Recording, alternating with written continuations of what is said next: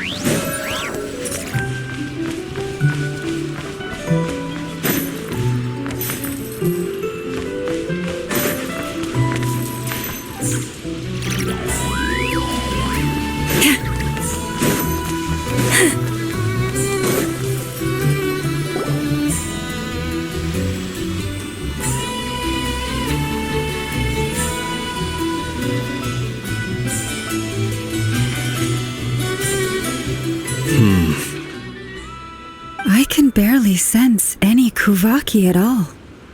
This whole area feels like a soulless husk. Looks like his appetite truly is insatiable. As if the power of that energy cannon wasn't enough. He's not seriously still getting stronger? What's his endgame here? Ah, everyone's here already. Hey, we made it. So, what's going on? We've all been on high alert since we split up a few days back, expecting Rarir to strike again. But it's like he just vanished into thin air. No one has seen him nor found any trace of his presence. That is, until this morning, when a ratnik found signs of wild hunt activity while out here on patrol. As you can see, the Crystonite itself is physically intact, but the Kuvaki it contained is all but completely diminished. And we're sure that Rarir did this. Who else? He's the only one who could pull off a stunt like this. Kuvaki loss has reached critical levels. Reikir of Solnari set to maximum threat level. Warning, unless de-escalation measures are taken soon, he will pose a threat beyond our ability to contain. The consequences could be catastrophic. Traveler, do you remember when we encountered Rarir just after regaining his body? There wasn't a shred of sanity left. Nothing but madness and rage. Yeah, didn't he shout out a bunch of names? Then he started raving about how nothing in this world mattered to him. Ooh, Paimon gets chills just thinking about it. Oh, but the thought that he's still out there, lurking somewhere in Not Cry, waiting for his chance to strike? Oh, even chillier. Last time we fought, we were already at a disadvantage. If he has such overwhelming strength, why would he suddenly go into hiding? Yeah, if I were him and I wanted more Kuvaki, I'd just take it by force. No point staying in the shadows. Unless something went wrong. His whole resurrection thing didn't exactly go smoothly. The other thing is, how does someone who's completely lost their mind still have the wherewithal to cover their tracks so perfectly? Beats me. According to certain medical studies, insanity does not always entail a complete loss of rationality. It may be that he is simply living in a world of his own. That actually sounds about right. He was ranting away to himself the whole time, like he had zero interest in talking to us. There are many unanswered questions here. He could be right under our noses, and we'd still be in the dark. Besides his name and title, we know little about him. Certainly nothing about his past, or what he might be hoping to achieve. Exactly! And we wouldn't even know where to begin looking. Even Boss hadn't heard of the Rahir of Solnari before all this. I'd be willing to bet that even if we gathered together every scrap of intel in Nodcry, we still wouldn't find more than, 3 useful facts about him. So, if we do nothing, he'll just keep getting stronger. And if we want to investigate him, we have no idea where to look. Last time we had Marionette and her big robo-buddy to help us, and we still barely held our ground. If we had to face him alone... Paimon's head hurts just thinking about it. What are we supposed to do against a threat this big? Well, I do have a little hunch about his next move. Given that he attacked the quarry, I'd say it's likely he'll target other places rich in Kuvaki. Somewhere like the Eye of Krati, or the Pillar of Embla. One thing's for sure.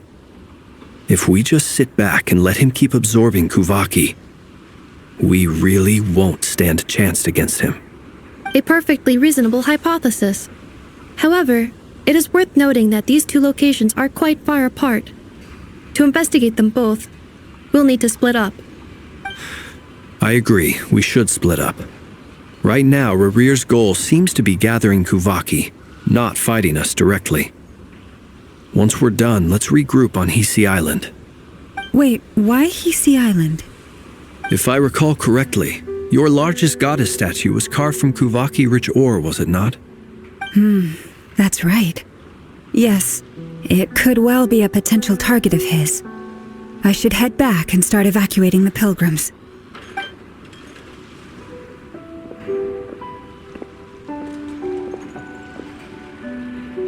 Splitting up's always gonna be risky. But I guess we don't have much choice, right? We're in a race against time here. And if we do run into Rarir, what then? That's when you follow the third rule of treasure hunting. Run like the wind. Didn't you say the third rule was go with the flow? I don't know. Did I? Anyway, whatever. In this situation, go with the flow means go find backup. Agreed. If anyone finds so much as a trace of Rarir, do not pursue him. Get out of the area and alert the rest of us as soon as possible. We need to put safety first. All right, we'd better get moving. Come on, Anefa, let's go.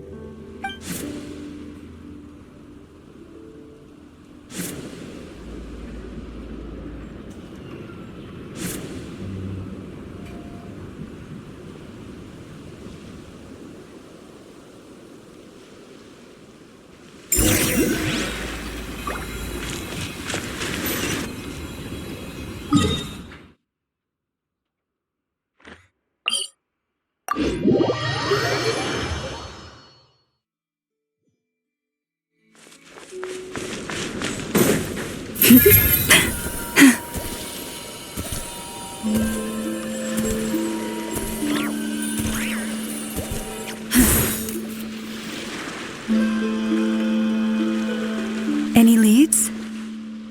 Nope. Diddly squat. No clues to where he might be hiding. It's like he's a ghost.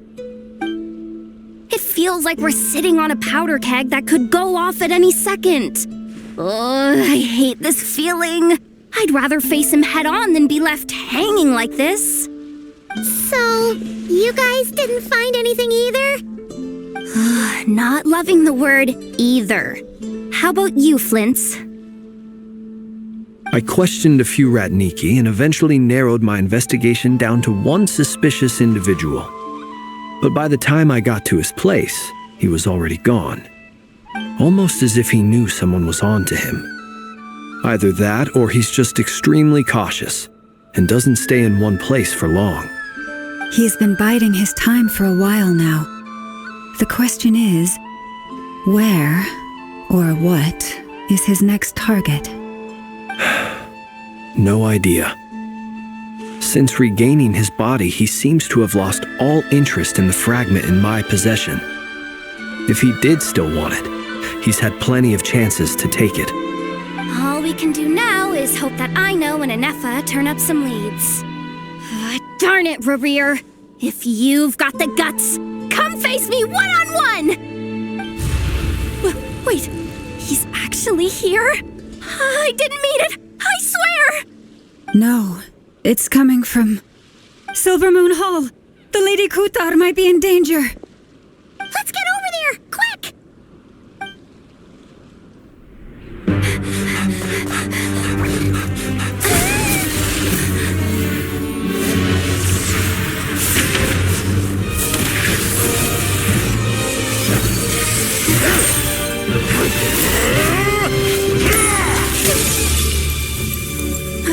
Kutar!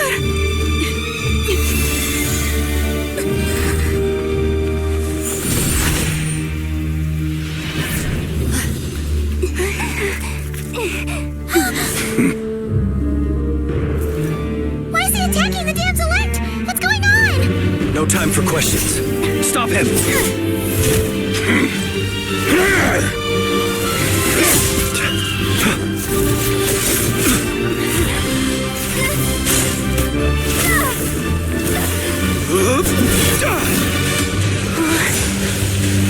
This is insane. Yehuda, get Kutar out of here! On it.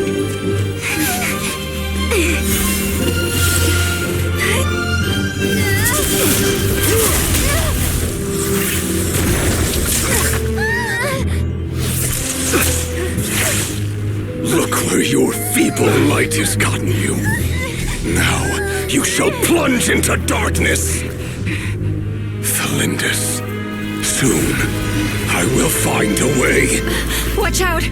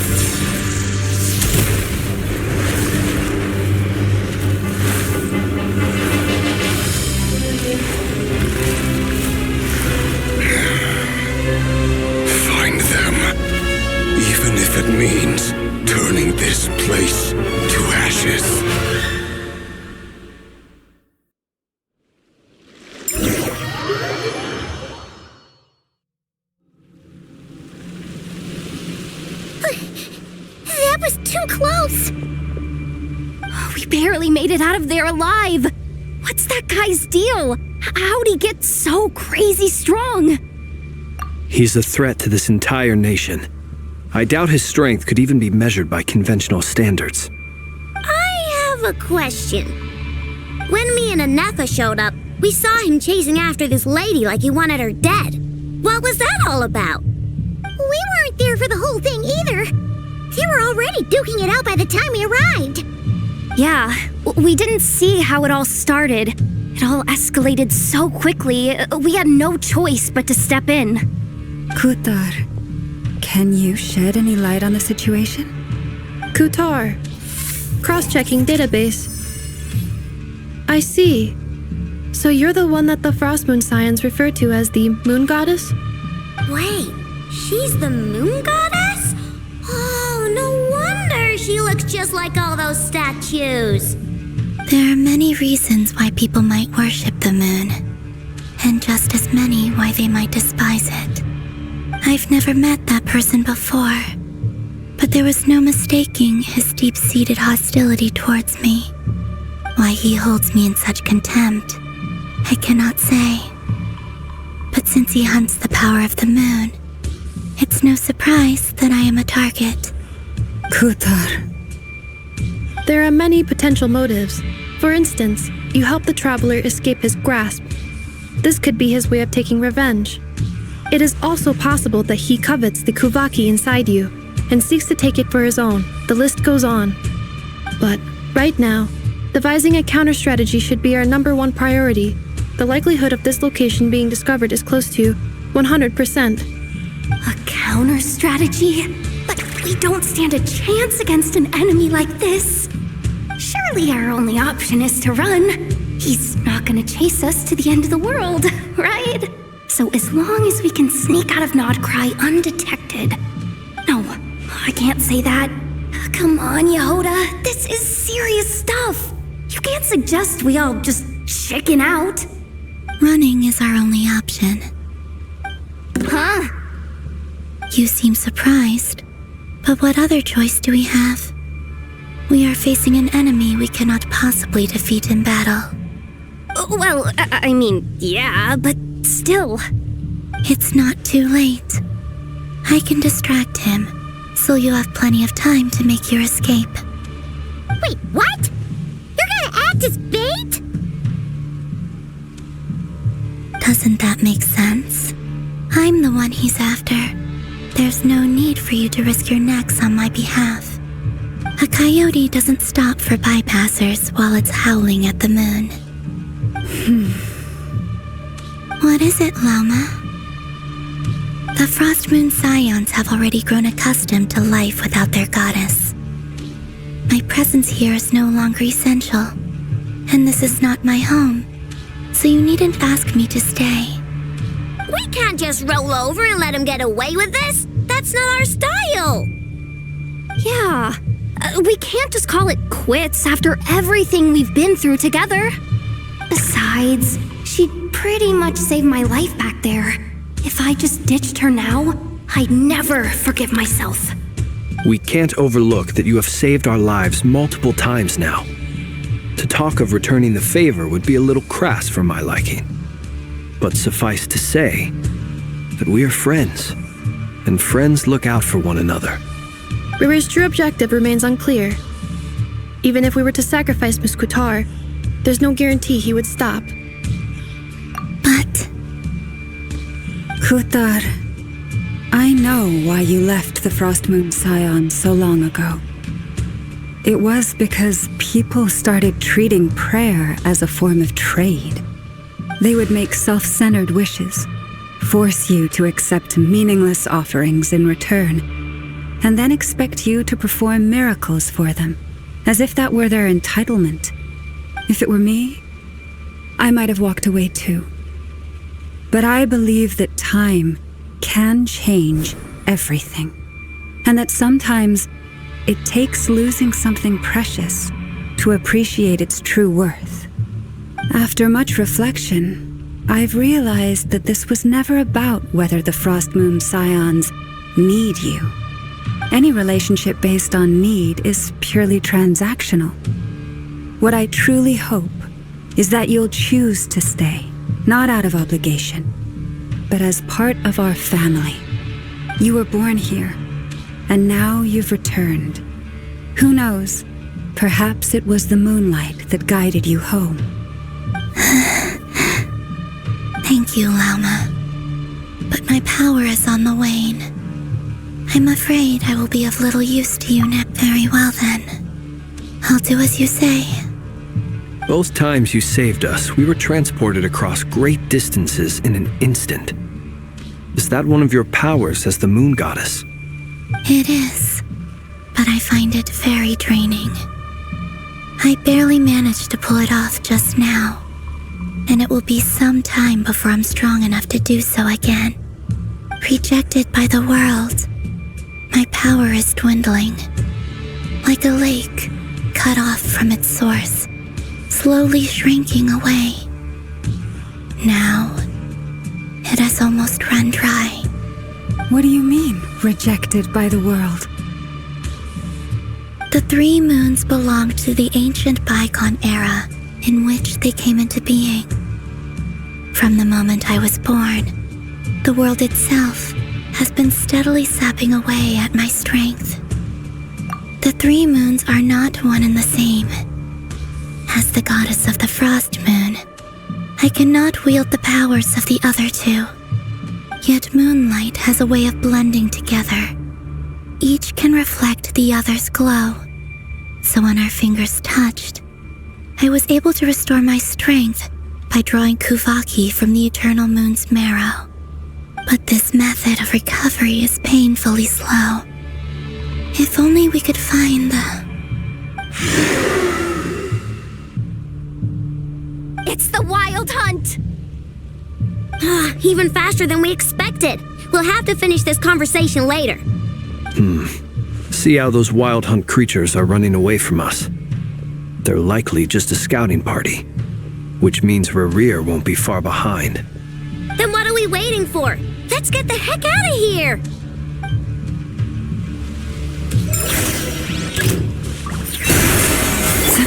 Observe, be silent. Preparing for dust up. Ding dong! They just keep coming! This is driving me nuts! Rerir's closing in on us. We need to pick up the pace. There's too many of them! And this time, we can't fall back on each ourselves to escape! This goes on much longer.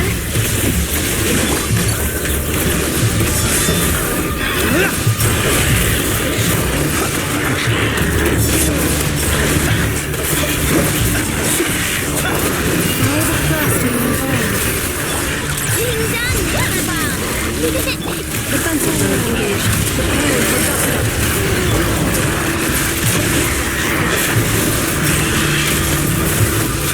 Dust. Close your eyes.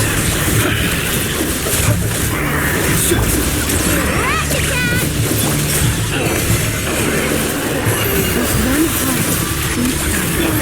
Cleanup sequence initiated. Annihilation mode. Be silent. Close your eyes. Night falls. Be silent. Look! The rainbow!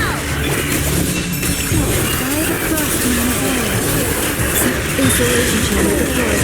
Ultimatum protocol. Close your eyes. Be silent. Feel the dark.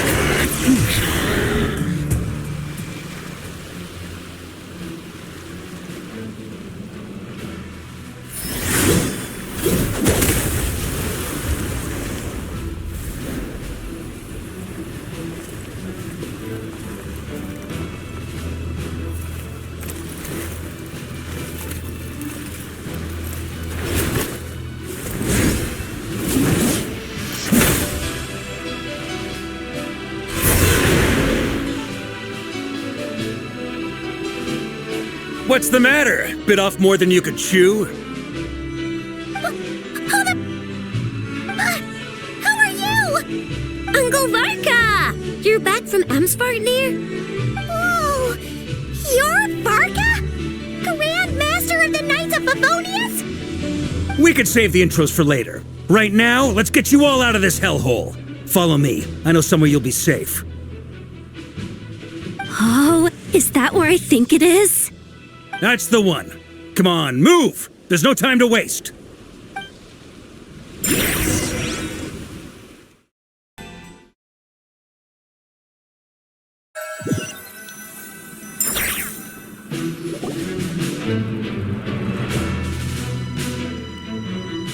Wow! Where are we? This is so well hidden. Well, that goes without saying. This is the Knights of Favonius' meeting place in Nodcry, and a contact hub for the Northern Intelligence Network, aka the Black Market of Intel. No matter what faction you're with, it's the place to buy and sell information.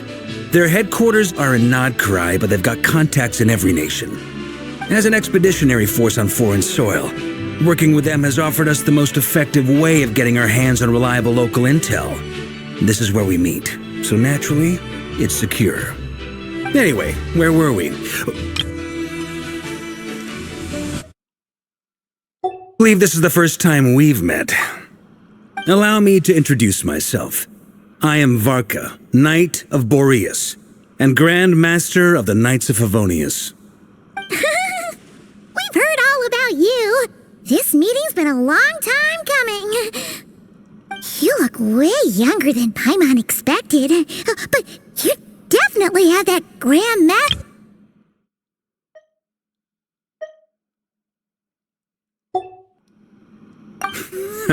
Well, I'm no spring chicken. Just not showing my age yet. Definitely feeling some of that back pain today, though. Rushed back from Amsfartnir without a wink of sleep, only to get right into another fight with that freshly revived maniac. Another? You mean you fought him before? Yep. He wasn't nearly as strong back then, but he was still a formidable foe. I brought some of the knights along to give him a little surprise, but he saw us coming from a mile off. My squad took heavy injuries, and I barely made it out alive myself. We knew it might have been our last chance, so we staked everything on it.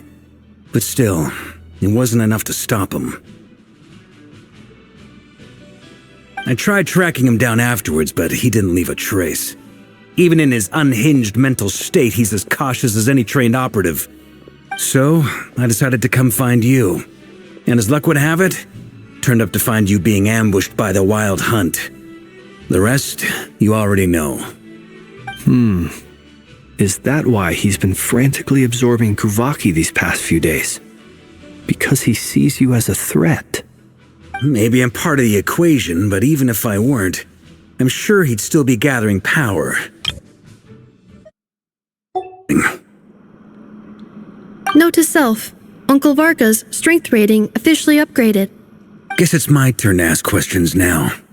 So, what exactly has been happening in Nodcry? Why is the Wild Hunt returned in humanoid form? And why is it after you? That's a long story, but I'll try to make it quick.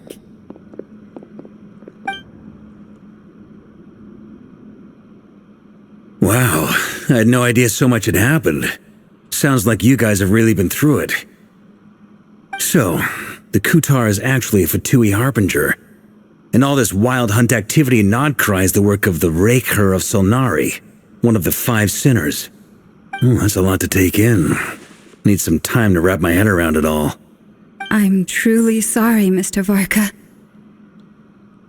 You stood with us against the Wild Hunt and did everything you could to stop it from escalating into a full-blown catastrophe. And then, the one time you're away, it all comes to a head and all your hard work gets undone.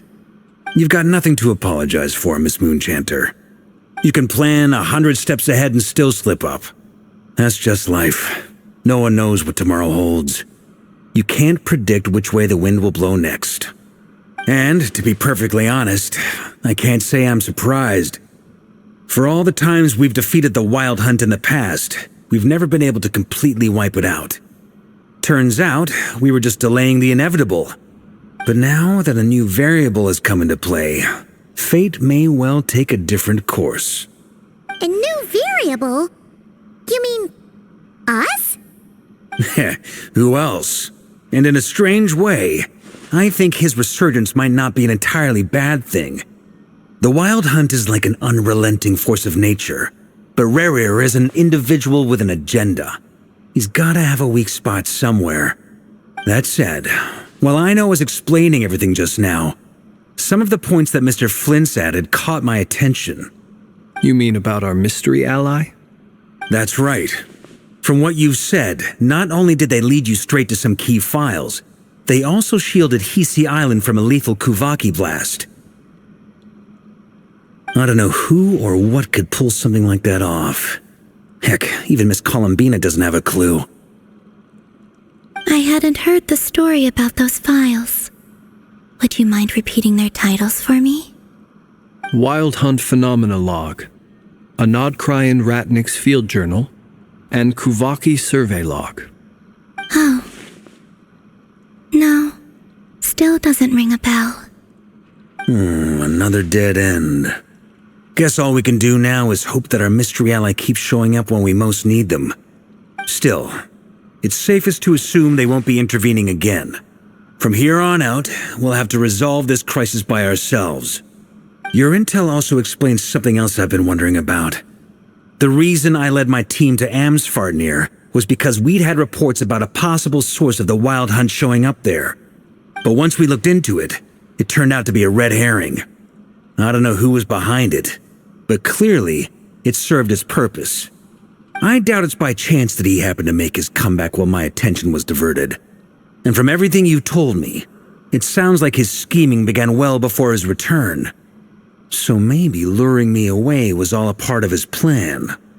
But is it even possible that he orchestrated all of this by himself? The Moon Maiden and the Raker of Solnari, Nodcry of all places.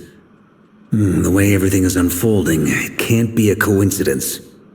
So, what do we do now? Got any ideas? Right now, we've got at least 3 things to consider. Let's go through them one by one. First, we need to figure out how to take down Rerir. If we can't beat him in a straight-up fight, the rest won't even matter. To my knowledge, the bulk of Nodcry's fighting force is already gathered here. But even with everyone united, we're still no match for Rerir in his current state, let alone with his power still growing. What if there was a way to tap into a new power of our own? How so? Have you thought of something, Columbina? 3 moons once watched over this world. The Eternal Moon was the largest, the Frost Moon was the brightest, and the Iridescent Moon was the most mysterious. They say that back then, the 3 moon goddesses wielded immense power, enough to shape the workings of the world itself. I now bear the Frost Moon's power, and the Eternal Moon's marrow resides within the Traveler. Hold on. Are you suggesting? The Iridescent Moon, the last piece in the puzzle. That's right. If we can find the Iridescent Moon's marrow, I will be able to regain my strength much more quickly. The 3 moons are said to stir the tides and illuminate all things. Perhaps they hold further secrets beyond our understanding.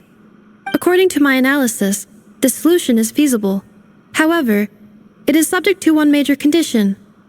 How do we locate the Iridescent Moon's marrow? I know a way, but we will need to visit the Fatui's Experimental Design Bureau. The Experimental Design Bureau? Are you saying we need to involve Marionette? Yes. I must speak with Sandrone. It's a long way from here to the Experimental Design Bureau. There's a high chance you'll be spotted. You shouldn't go alone. Then that's settled. Next up, our second priority. Somehow, we need to figure out Rerir's end goal. As you saw for yourselves, when he was still in his Wild Hunt form, everything he did was for the sake of recovering his body and resurrecting himself. His first act since then, after laying low for a while, was to try and assassinate this young lady. People's obsessions often reveal their greatest vulnerabilities. There must be a reason why he despises the moon so deeply. Perhaps it sheds some light on his title, the Raker of Solnari. The Wild Hunt has plagued Nodcry for centuries now.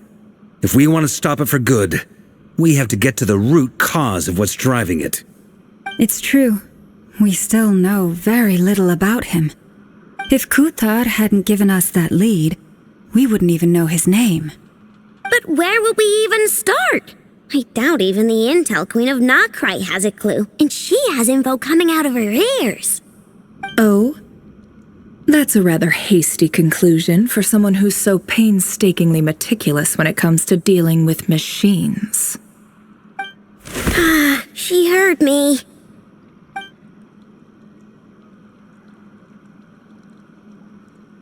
Boss! What are you doing here? I'm now asking myself the same question. I received a letter from a humble knight of Favonius, requesting a meeting to discuss a major business deal. But it looks like this humble knight had something else in mind. Details. Miss Neffer, the important thing is that you've arrived at the perfect time. Since his failed ambush, I've been racking my brains trying to come up with a plan to fight Rerir. Given the severity of the situation, I think it's fair to say that our only chance lies in uniting as one.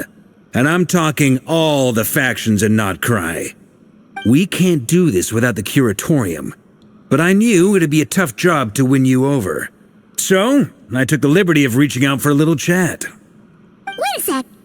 How did you even hear about this place, Nefer? Didn't you say this is meant to be the Knights of Favonius' meeting spot? And a contact hub for the Northern Intelligence Network? And isn't it supposed to be super hidden? You really think he could have gotten settled in Nodcry without my help? Besides, I'm the one running this gig. Of course I know where the meeting place is. Allow me to introduce the current head of the Northern Intelligence Network. If it's intel you're after, she's your woman. Pretty much seen and heard it all. Please spare me the flattery. Let's cut to the chase. Seems like you've run into some trouble, huh?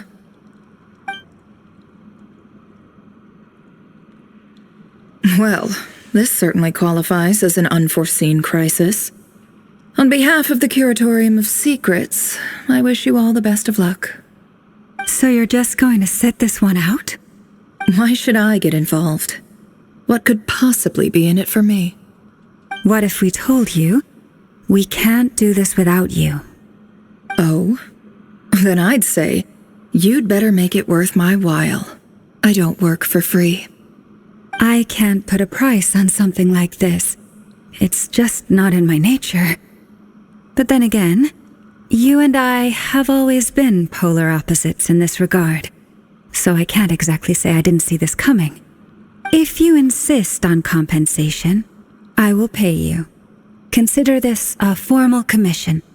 Sound fair? You just don't give up, do you? Too bad. I know you well enough to know you can't afford my prices. The riskier the job, the more it'll cost. And a moon chanter's stipend isn't exactly generous. Unless you're planning to start passing the donation box around among the faithful. Boss, just a thought. If they come up short, maybe you can take the difference out of my next few paychecks. Things got really dangerous during the fight with Rerir. If this girl hadn't saved me, I'd be ley line fodder by now. I'd be gone for good, boss. If there's any way we can make this work, I'd really like to help her. Please, I'm begging you. This is why I'm always telling you never accept favors. They are the hardest debts to repay. You have to be careful who you get involved with, or you invite all kinds of misfortune. Very well, Yehoda, I will help. But just this once. Don't count on this happening again. Flins, that fragment that Rerir was after, do you still have it on you? Of course. Let me borrow it. I need it to follow up on some leads. Wait, you actually have some leads? Shh. This is top secret information. I get it. We all have things we'd rather keep to ourselves. Plus, I know we can count on you, so we'll leave the intel gathering in your hands. And that brings me to the third and final item. We need to find a way to distract him. We need time to make our move, so someone will have to stall him. I'm in for this part, no matter what. Anyone coming with? Count me in too. Come off it, you two. Quit playing heroes. I'm way ahead of you here. Nefa did a scan of the Moon Goddess's Kuvaki signature, and we're gonna use it to make some decoys over at the Kramkake craft shop. Anyone who's in, follow me. Once they're ready, we'll deploy the decoys across Nogcry. So as long as the rest of you keep moving, he won't catch on to your scent and won't be able to track you down. I like it. Genius idea. No biggie. All right then, we'll split into 3 teams. Once your team has finished their mission, return here and wait for the others. Dismissed!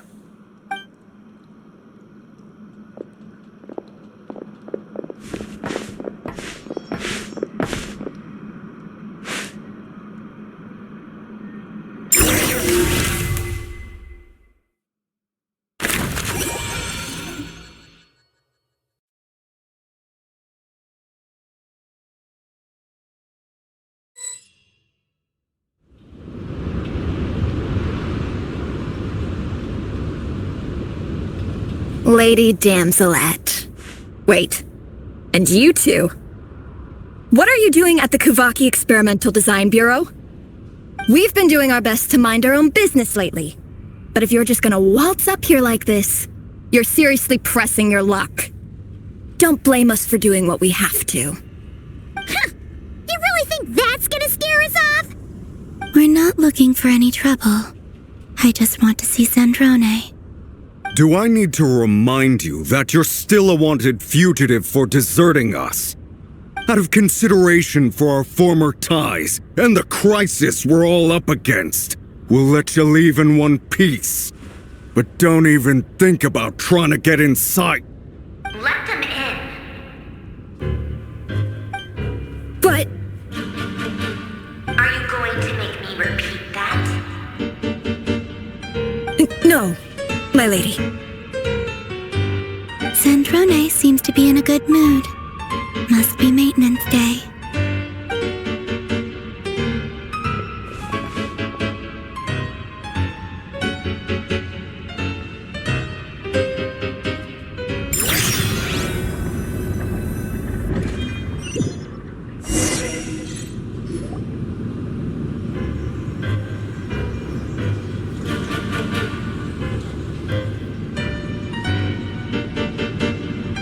So tell me, to what do I owe the honor this time? Actually, before you answer that, just so we're clear, we're not colleagues anymore, Columbina. I don't owe you anything. I promise it's nothing big. It seems like you've gotten the wrong idea here. The only reason I let you in was because I was bored. It seemed like a way to kill some time and satisfy my own curiosity. Whatever miscalculations I may or may not have made in the past, I haven't lost the plot enough.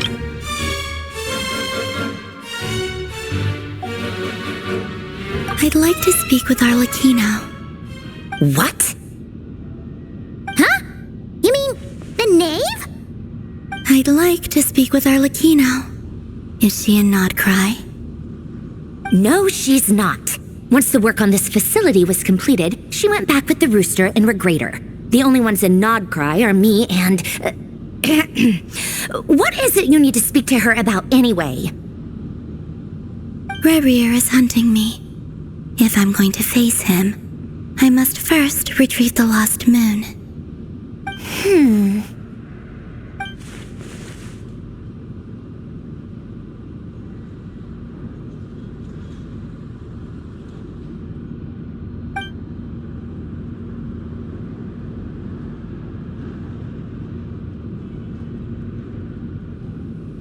Is that a no, then?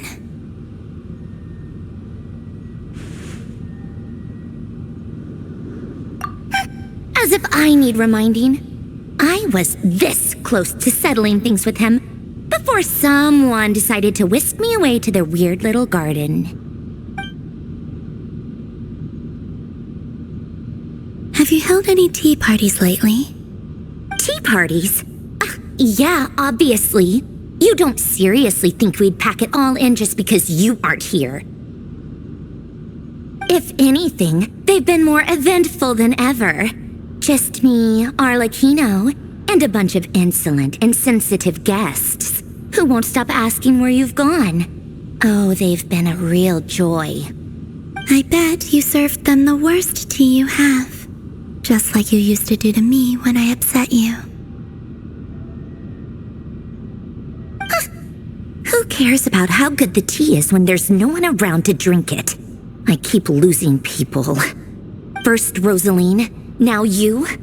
I'm running out of people who can make me laugh.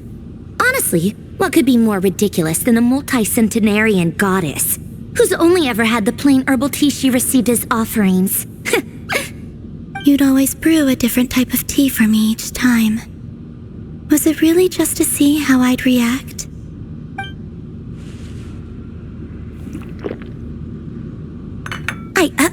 Well, duh. Why else? Watching you squirm was practically my only form of entertainment.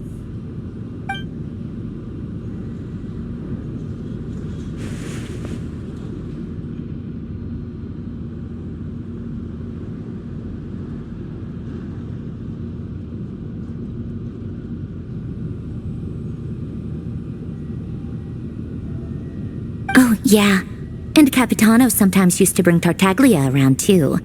But I guess we won't be seeing him again. Well, I guess we are overdue for a get-together. Polonia! Have Febronia pass a message to Arlecchino for me. It's time for tea. Will suffice. Pass along a message for me, too, if you would. My body cannot contain the marrow of 2 moons, so I'll be leaving one of them in her care. Excuse me? Who said you were on the guest list? If my tea meant that much to you, maybe quitting the Fatui wasn't your brightest move. Back when you were under the Tsaritsa's protection, no one would have dared come at you so openly. But that protection didn't come for free. In fact, I paid dearly for it. At the end of the day, it was just another transaction. I just got tired, that's all. I never wanted any part in their grand ambitions, and I've had enough of being treated like a bottomless supply of power. It brings back memories from the old days, when I was still worshipped as the moon goddess. Centuries on, it may be a different group of people, but I see the same greed in their eyes. I figured you'd leave eventually. You didn't have as much of a reason to stay as I do. The Tsaritsa gave you shelter and protection, but that was it. Nothing more, nothing less. Meanwhile, the Fatui demanded everything from you in return, until it was more than you could bear.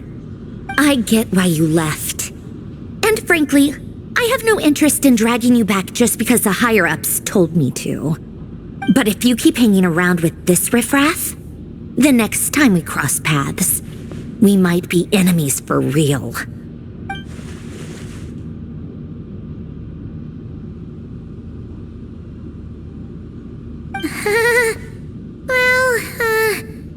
Guess that's our cue to leave. That might be your plan, but it sounds like someone else wants you to stay a little longer. Huh? What do you mean? Listen.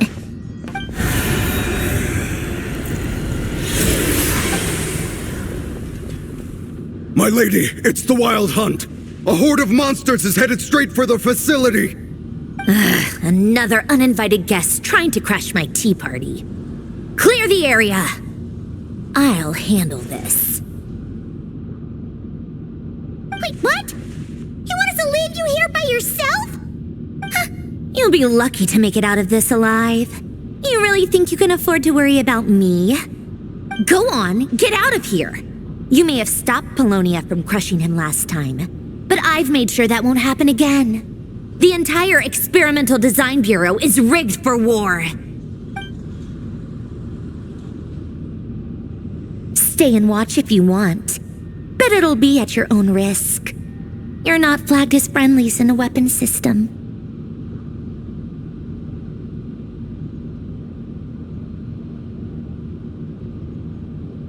Don't tell me what to do! Look, if you're leaving, make it quick. Or you'll just get in my way. There's a secret passage on the 2nd floor. It'll take you right to the plains out back. Stare all you want, Columbina. You're not getting another invitation to my tea party. I know. But thank you anyway, Sandrone. This is exactly why you shouldn't hang around with those people. All their melodrama and sentimental nonsense is rubbing off on you.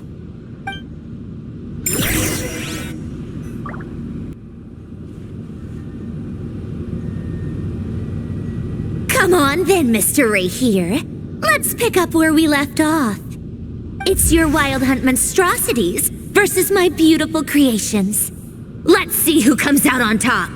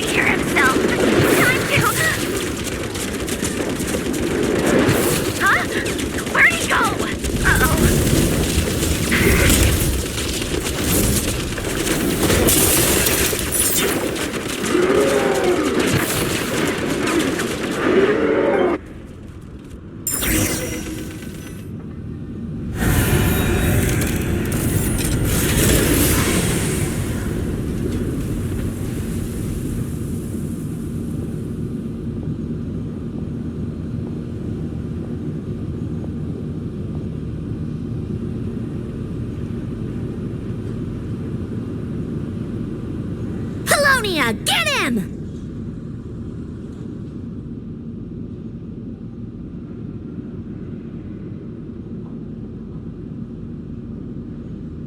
I've upgraded Polonia again since our last encounter, and uploaded every last scrap of your data. So let's finish this, once and for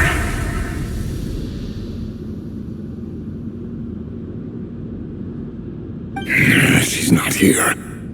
Where did she go? Hey! Over here, you big... Cursed moon. Go. Keep searching. She cannot have gotten far.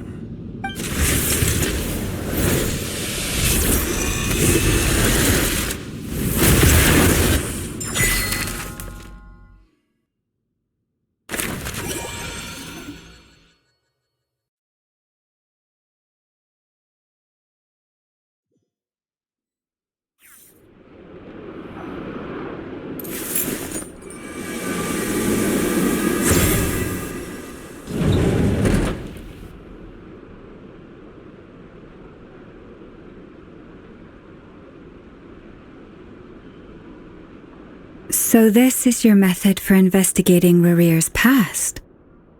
It almost looks like some kind of ceremony.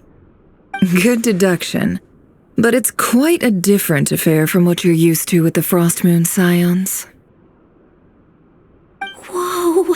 First time I've ever been in here. Boss always said it was off limits, so I pictured some kind of creepy dungeon.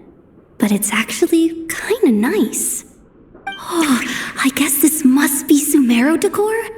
That's where Boss is from. And that nice shopkeeper who sold me my treasure compass. I'm not sure exactly what you've got planned, but it looks like you're all set. When do we begin? Whenever we wish. But for some reason, I've got a feeling this isn't going to end well.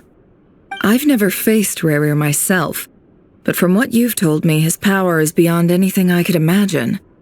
I, on the other hand, am just an ordinary businesswoman. Our paths should never have crossed, yet here I am, forced to make an enemy of him. If you ask me, you're about as far from ordinary as it gets. So what are you saying? You're getting cold feet? Once I take a job, there's no backing out. Still, I have to ask myself if the power I'm relying on will even work on an opponent of this caliber. And also how to make sure I come out of this alive if things spiral out of control. Death is the one thing we can take for granted. It is the great equalizer, however fortunate or unfortunate we may otherwise be. So it's important to consider how to spend what lifespan we have left. Come on, boss. Lighten up. Quit talking about death. It's bad luck. For once, I agree with you. When you're up against a foe like Rarir, there's no such thing as being too prepared. Is there anything I can do to help? That won't be necessary. I've already made up my mind. Time to cash in a precious favor I've been saving for a rainy day. Yehoda, I need you to find someone for me. The sooner the better. Find who? That shady merchant who sold you an overpriced treasure compass the other day. Come on, boss. You're pulling my leg again. In what way is she shady? She showed up when I was completely lost and sold me a neat little gadget that was exactly what I needed. Trust me, she's a good person. Anyway, I know who you're talking about. Don't go anywhere. I'll be right back.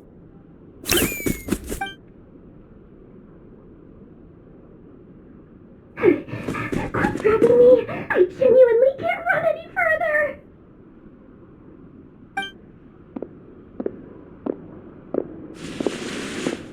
Hey, aren't you? What is it? What's the big rush? You dragged me out of a dream where I was literally swimming in Mora. I'm charging double my usual attendance fee. See, look how easygoing she is. After that rude awakening, she could have completely snapped at us. But instead, she kept it together and just asked for an extra fee. Dori Sangama Bay? I never would have pictured you two doing business together. If you want to make it big in Nodcry, it's all about connections. Lady Nefer just so happens to have a lot of intel that interests me. And she also did me a big favor in the past. It was back when I first arrived in Nodcry. My trusty assistant, the genie in my lamp, had an adverse reaction to the Kuvaki and fainted. And when you know it, that's when I suddenly find myself in a life-or-death situation. Good thing my compatriot was there to swoop in and save the day. I've been giving her a 30% discount off all of my goods ever since. Now, so that no one here feels left out, I'm willing to extend a 20% discount to fellow friends of Boss Nefer. Plus, any other friends you send my way will enjoy 10% off. What can I say? The great Lord Sangama Bay is nothing if not generous. So, let me guess. You've run into some trouble? I've got everything you could possibly need, and the more you buy, the more you'll save. You guessed correctly. What have you got in the way of survival gear? The one type of gear I've never been short on. What are you looking for? A jetpack fresh from the Academia's labs? An ancient suit of armor dredged up from the bottom of the sea? At the very least, I need to know what kind of opponent you're dealing with here. If even you're worried about staying alive, it must be pretty serious. What if I told you it's someone with the power to bring a nation to its knees? Is that so? Then we really are talking top-shelf treasures. I don't have anything like that in stock right now. I'll have to ask my supplier. Your supplier? A powerful woman, make no mistake. I can't reveal her identity, but luckily for you, I hear she's planning to visit Nodcry in the near future. If you're willing to wait, I can ask her when she's here. Can't say exactly how long that'll be, though. Then let me put it another way. What would you do if you encountered an enemy like that? Roll over and serve yourself up on a silver platter? Of course not. I have a handy little trinket from one of my generous suppliers, which... Hold on. What exactly are you getting at? No. This is for my personal use only. Let's just say I'm borrowing it, all right? Just for insurance purposes. You'll get it back later. Favors are the worst kind of debt to owe, and now you've got a chance to repay one. A win-win situation, don't you think? Fine. You can borrow it for 5 days. No, make that 3. And for every extra hour after that, I'm charging you 1,000,000 mora. Deal? Deal.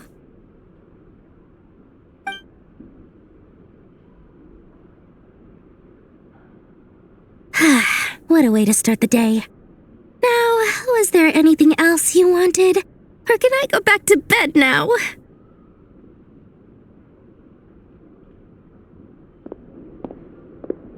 That will be all. Take care now. Don't trip up on your way back, friend. See you later! You're my favorite shopkeeper.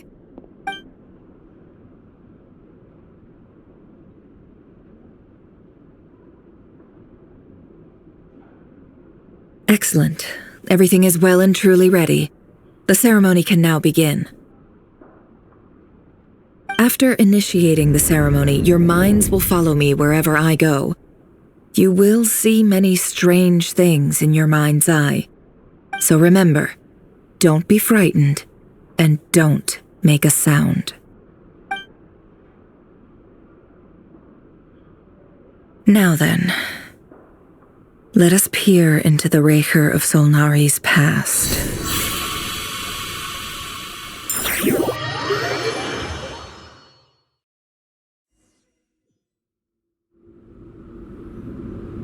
I made it. I don't recognize this style of architecture. Must be Conrian. Simple furnishings, table and chairs. It's a more ordinary house than I might have expected.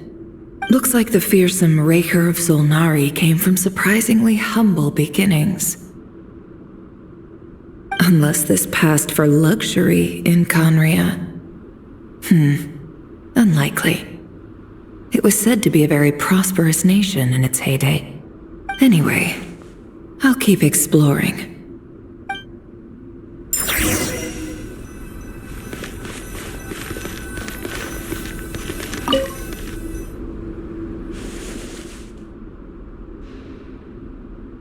Hi, Rivier. Since you're working extra hours tonight, I thought I'd keep myself busy by checking out that new kebab shop. I've heard good things about their menu. I'll test it out, and if it's as good as everyone's saying, let's go back together sometime. P.S. New stash from the Universitas Magistrorum. I brought some goodies home. A few teacups and a pin rack.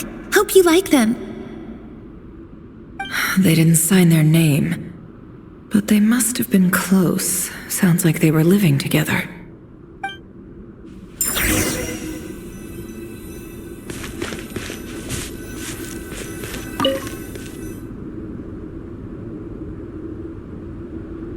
I went over to Joseph's for drinks today.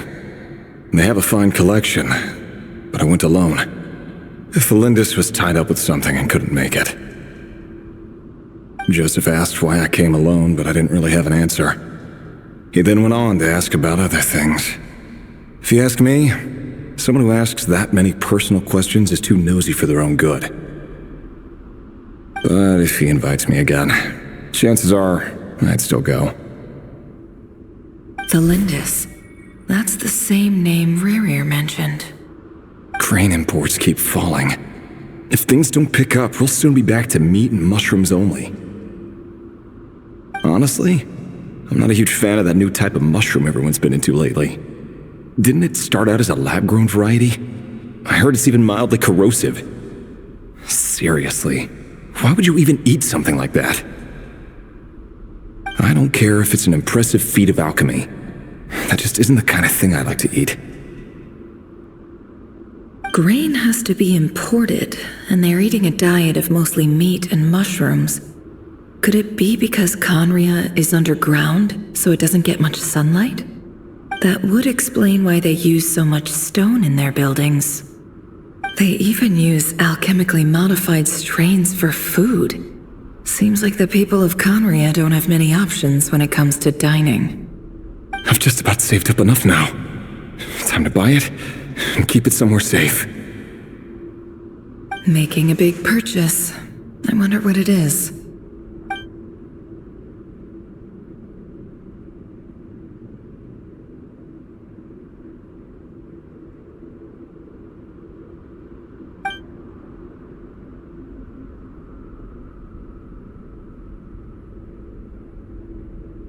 He really is a professional. No wonder he's so good at covering his tracks. Despite what he's become, it seems like he's retained certain habits, at least in this regard.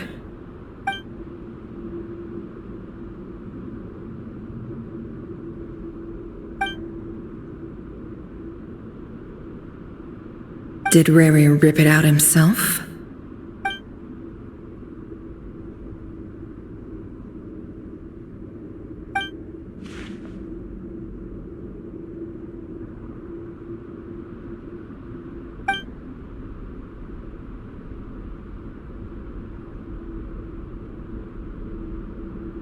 Before I met you, I was convinced that my heart was nothing more than a stagnant pool. The burial place of a fallen moon. A withered, windless grove where the waters rested forever unrippled. It was you who helped me see that my heart hadn't entirely withered away. That it could still beat to the rhythm of love. This is just trivial sentimentality from the looks of it. Why would he go to the trouble of hiding that? The burial place of a fallen moon.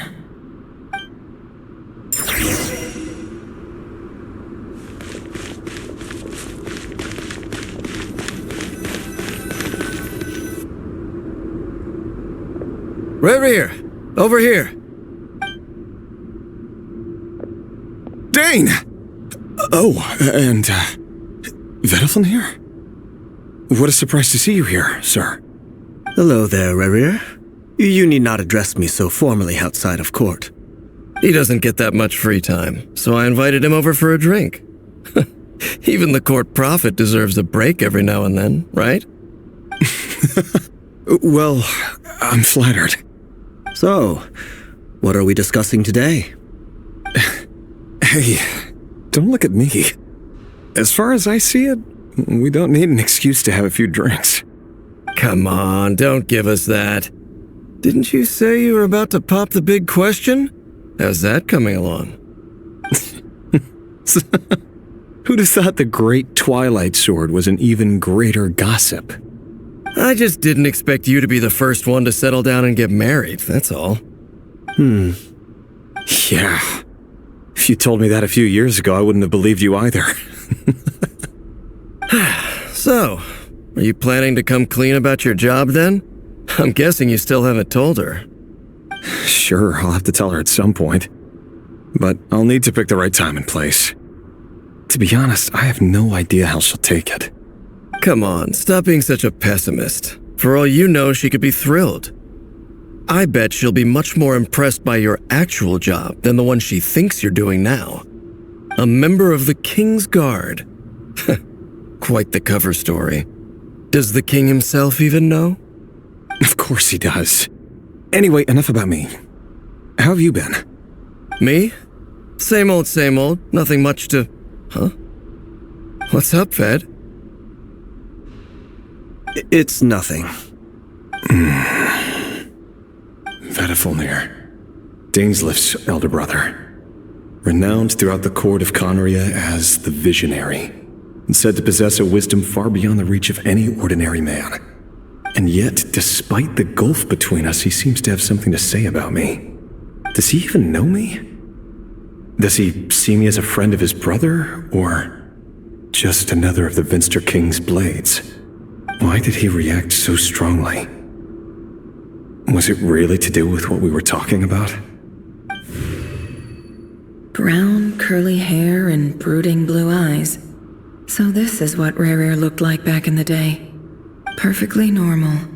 No different from anyone else. As frightening as this monster is in the present, there's something even more unsettling about seeing the human he used to be.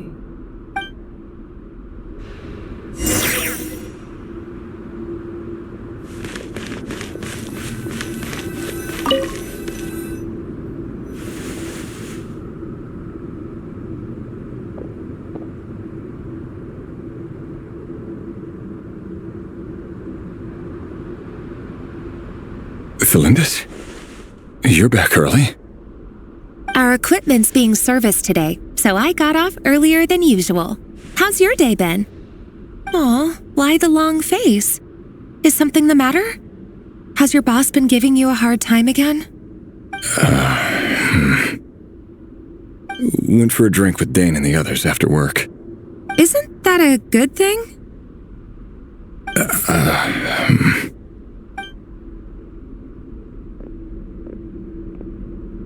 Vedifilnir showed up today, too. You know, Dainsleif's older brother. Ah, Mr. Vedifilnir. Yes, I've heard of him. They say that everything he says ends up coming true. He overheard Dainsleif mention that I'd recently proposed, and seemed to have an issue with it. But when I asked what it was, he kept it to himself. So, you're worried? You can be such a child sometimes, Reverie. We're nobodies. Why would the Visionary be concerned about us? I'm sure someone in his position has much bigger fish to fry. Maybe you're right.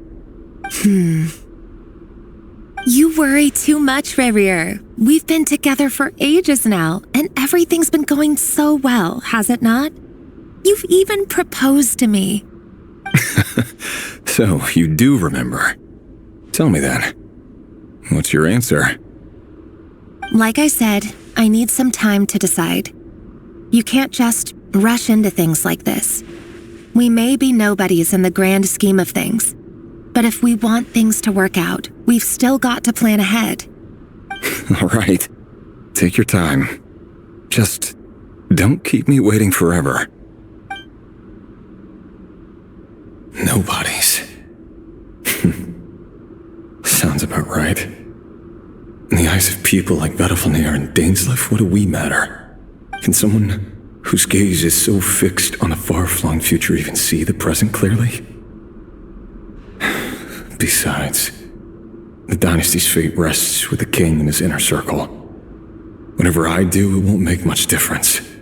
Meanwhile, every idea they come up with and every decision they make, it affects everything. These days, the king is lost in his research, and the purge of the Crimson Moon bloodline grows ever more intense. The opposition tried to speak out, but nothing came of it. And I'm under no illusions as to why. Because we eliminated them and got rid of their bodies. A man can have 1,000 reasons to carry a sword, but there are few good excuses to use it. Yet the king has never even considered a gentler approach, and he never will. What becomes of someone who kills on another's behalf? Can he ever find true peace?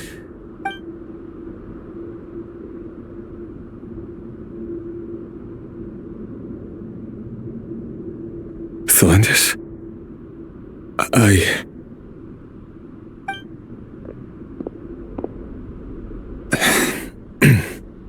It's nothing. You were right. Fate has never smiled upon nobodies like us. But by the same token, it's unlikely to bear a grudge against us either. There's no reason we can't keep living happily together, cherishing the simple joys of each day as they come. See? You just need to stay positive, Revere. I can feel your warmth, your breath. You're right there, right by my side. Just seeing you makes me happy in a way I can't explain, and that's something that no one could ever take away from me. So smile, my love. Let go of that frown. You're right, Thelindis. I've just been overthinking things. That's better. Getting caught up about things like this will only ruin our evening. Speaking of which, all set for the ball tonight? I need to go get ready. You go ahead. I just have a few things to take care of, then I'll come join you. Even busier than the big shots, huh? Fine, I'll go get started. But don't be late. If you keep me waiting too long, I won't be a happy bunny. Relax. I'll be there. Seriously, though, you drive a hard bargain. You're really gonna leave my proposal hanging and still expect me to take you to the ball? Well, that goes without saying. I already told everyone I'd be coming with a dance partner. Besides, they're two completely different things. Let's take it one thing at a time, all right? All right. White outfit it is. It seems like Rerir was deliberately hiding his ties to the intelligence services by giving the impression that he was just an ordinary member of the Venster King's Guard. He clearly doesn't want his would-be fiancée to know about his other life. Then again, that's hardly surprising. People in the intelligence trade rarely do. Who'd have thought we were in the same line of work? Let's dig a little deeper.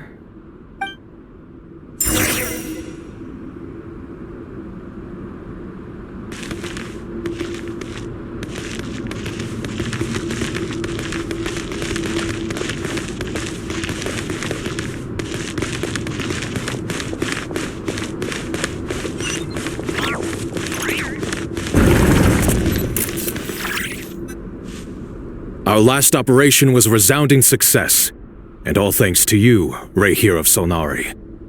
In total, we apprehended 32 dregs of the Crimson Moon, and 67 accomplices. After all these years since the dynasty's fall, so many of them still linger on. Indeed, it cannot be denied.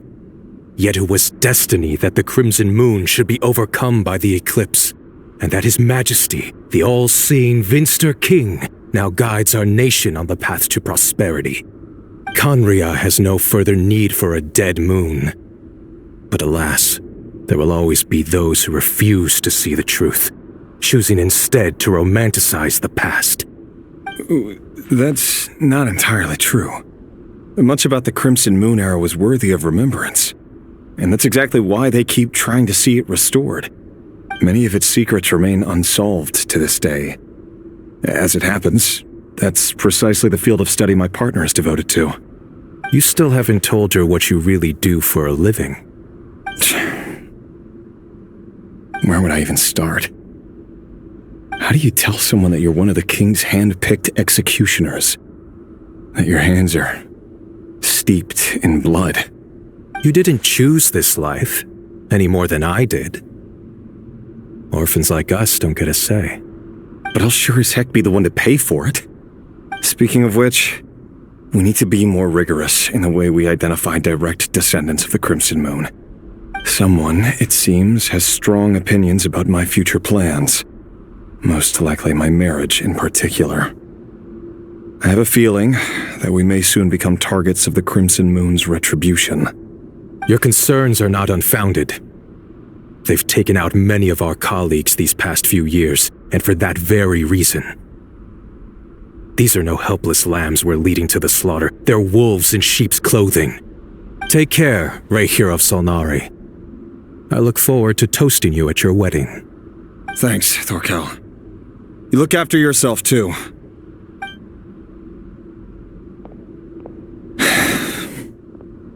Thelindis, I never wanted to keep this from you. You're the last person I would ever want to lie to. But that's exactly why I can't tell you everything. There are things you shouldn't know. Things you cannot know. The moonlit dynasties are a thing of the past. Yet even now, with the sun shining high in the sky, there are those who would call forth a dead moon's ghost. Could that be why Vedalfnir held back? Or was it because of some court secret he's not at liberty to share? I have to get a clear answer from him. No matter what happens, I will protect Thelindis. Rehir seems to be very concerned by Vedalfnir's reaction. Vedalfnir and Dainsleif, the Visionary and Twilight Sword. So that's what they were really like. I've investigated this whole area now. There doesn't seem to be any other memories here. Should I try somewhere else? Wait a second. What's this black smoke?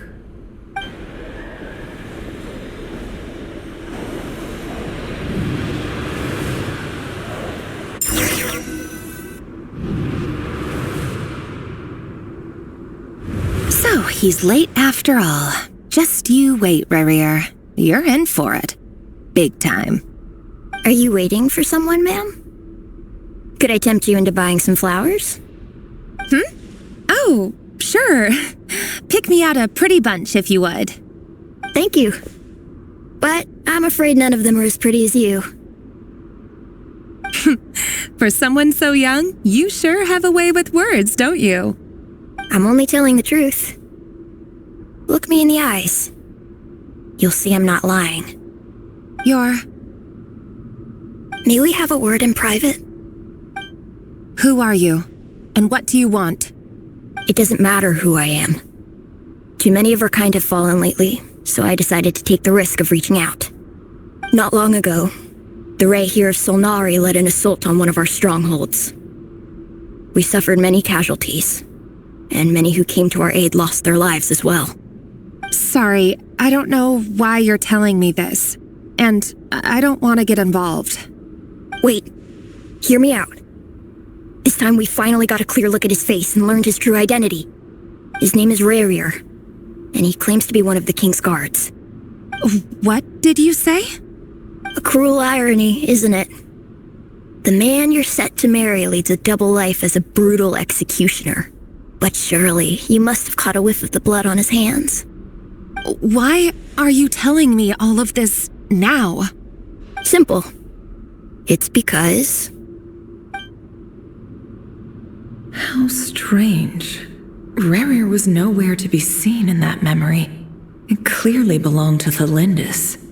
Rerir couldn't possibly know what happened if he wasn't even there. Why would her memories appear in his fragment? The ceremony won't last much longer. I think it's time to call it a day.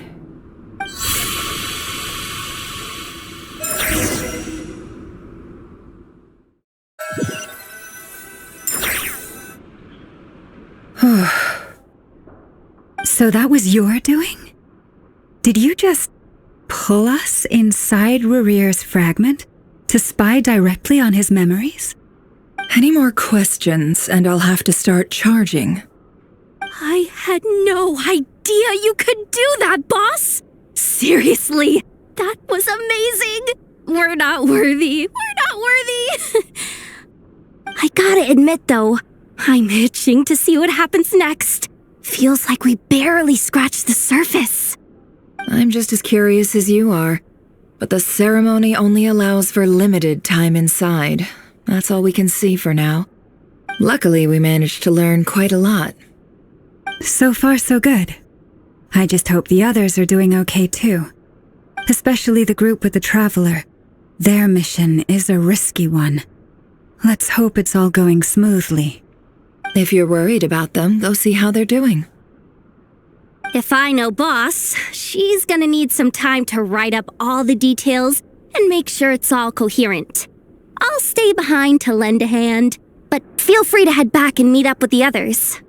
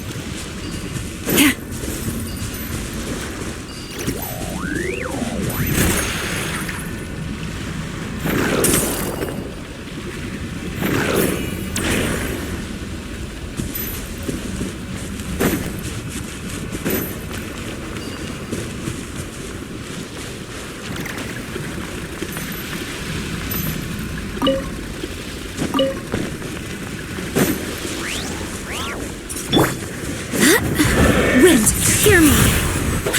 Here comes the catch. No. Busted.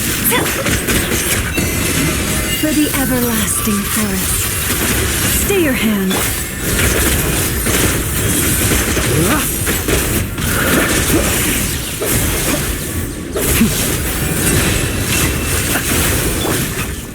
You poor lost lamb. Perhaps this treasure has been waiting for you all along.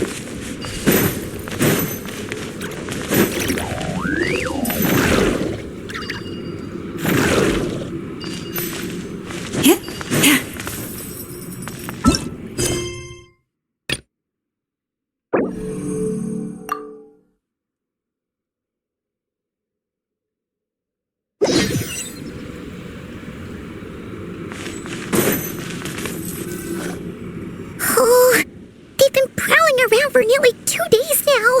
These things just won't quit. Oh, they might not have seen us yet, but them constantly sweeping the area, our way out is completely blocked. Oh, that's never gonna work. One little slip up and it's game over.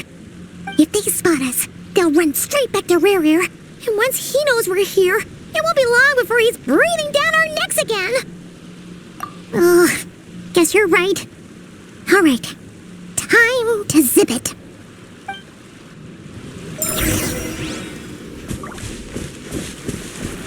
Wait, hide! We almost got spotted. Phew, that was a close call.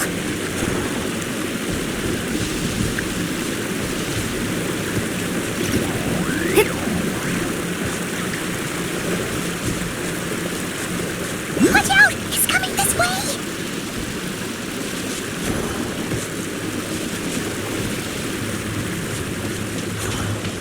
Keep going. We're nearly there. This is the final hurdle.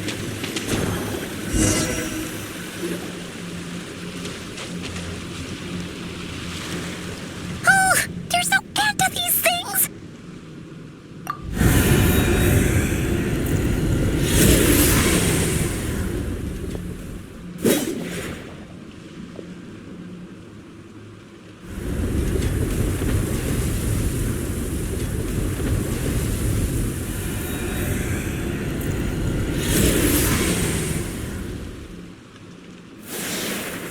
Fire.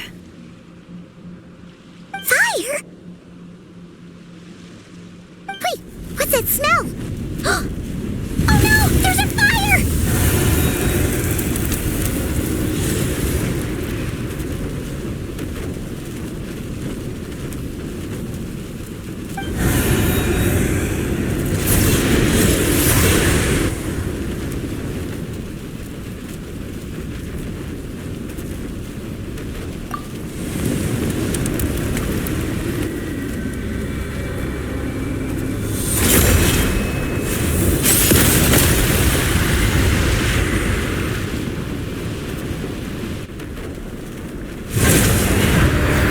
Sandrone was right.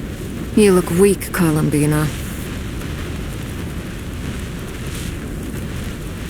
The old you would never have let such lowly creatures bar your way. Word has it that you did something for the Tsaritsa, and that's why you've lost most of your power. Freedom comes at a heavy price, doesn't it? It's Arlecchino! You came! Hello again, Columbina. And greetings, guests of the House of the Hearth. It's been a while, Arlecchino.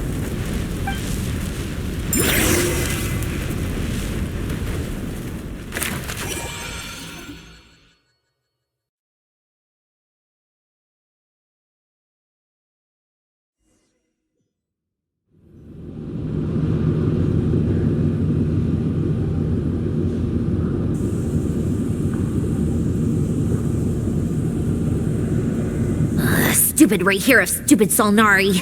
Ugh, whatever. I've got all the data I need. Next time we meet, you're finished.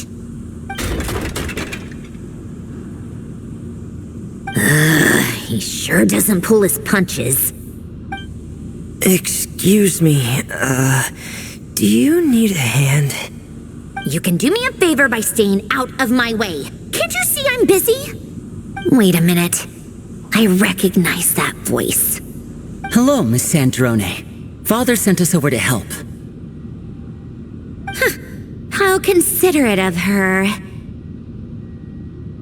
Hey, Fremine, get over here and help me fix this. Lenny, you do your thing. Just keep your sister away from my machines. Nearly every machine that cat girl touches ends up going haywire. Go put her on cleaning duty or something.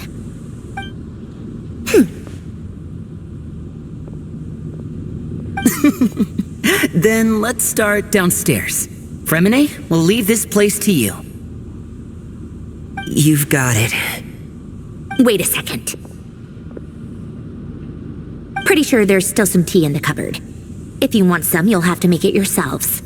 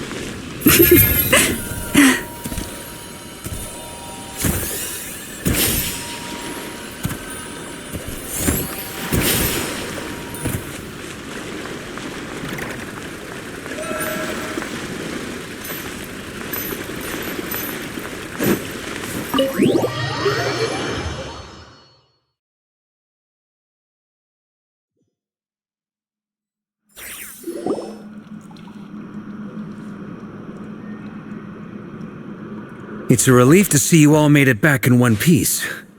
Huh? Feels like there's quite a few people missing. Where's Flint's and the others? And what about Nefer? I returned ahead of them. Flint is helping Ino and Anefa to set up the decoys and buy us some time. As for Miss Nefer... Boss is still wrapping things up on her end.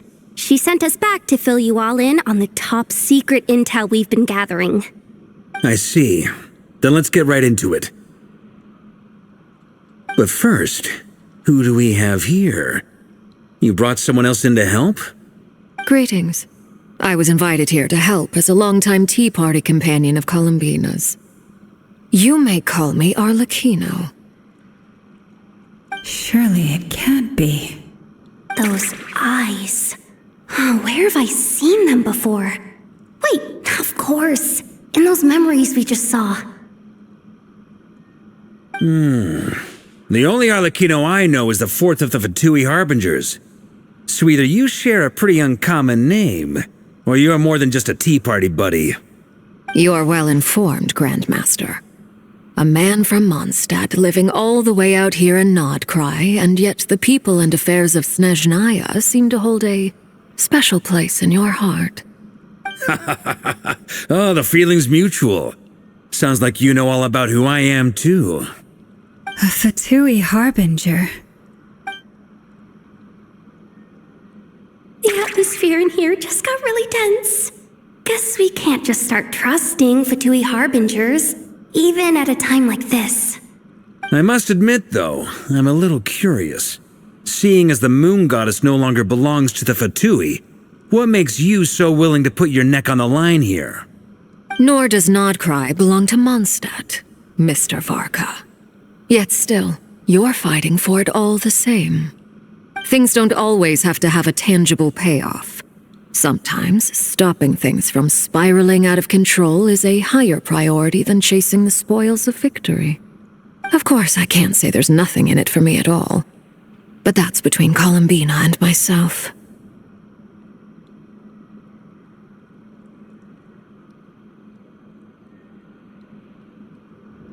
Forgive me, I don't mean to doubt you.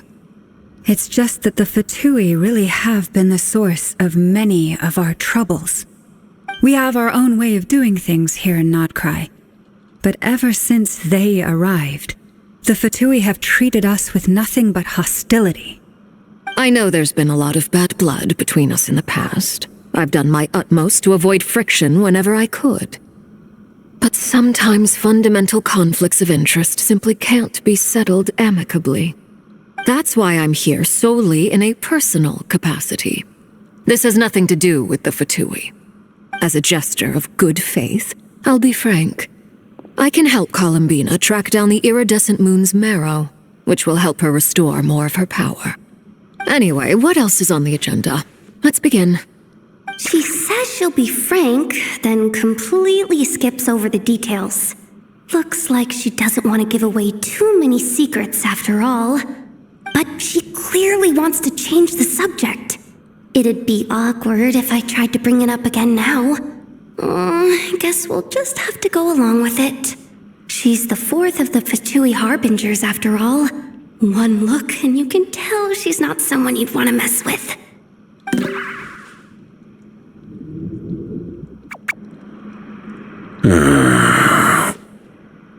Well, since Miss Arlecchino sounds confident in her ability to handle that, we'll proceed to the next topic. Yehoda, time to share that top-secret intel. All right, listen up, everyone. First, we now know that Rerir was originally a Conrian secret agent whose primary mission was to hunt down and assassinate the so-called Dregs of the Crimson Moon. The Dregs of the Crimson Moon? Mm-hmm. In the memories, there was a lot of talk about the Crimson Moon and Eclipse, and a whole bunch of other stuff from the time of Conria. To my knowledge, those were the names of two different Conrian dynasties. Long, long ago, it is said that the people of Conria worshipped the Crimson Moon, drawing a mysterious power from its reflection. But one day, a coup saw the Crimson Moon eclipsed, hence the name of the new dynasty that replaced it, and how it became the new emblem of Conria. Still, long after the Crimson Moon dynasty had fallen, the last ruler of the Eclipse dynasty, the Vinster King, still coveted the secrets it left behind. So, he sent the Rehir of Solnari to secretly hunt down the Crimson Moon's few remaining followers. In those days, Rerir showed no signs of madness. In fact, he was as normal as any other person. Oh, and he had a fiancé, or at least a would-be fiancé, called Tholindis. What's the matter?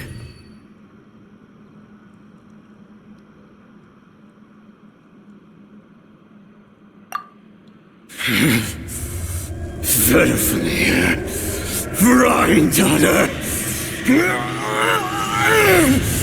Tholindis. creatures! Interesting. Anything else? What about this would-be fiancée of his? Do we know anything about her? Well, she was a researcher at the Universitas Magistrorum, but it felt like she was hiding some kind of secret. Oh, and one more thing.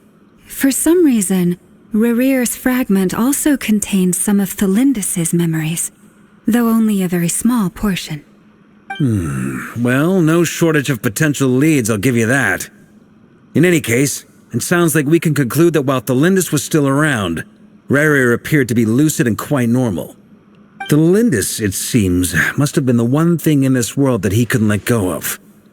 Tell me, though, were these pure-blood Conorians we're talking about here? Why do you need to know that? Hold on. If she was a pure-blood Conrian...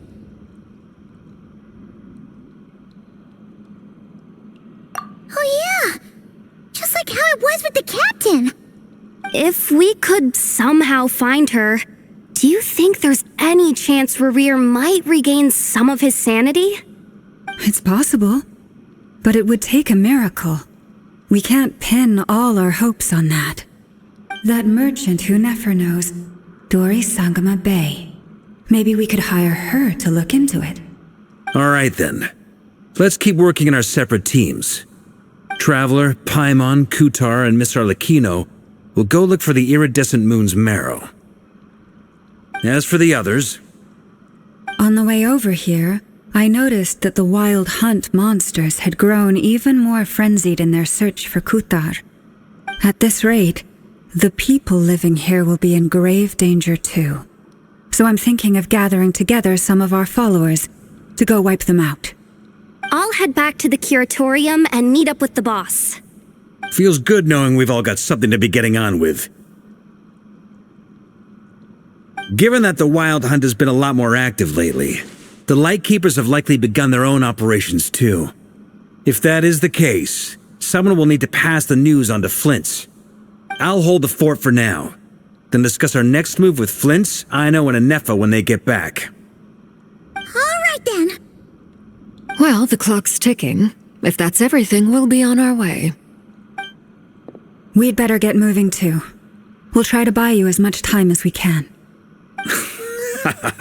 Relax. Just do your thing. I decided to call in some backup since things are getting so hairy. Our reinforcements should be here any minute now. Stay safe, everyone. Dismissed.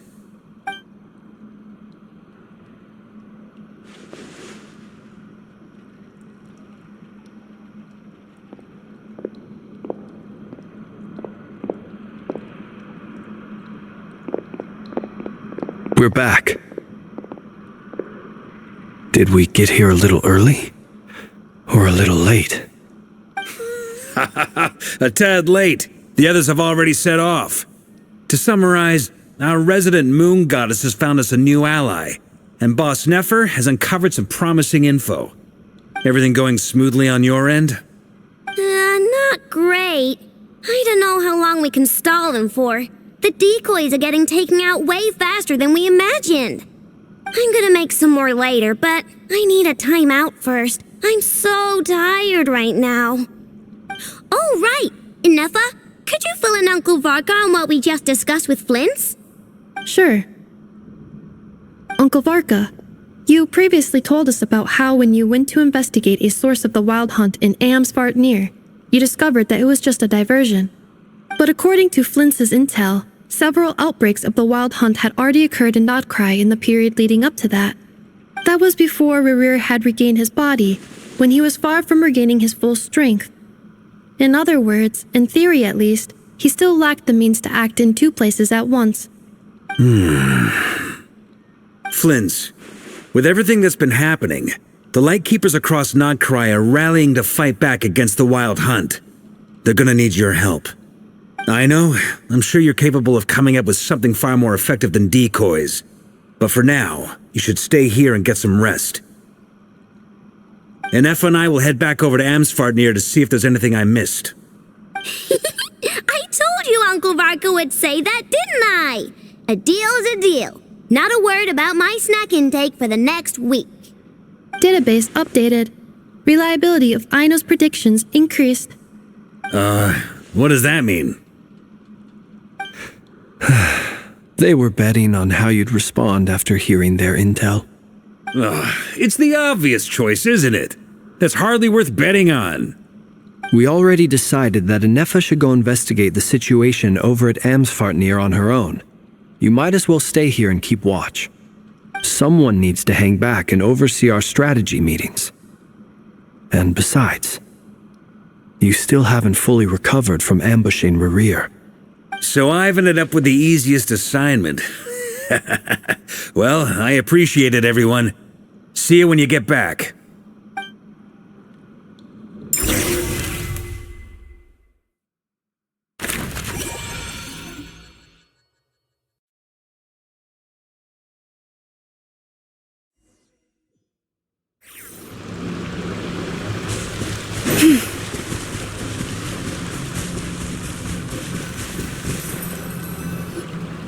Here, this will serve as a good spot to cross over. Arlecchino, hold up a second. Since you brought us all this way, would you mind telling us what you've got planned? We still haven't got the slightest idea what's going on here. And if even Columbina doesn't know where the iridescent moon's marrow is, how do you? Simple. Because I am an inheritor of the royal bloodline of the Crimson Moon, and one of the last surviving embers of the Two Worlds' flames. Huh? Are you serious? As in, you're a descendant of that Crimson Moon dynasty we were just talking about? The one from ancient Conria? Your surprise is understandable. I was also taken aback when I first learned of it. But the more I thought about it, the more I realized the signs had been there all along. When I was young, I discovered I could wield a very special kind of fire. It coursed like blood through my veins and smoldered away inside my nerves. What's more, whenever I experienced strong bursts of emotion or drew too deeply on this power, it was like some kind of presence within the fire would begin to gnaw away at me, consuming me from the inside out. Exactly. That is why my hands are like this, too. At first, I saw it only as a curse, but once I became a harbinger, the jester apprised me of the truth. Together with my own investigations over the past few years, there are several things that I have gradually come to understand. For instance, take the so-called Crimson Moon. In truth, it is nothing more than the shattered remnants of the iridescent moon, fused with the abyss to prolong its lifespan. Since this blood flame was bestowed upon me by the Crimson Moon, it is a fusion of the iridescent moon's former power and the corruption of the abyss. You all understand the nature of the abyss well enough. I draw upon its power, and in return, it hungers for my soul. This strange blackness is the mark of corruption it has left behind. If I recall correctly, you once told me that if the corruption ever made it to your heart, you'd become a completely different person. Yes, and that's the reason I'm always careful not to push my power too far. It's essentially a never-ending tug of war. Whew. Sounds intense. Anyway, the rest of my story can wait. Is there anything else about the Crimson Moon or the Iridescent Moon that you're unclear about? Paimon has a question. So, the Crimson Moon that the Carians used to worship was actually the Iridescent Moon, right? Which was one of the three Moon Sisters. Does that mean that the Carians were to the Crimson Moon as the Frost Moon Scions are to the Frost Moon? So much of that history has been lost. We have no way of knowing exactly what they were like. But I would suspect that the Conrians weren't as devout in their moon worship as it might appear. The iridescent moon's remains simply served as their link to the abyss. Later on, perhaps someone discovered a way to make direct contact with the abyss. Or maybe there was some kind of ideological divide. Either way, a dissenting faction staged a coup and drove out the royal heirs of the Crimson Moon dynasty. Still, Even with the dark sun looming high overhead, the Crimson Moon's glow never truly faded. If you want living proof, it's standing right before you. The first time we met, I sensed something familiar in your presence. When I looked at you, I felt I could see that mysterious red moon in the corner of my eye. In your flames, I saw its broken image, surrounded by a strange black aura. Well, I appreciate that you kept it to yourself.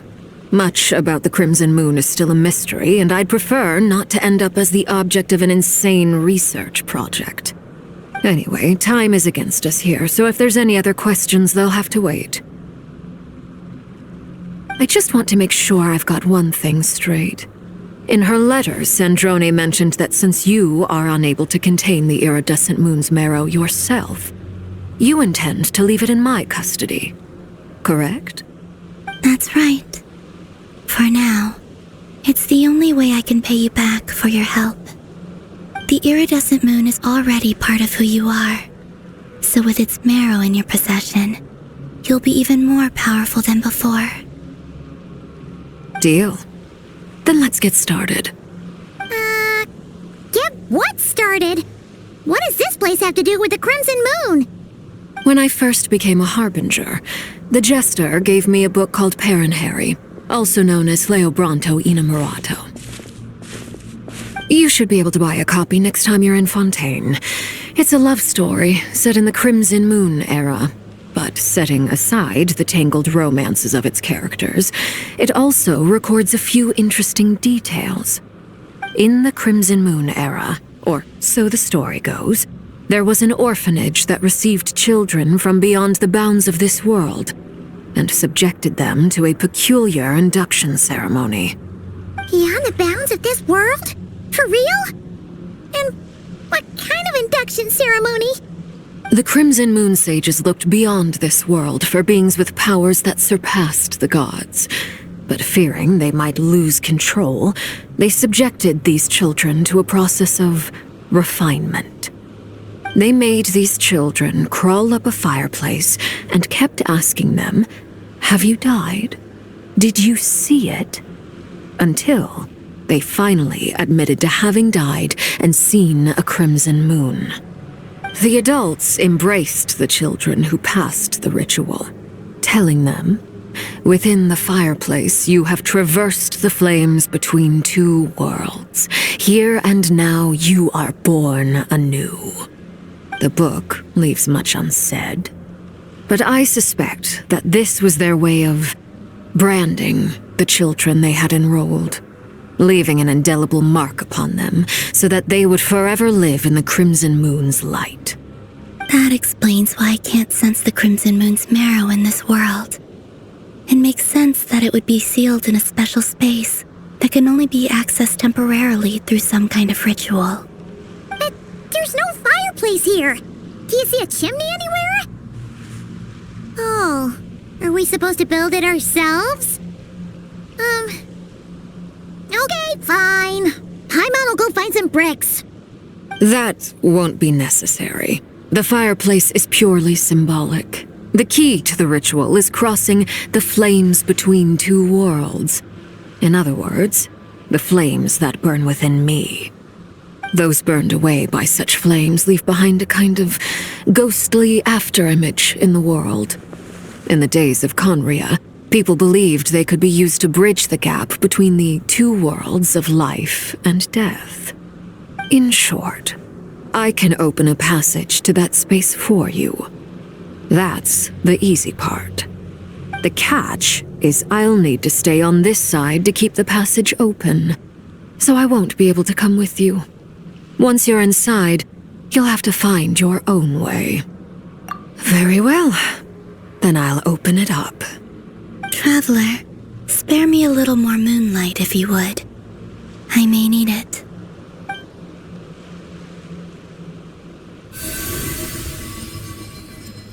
Thank you. I feel like I've recovered some of my strength now. It should be enough to move us across short distances and confront whatever dangers might await.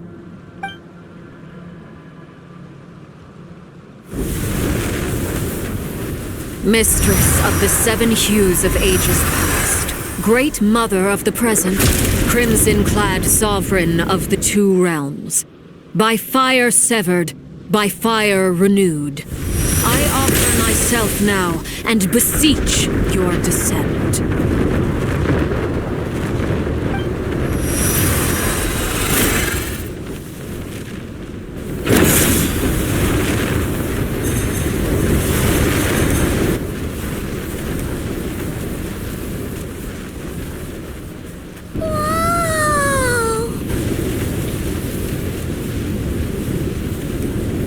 One word of advice as you're crossing over. No matter what voices you hear, do not answer. Got it! I sense a sinister gloom inside, but also the familiar light of the moon. I feel that I am about to meet an old friend who has changed beyond all recognition. All right, let's go.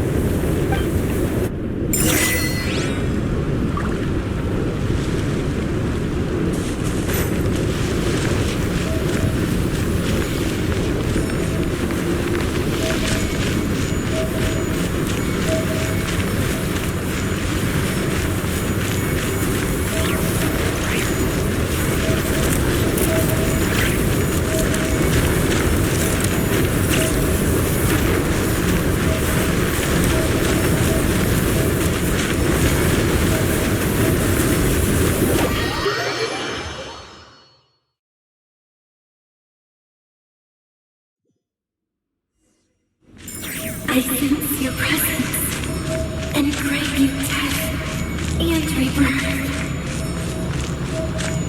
Wait, why are you? You have crossed over from another world, transcended fate itself. I have no right to.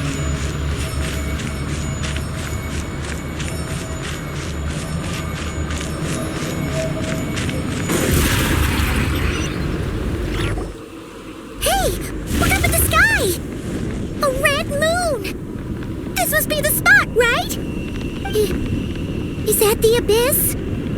It's practically filled the entire place. What now? What a tragic sight. Fragments of your broken body, seized by the abyss and hung up aloft like mummified remains.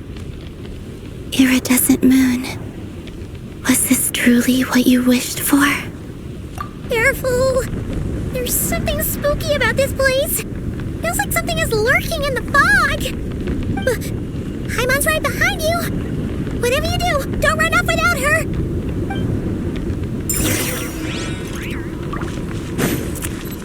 By the way, Kalambina, didn't you tell us that the iridescent moon had shattered into pieces? The moon up there looks pretty whole to Paimon. How is that possible?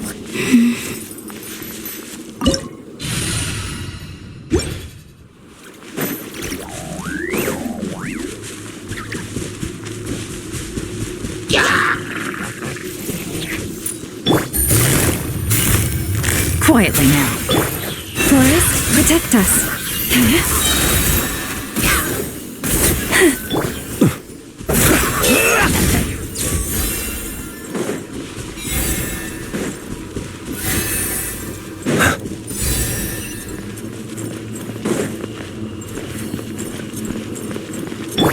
Just like I thought. It was only a facade.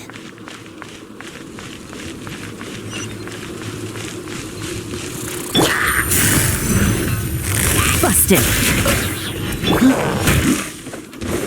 Receive my blessing. Barbados, guide us. Close your eyes.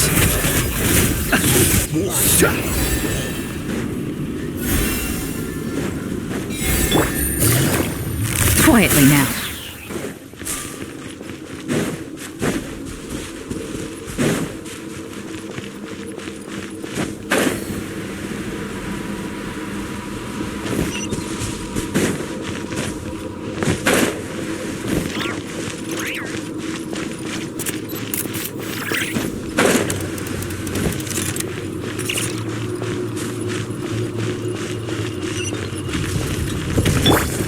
With one heart, we pray. Gotcha. Things are about to get dicey. Beware the creatures of the night. Be silent.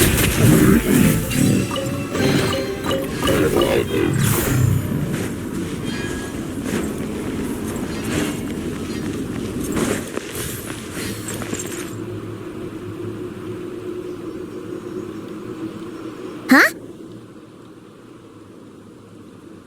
Huh? For real? That's way too high! There's no way we'll be able to reach it! No. I'm not sensing anything up there. It's coming from under the mountain. Let's see. Ah! There's some kind of weird shadow over the water! Wait, see that? Looks like a mechanism of some sort. Let's check it out!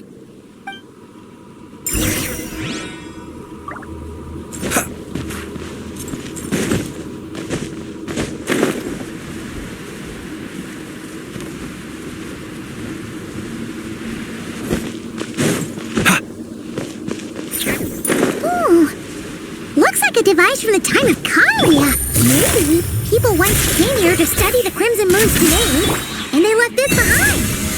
Oh, if we could activate it, we might find some clues.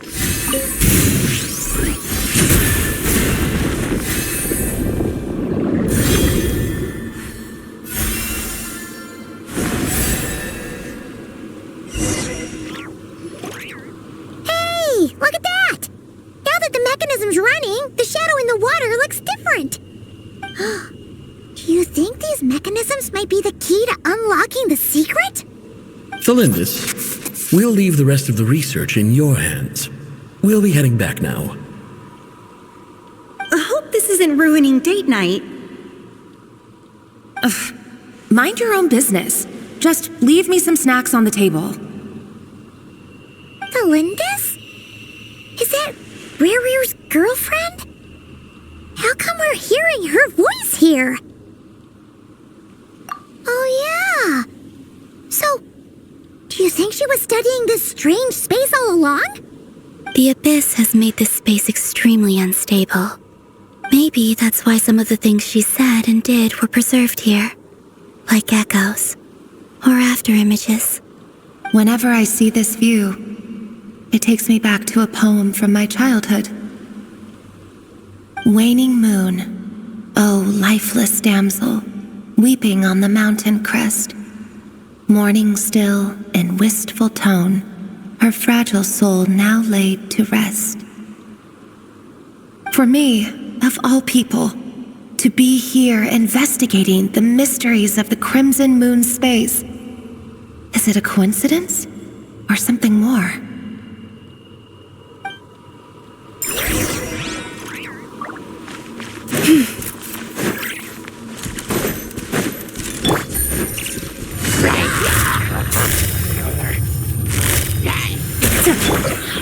Lush as the moon.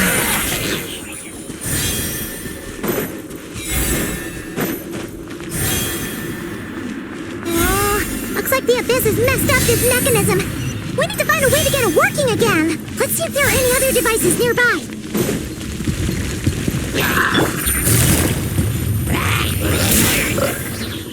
Take it easy. Wait, hear me. Branch into song. Observe. Do you fear the dark? Gotcha. Who is one? Here comes the catch. Receive my blessing. A grave transgression.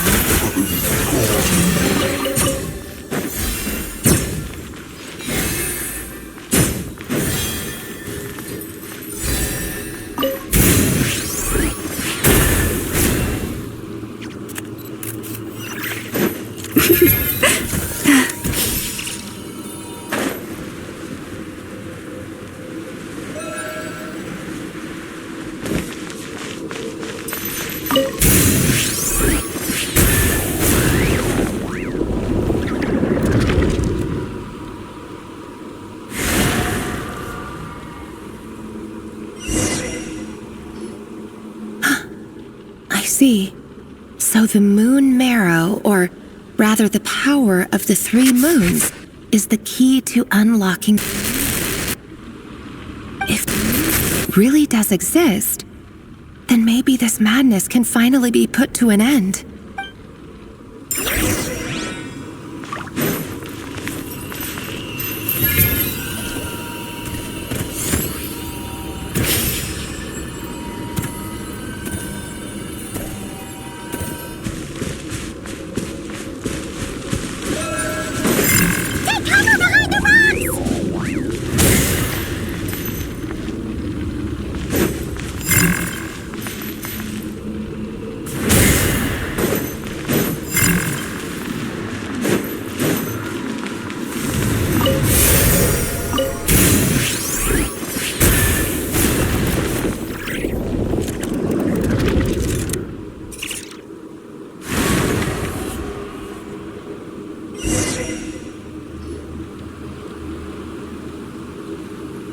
With the Abyss inhibitors in place, I should be able to access the chamber with the moon marrow.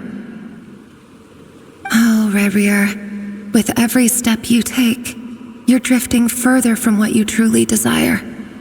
But you're not the root of the problem. Ever since that outsider set foot in Conria, the Vinster King has sunken deeper into madness. If only I could get my hands on that outsider.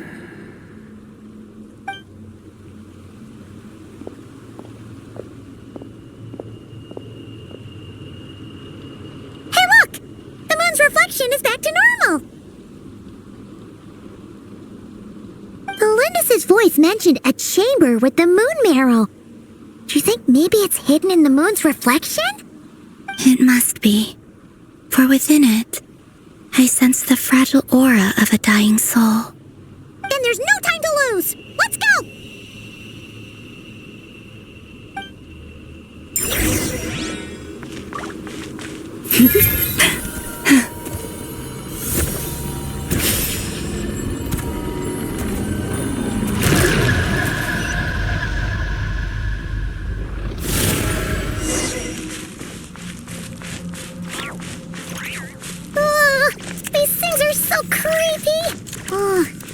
Looks like we'll have to destroy them if we want to get to the iridescent moon's marrow.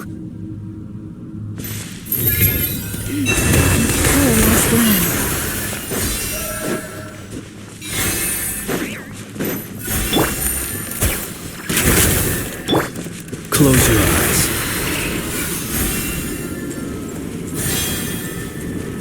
That must be the iridescent moon's marrow. Oh, we'll need to destroy these things before we can reach it.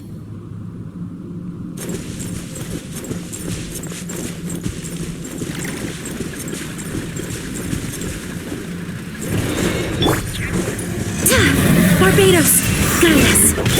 Branch is a song, by the frost moon of old.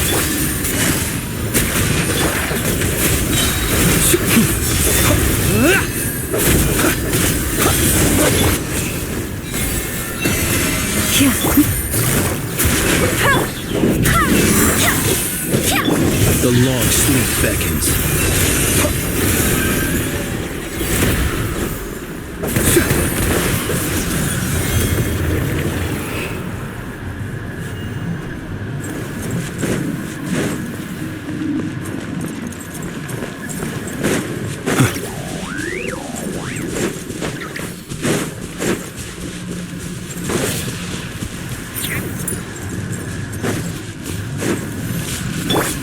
Lush as the moonlight.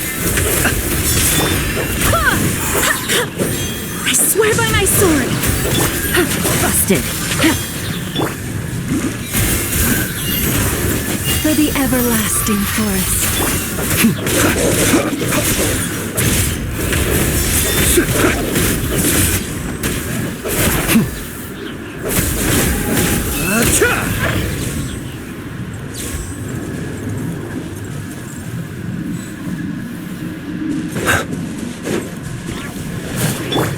Branches a song. Things are about to get dicey. Be silent. Observe.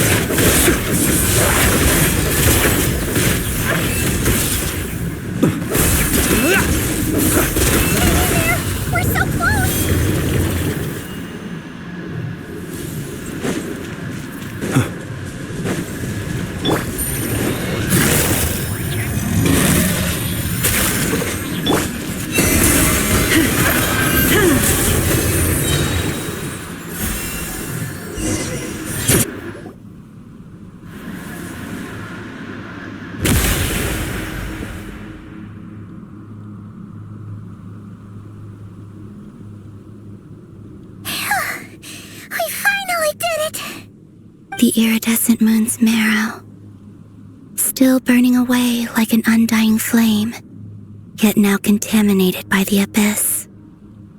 It has taken on a new form entirely. If we can purify the abyssal power within, we should be able to obtain its untainted essence.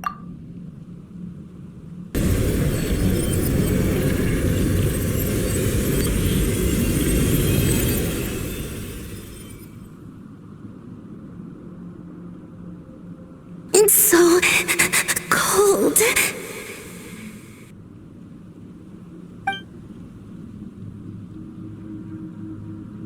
Is it you? Are you here? Huh? Are you talking to us? At long last, I can see you once more. Our fates have crossed, and I am finally free. I'm sorry, I lied to you. Even knowing what was to come, I still couldn't let go of the fear in my heart as death drew near. The moment the moon shattered, my body began to split apart piece by piece. Like I was being cut into pieces by 1,000 blunt blades. My thoughts scattered as the cold crept in, but I could not bear to fade away like that. Tell me, what was it that brought you to us all that time ago? If only I had possessed your courage, then I might have been spared this torment more painful than death. You look so puzzled. That's how I felt too when I first saw you. But trust me when I say that everything happens for a reason. Farewell, Hypo.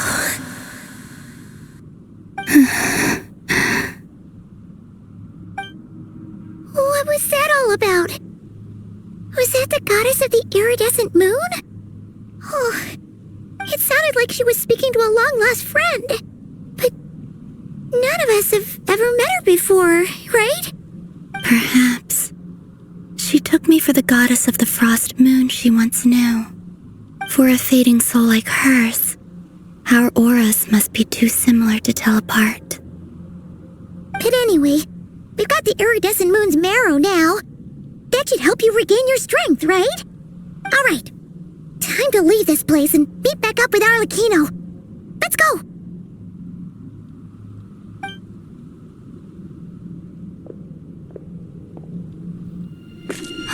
That's odd.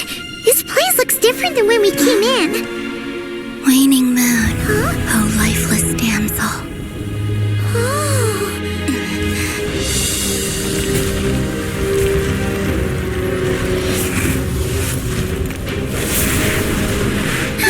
Hurry! The place is collapsing! It wants to trap us here.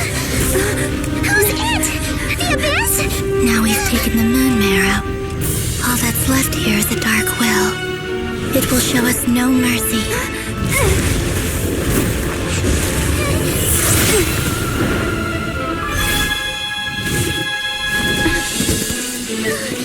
Give it back! The crimson moons! My marrow! My heart!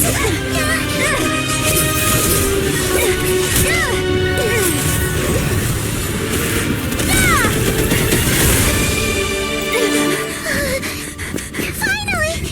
Oh no! The exit's blocked! They're back! Now what do we do?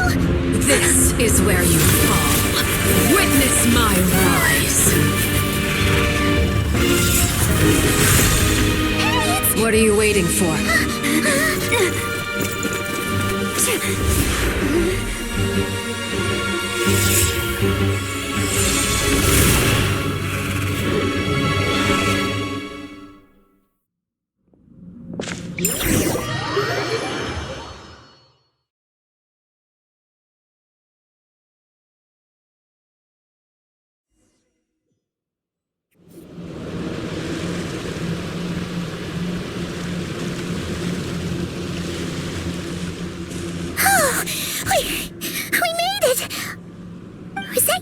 Arlecchino? Did you save us?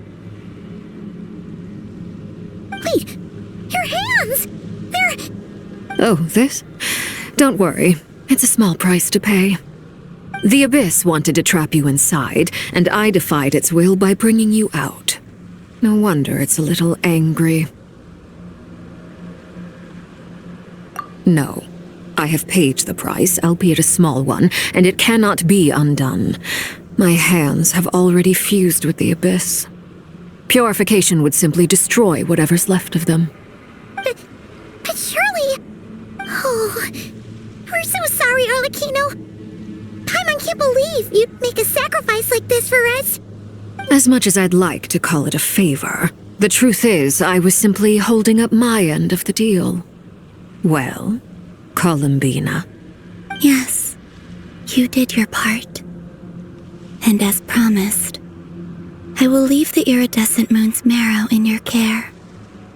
From this day forth, may the two worlds' flames burn ever more brightly.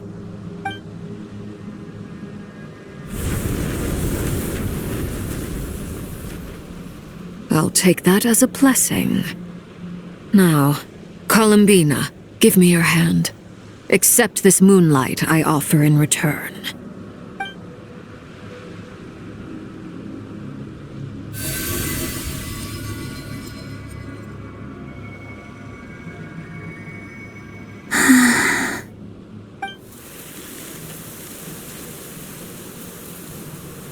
Feeling stronger?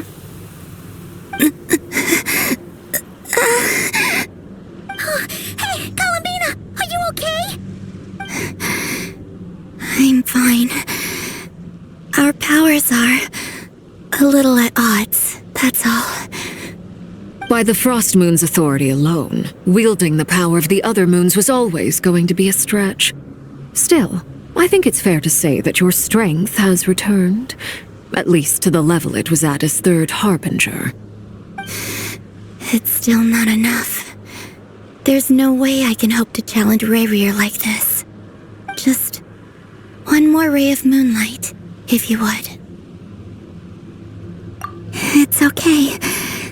I can take it.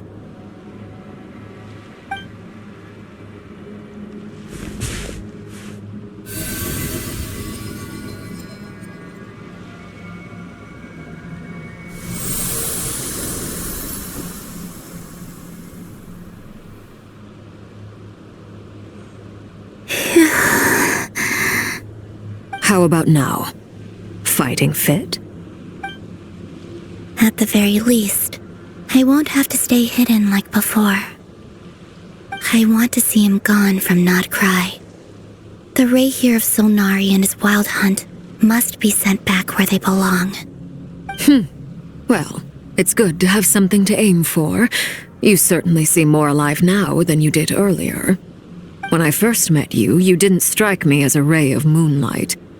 More like a wisp of fog drifting in from who knows where, ready to scatter at the first sign of a breeze. But now, you're full of vitality, just like the Frost Moon, once the brightest of them all. May you keep shining, Columbina. This is who you are. Thank you. Look after yourself too, Arlecchino. I know you have plans of your own, and that's why you're always seeking to grow stronger. But whatever you're after, don't let the Abyss take a hold of you. I do not wish to see you go down the same path as Rayrier. I appreciate the concern, Columbina. Although perhaps it's time you took a new name. A new name? Kutar, the Moon Maiden, Columbina. They're nothing more than code names. They describe who she is and the roles she's played, but they're not her real name. We often use code names in the House of the Hearth, too. But it's knowing your real name that keeps you grounded. Up till now, you've been living a wandering life, so you've probably never really cared. All I'll say is this. Once you've defeated Rayrier, give it some thought. All right, that's it from me. I'll get you back safely first, then go meet up with Sandrone. You're the best!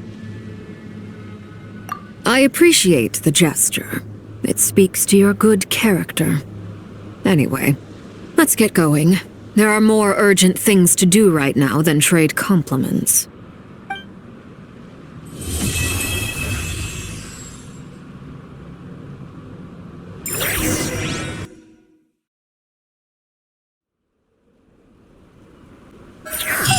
It was a close call, but we got the iridescent moon's marrow and restored Columbina's strength.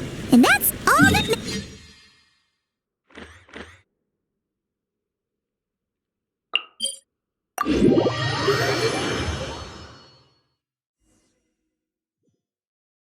In other words, mission accomplished. Paimon wonders how everyone else is doing.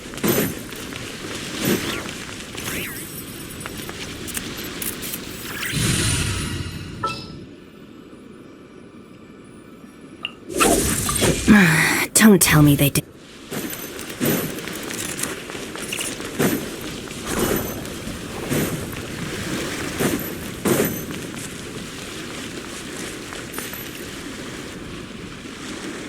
Oh, do you think the others are making good progress? Hope it's all going smoothly. Oh, hey look! They made it back as well! Flint's! Llama! How did it all go? All is well, thank you. Nefer and Yehoda had to stay at the curatorium to wrap things up, so they won't be joining us for now. I ran into Miss Nefa and Miss Aino on the way back.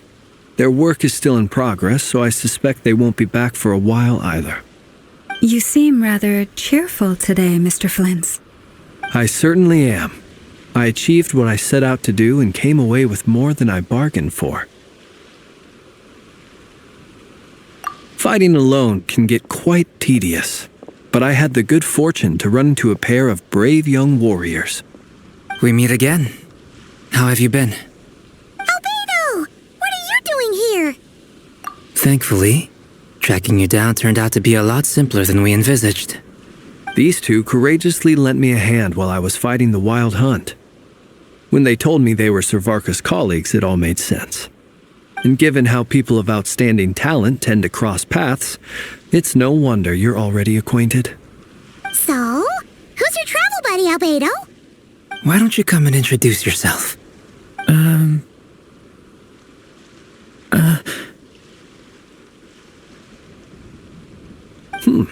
A gentleman of few words, I see. And a rather stern countenance. I presumed you were acquainted with him. Is that not the case? It's nice to meet you. Again. We've technically met before. Wait a sec! You're Minnie Durin! That's right. It's me. I'm glad to see you again. By the way, he says it's okay if you drop the mini. Yeah, I'm not as mini as I used to be. Interesting, isn't it? The first step towards blending into human society appears to be reflecting on whether one's name really reflects who they are. Wow! You look so different! In a good way, of course. It's great to see you looking so healthy. Thank you, Paimon. And although you're as mini as ever, I understand that diminutives don't always convey endearment. I'll be sure to simply call you Paimon as a sign of my great respect for you. Wow! You're such a smooth talker now. Paimon could get used to this. From now on, you may refer to her as your esteemed guide, Paimon. Personally, I think our little Paimon is the perfect size. When people call her Little Paimon, it's just because she's so adorable that they can't help themselves. If that's not a sign of endearment, what is? You're absolutely right, Miss Lauma. My brother still has a long road ahead of him when it comes to understanding human relationships. Anyway, speaking of long journeys, didn't Columbina, leave with you? How come she isn't back yet? She's been catching up with old friends. Wouldn't be surprised if she stopped for a cup of tea or 10 on the way back. Uh-oh. People are talking about me. Hope it's nothing negative.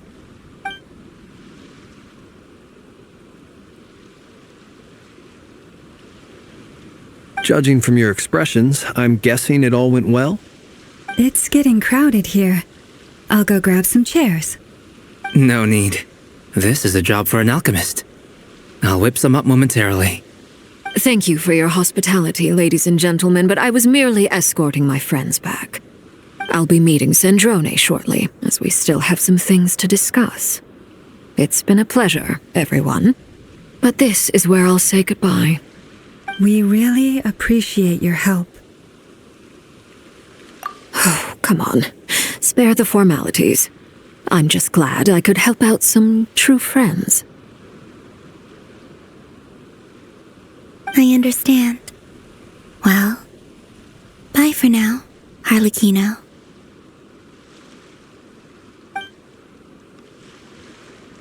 Oh, this place is hopping. It's probably a good thing one of us left. Otherwise, we might not fit all these people in. Are you saying we're about to run out of chairs? As a matter of fact, I am. Come on in and see for yourself.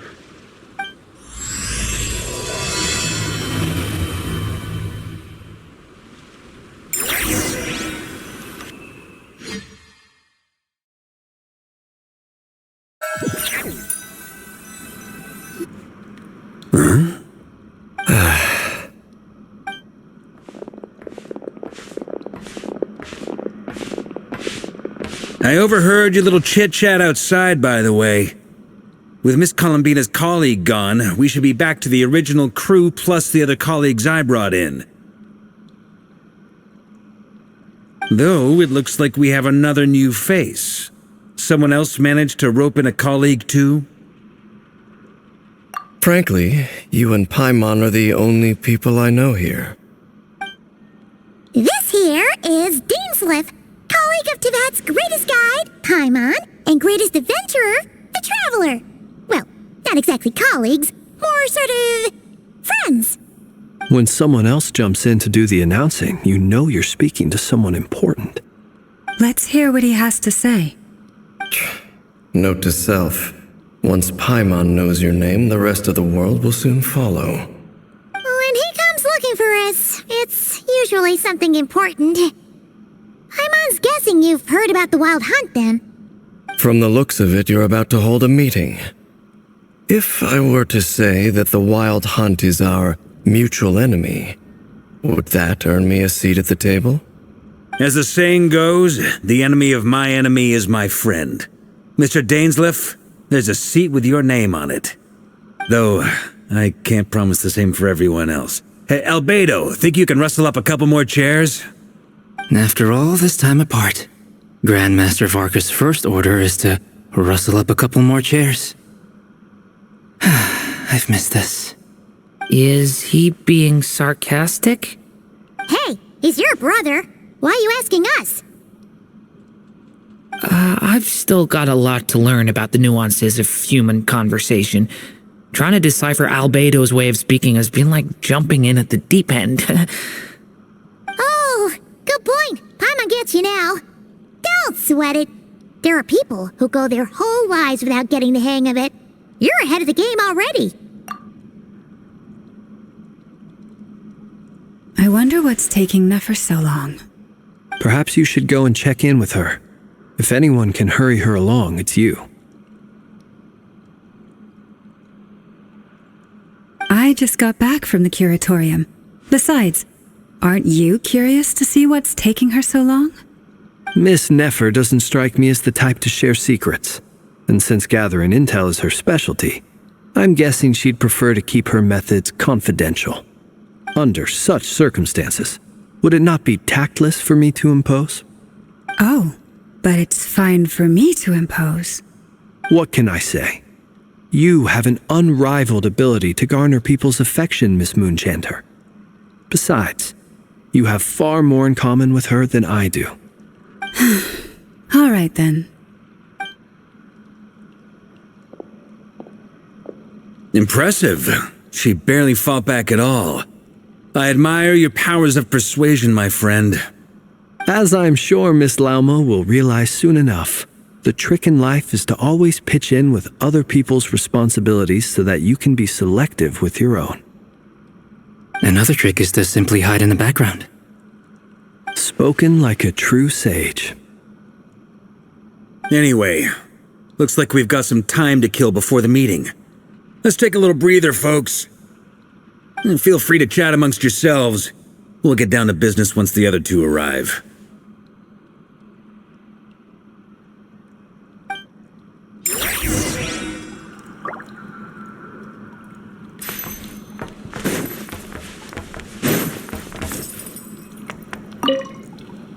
You're both awfully quiet. Why don't I start us off with an icebreaker? Much obliged. Have either of you ever had your portrait painted?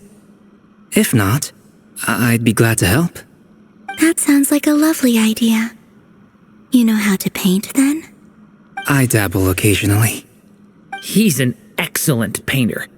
Tables, chairs, people, dragons, you name it. He'll paint it for you. I'm flattered. If I ever get the chance, I'd like to give it a try myself. I'll bear that in mind. Anyway, how about you, Durin? What sort of portrait would you prefer? Oh, I'd be fine with anything. Whatever style feels best to you. Very well.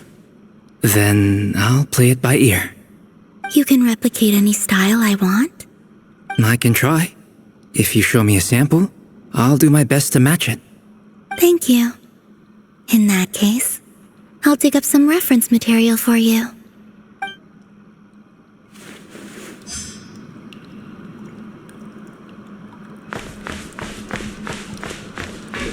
Is there something you'd like to say to me? Yeah! For starters, why'd you just show up here without even giving us a heads up? If you think back to our previous interactions, you may recall that that's hardly out of character for me. You do have a point there. Oh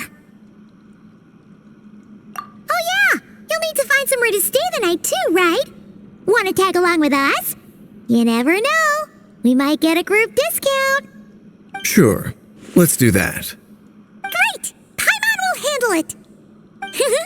And in return, we can get Dainslift to be our very own personal bodyguard. If that's what you had in mind, you should have said so sooner. I'd be happy to help. Oh, okay then. Paimon was only kidding, but good to know. Anyway, since we're all here together, we might as well watch each other's backs. That's just what friends do, right? Indeed. Thank you.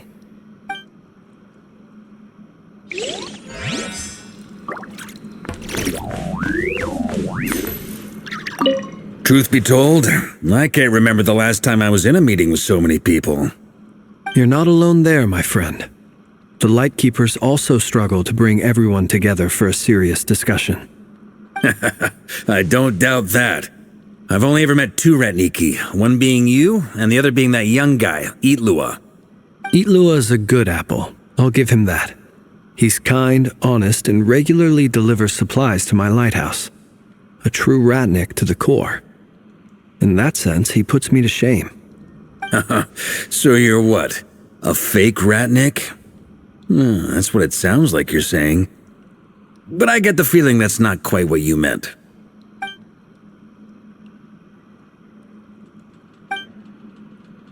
Come on, why the awkward silence? Sorry. I'm not even gonna bother trying to hide it. You've known all along, haven't you, my friend?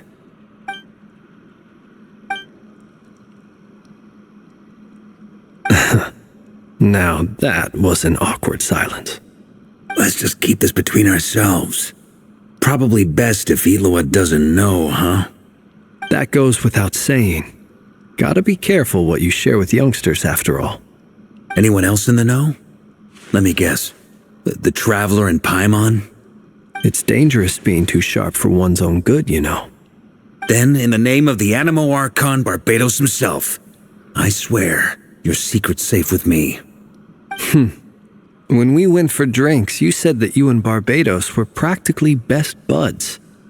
In the light of that claim, do you really expect me to take your oath seriously? Of course. Just as long as you don't go spreading around the fact that I'm close with Barbados, all right? Fair enough, then. Nothing like a bit of mutual leverage to seal the bonds of friendship.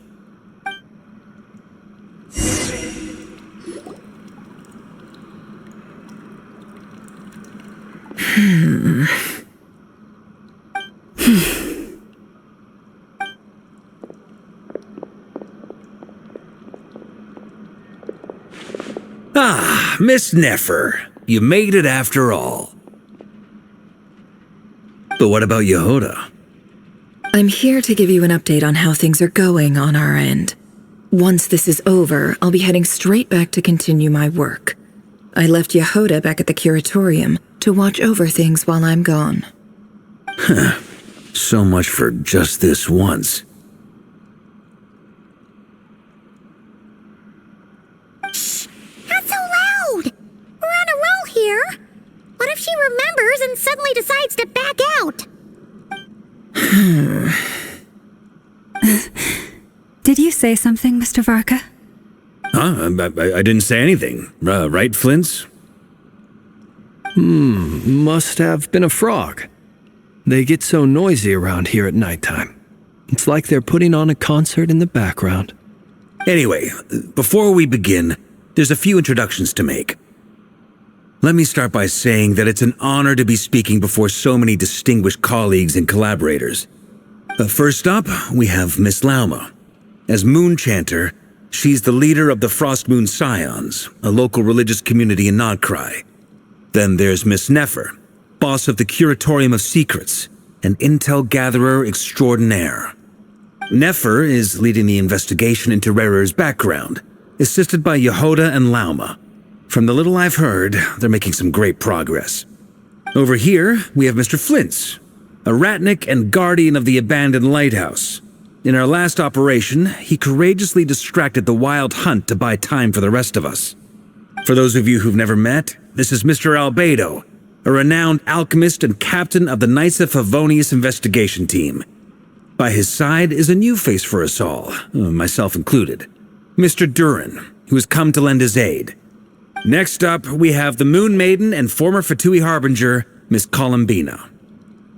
Then we have the Traveler, who's earned more titles than I could possibly hope to list out, so I'll spare you the rundown. And Paimon, the ultimate travel companion and quite possibly the best guide in all of Tevat. Wow! That's a lot of people! Great turnout! Miss Nefer, it looks like you might have another job coming your way, so, congratulations on the booming business, I guess. You think I haven't got enough on my hands as it is? Who's looking for me now? That would be me, Miss Nefer. I have a commission for you. And you are? Who I am doesn't matter right now. What does matter is that I'd like you to gather more intelligence about the Recher of Solnari. Well, it's not as if we never take on anonymous commissions, but in your case, I'll have to decline. I'm gonna take a wild guess and say your job's probably more hassle than it's worth. Something about you seems like bad news. It's my eyes, isn't it? Conrian, I assume. And what's with the mask? Are you trying to hide your identity? In any case, the fact that you're even still alive raises an awful lot of questions for me. My name is Dainsleif. And yes, I am from Conria. As I'm sure you're aware, the Recher of Solnari's real name is Rerir. He was once an acquaintance of mine. Really? Then you must have been quite an influential figure yourself. You flatter me, but none of that matters anymore. My point was simply to clarify why I have asked Miss Nefer to investigate Rerir's background. So you're both from Conria, and it sounds like you used to be friends? What am I missing here? Surely you already know how he became one of the 5 sinners.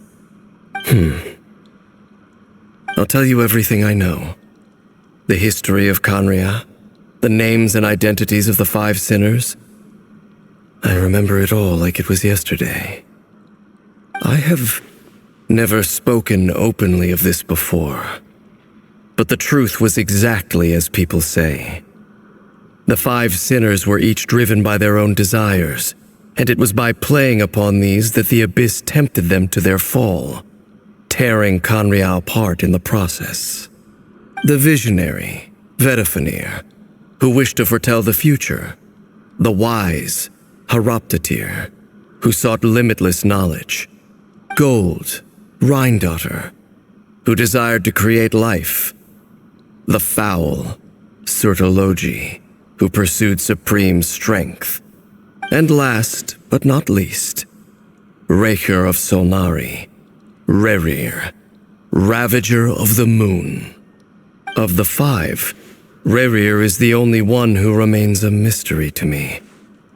He never harbored grand ambitions, so what changed in the space of a single night? How did he come to fall like the others? In other words, you're saying that his change came as a shock to you, and you have no idea what actually happened? That's right. You mentioned how the Abyss tempted them, which led to their fall. But what did that look like in practice? And what other context can you give me about the events of that time? The more detail you can give me, the better. Strangely, now that it comes to it, I hardly know where to begin. The fateful night took place during the era of the Eclipse Dynasty. One day, my elder brother, the visionary, Vedifenir, was summoned to the palace by the Vinster King, only for the king to gouge out his eyes and cast him into the dungeons.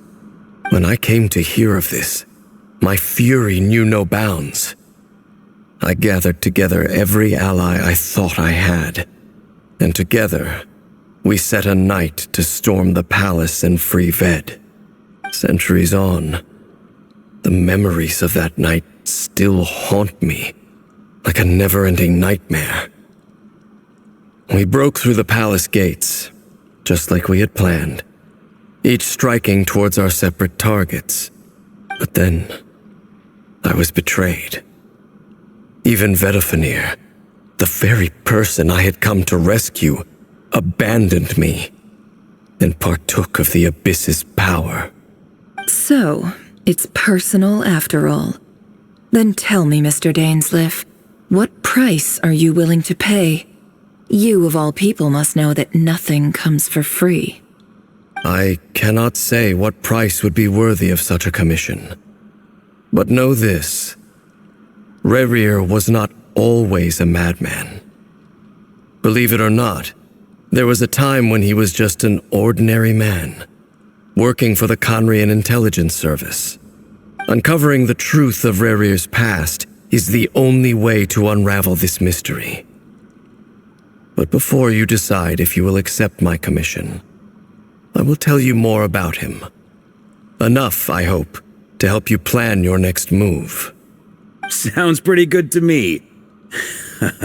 Feels like we just flagged down a random passerby, only to discover he's actually a master strategist who has a score to settle with our enemy. Can I borrow your halo? It could be useful in the lighthouse. Hey, enough with the wisecracks! Besides, isn't that lamp of yours bright enough already? Relax. It was meant to be a compliment. If that was a little over the top for your liking, I'll make sure to tone it down next time. I'll give your proposal some serious thought, Mr. Dainsleif. Let's speak in private once the meeting is over. Before that, there's a few things I'd like to share.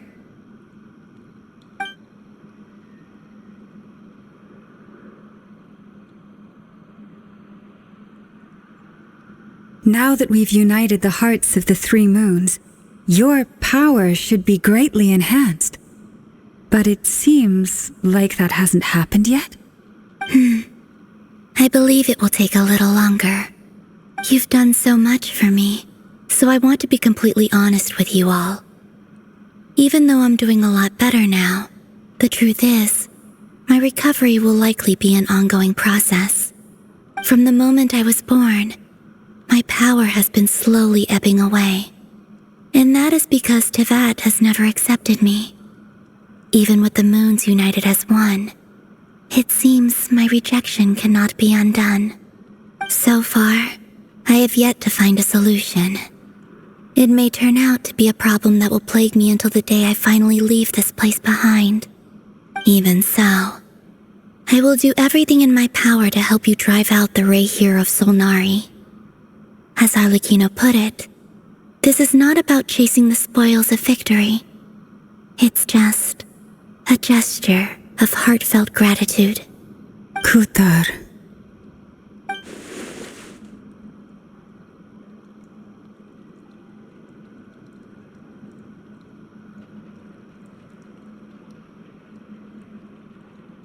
Defeating the Ray here of Solnari will be no easy task. While my strength slowly recovers, we'll also need to gather more intel. Naturally. We should take all the help we can get if we hope to defeat him. We've considered several viable plans now, but our choice hinges on the answers to a few key questions. Is it even possible to kill Rerir? What experiences shaped the person or monster he became? And what's he really after? Given Albedo's expertise in alchemy, I think we should leave him to try and answer the first of these questions. Understood. As for the other two, I'm afraid we'll have to count on you again, Miss Nefer. Believe me when I say it's not my wish to burden you. But right now, relying on your skills is our only option. So you're placing all your hopes on me, huh? We can't thank you enough for agreeing to help us. Honestly, I can hardly believe how lucky we are. You sure have a talent for changing your tune, Miss Moonchanter. Timid like Yehoda one moment, then flinches insincere flattery the next. Ladies, please. I must object to your portrayal of me. That's all. Feel free to keep bickering. Just pretend I'm not here. I almost don't want to leave this room. I'm curious to see how this plays out. I have faith in you, Miss Nefer. Something tells me you'll stand by us until the very end. Oh? And what makes you so sure of that? What if I suddenly decide that my compensation is insufficient? This isn't about the money. I can sense that you've got a deep-seated distaste for Rerir. And knowing you, that alone is motive enough.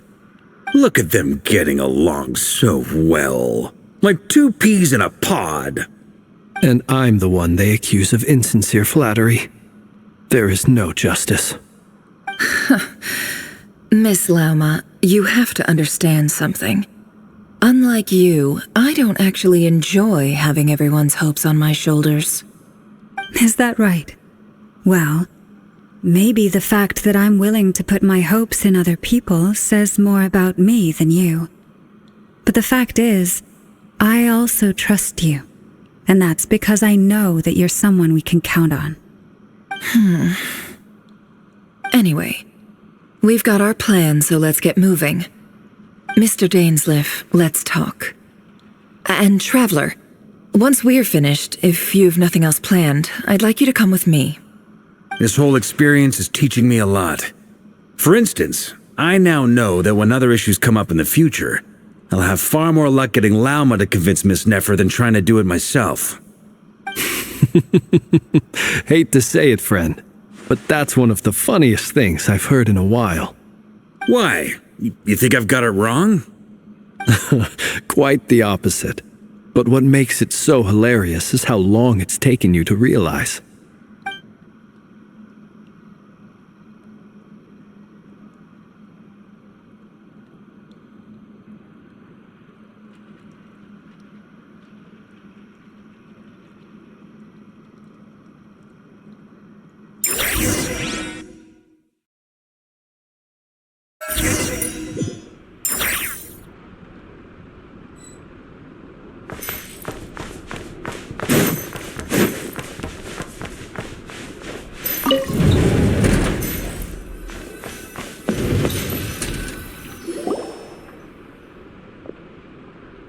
Thank you for waiting. It's okay. We actually used the time to help Dainsleif get a room at the hotel. That's very considerate of you. Now, I trust you share my curiosity about Rarier's past, and you seem fairly familiar with Mr. Dainsleif already. We spoke at some length after the meeting. He was the one who suggested I should invite you to join this operation. He feels confident that these secrets will be safe with you. Dane has a lot of faith in us, that's for sure. Likewise. I appreciate that you got right on board without interrogating me about why I invited you. It shows that you trust me to explain everything in due course. That's because we know what you're capable of. We appreciate you too, Nefer. You might have been forced to help in the beginning, but this time, it was your choice. That's one way to put it.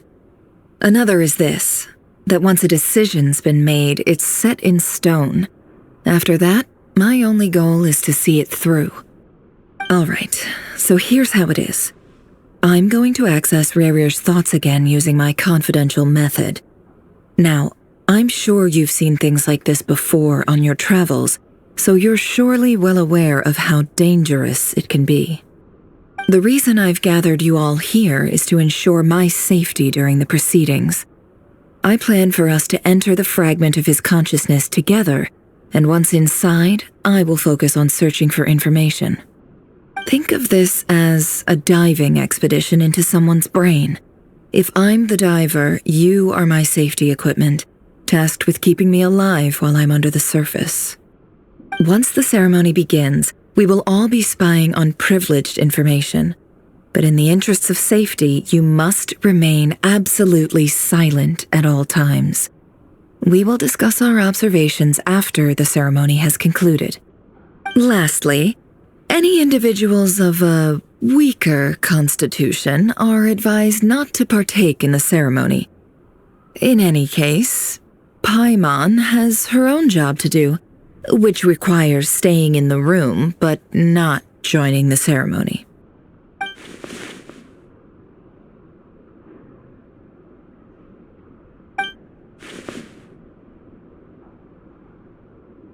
Well, good luck, everyone! Sounds like all Paimon can do is cross her fingers and root for you guys. There's a little more to it than that. I was being serious when I said you have a job to do.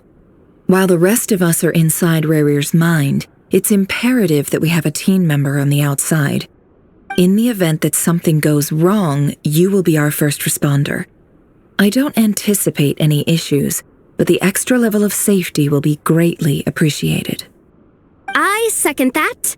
This is a dangerous operation here, and you're our whole rescue team. That's pretty much the most important job in the crew. So, Paimon's like the lifeguard? Yeah, that makes sense. All right, got it. Good. Please, take a seat. We'll get started momentarily.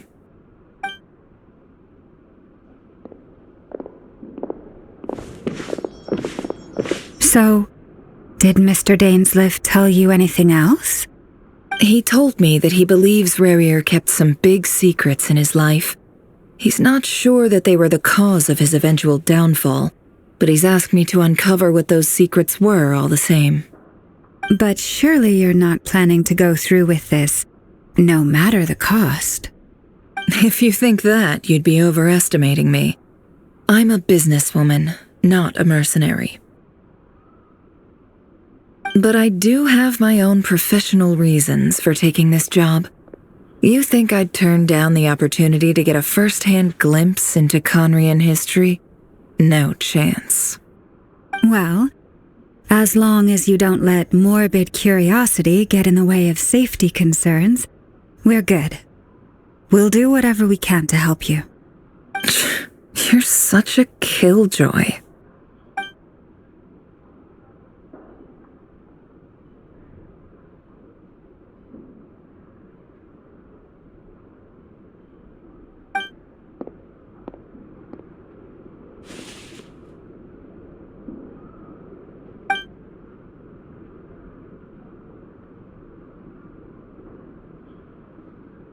right. I'm good to go. All set over here, too. Promise, Paimon, you'll be extra careful. All right. Let your whole body relax. We're about to begin. Close your eyes.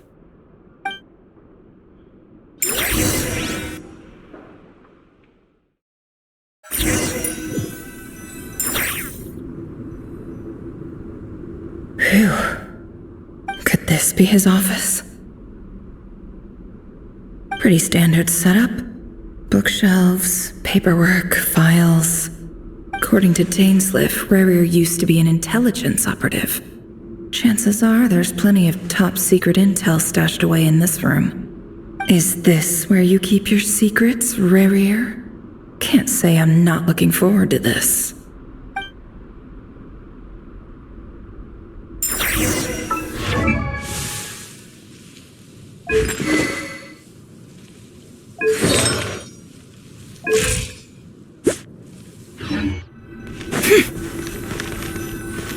He looks even gloomier than last time. I wonder what's changed.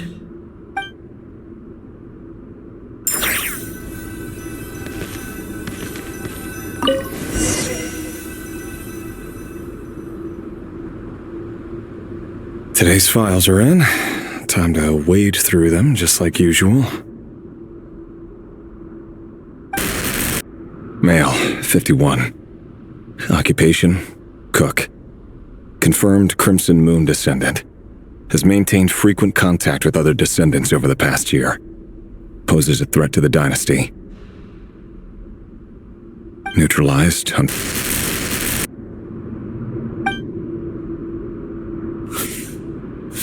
This one should be archived under purged targets.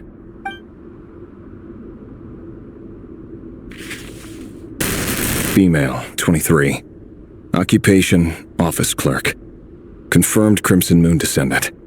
Has maintained frequent contact with other descendants over the past year.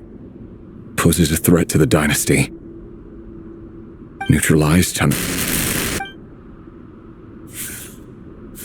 Another one for purged targets. Sounds like she was that other man's daughter. Never mind. What's it got to do with me?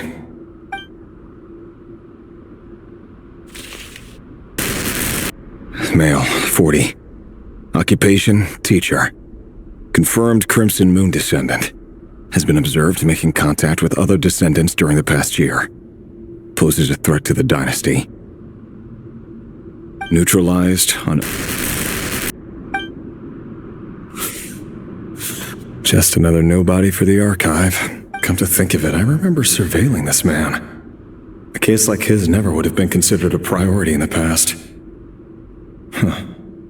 He barely even interacted with other Crimson Moon descendants.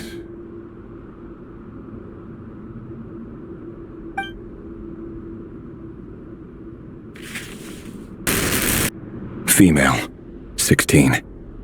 Occupation, none. Orphan and confirmed Crimson Moon descendant. Has been observed making contact with other descendants during the past year. Poses a threat to the dynasty. Neutralized on... Filed. I have no recollection of this girl. None whatsoever. She doesn't seem to be anyone important, but then again, how many of them really are?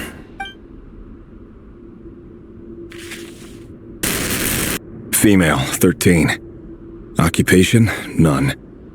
Orphan and confirmed Crimson Moon descendant. Has been observed making contact with other descendants during the past year. Poses a threat to the dynasty. Neutralized on... Filed.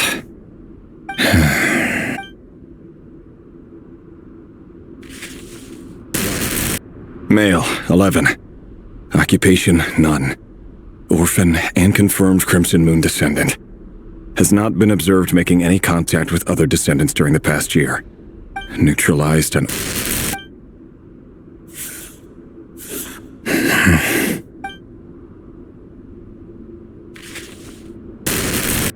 Male. 6. Occupation, none. Orphan and confirmed Crimson Moon descendant. Poses a threat to the dynasty.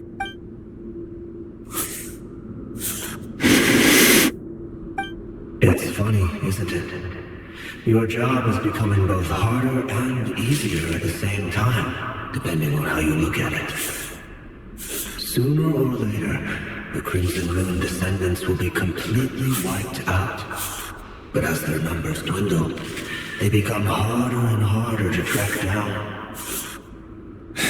That's not how it is. Fortunately, however, most of the able-bodied adults have already been taken care of. The remaining weaklings will be increasingly easy to deal with.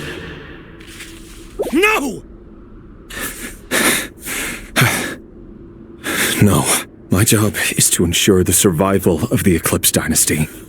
And the only way to do that is by eliminating any and all potential threats. It's a perfectly legitimate Every single one of my colleagues can attest to my fairness. And if my friends were aware of the facts, I know they'd back me up too. Assuming, of course, that they were aware of all the facts.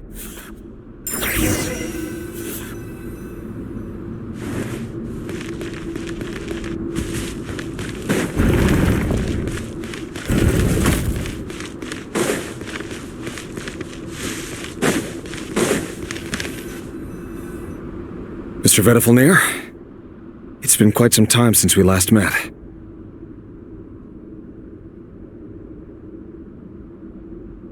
Rerir, I trust you're here because you have something important to discuss. Forgive me. I wasn't tuning out, it's just, I noticed you didn't even phrase that as a question. As if you knew I was coming. Tell me, does someone in your position ever feel the need to ask questions at all? It is indeed within my power to foresee certain things. Things like your arrival. I was just thinking. It won't be long before I'll be inviting both you and Dane to my wedding. That isn't a lie, but nor is it a fact as such.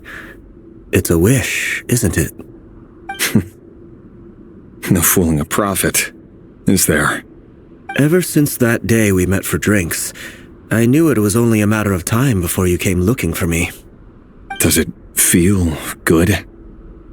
Knowing how the future will unfold. I'm afraid the notions of good and bad fail to capture the complexity of what such a power entails.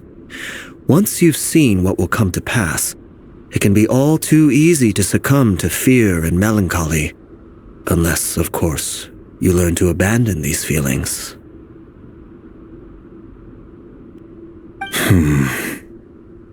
You fear my silence, and long to hear the words I left unspoken that day. That's right. You must have noticed my reluctance to broach the subject, and the reason is simple. Because the truth could never have lived up to your hopes. For both our sakes, such words are better left unsaid. The burden of prophecy was never meant for your shoulders. So who exactly do you deem worthy to hear your prophecies? None but our exalted king? Or rather, our king as he once was. You're closer to his majesty than I am. You must know better than anyone how much he's changed. You say that as though it is to my benefit. Yet precisely because of that, I dare not speak rashly. A king can turn out to be the most virtuous of rulers, or a tyrant more terrible than the most vicious of dragons. You are so wise and far-sighted, yet still you would have me live in fear of the unknown? You make a fair point. Especially given my silence alone was all it took to send you spiraling downwards. Very well then. Let me offer you some advice. And I say this not as a prophet or a visionary, but simply as the brother of your friend. For many reasons, there is very little chance of your marriage ending in happiness. If happiness is what you seek, you should find another fiancé.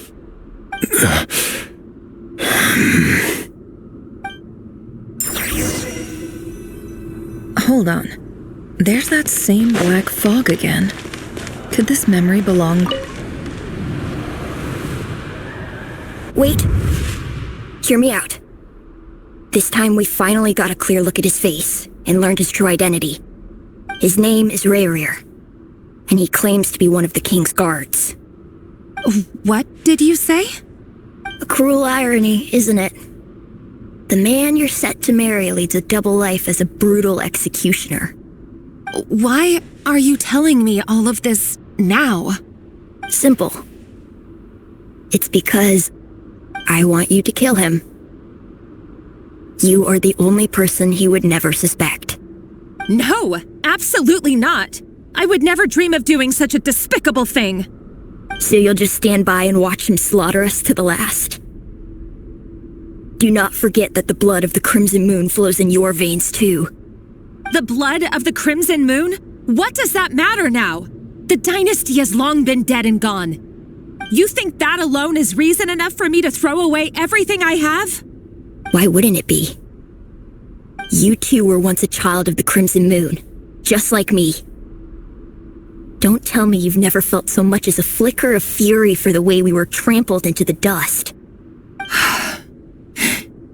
As long as you promise to abandon this pipe dream of restoring your dynasty, I can try to persuade him. Or have him persuade the Vinster King. Persuade the Vinster King? Do you even know why he's so obsessed with hunting us down? Why he keeps trying to force us to hand over our secrets over and over again? Or why we refuse to give up on restoring the dynasty? The Vinster King. A blind fool. His eyes clouded by powers from beyond this world.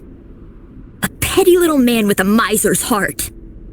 And he dares to sit upon the throne? Mark my words.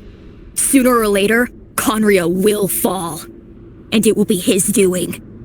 If you can't bring yourself to do it, so be it. Just you watch. It won't be long before calamity descends upon us all. The Rayrir of Solnari. That really is quite a secret you've been keeping from me, Rayrir. But who am I to talk?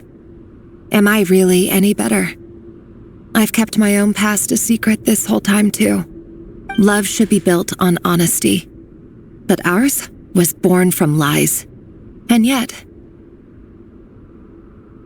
is it really so wrong to hide things that would only make life harder? If we don't cover up the parts that no one else should see, how can we go on pretending to be normal? Vedifulnir must have known all this. And that's why he made his prophecy. In the end, nothing stays hidden forever.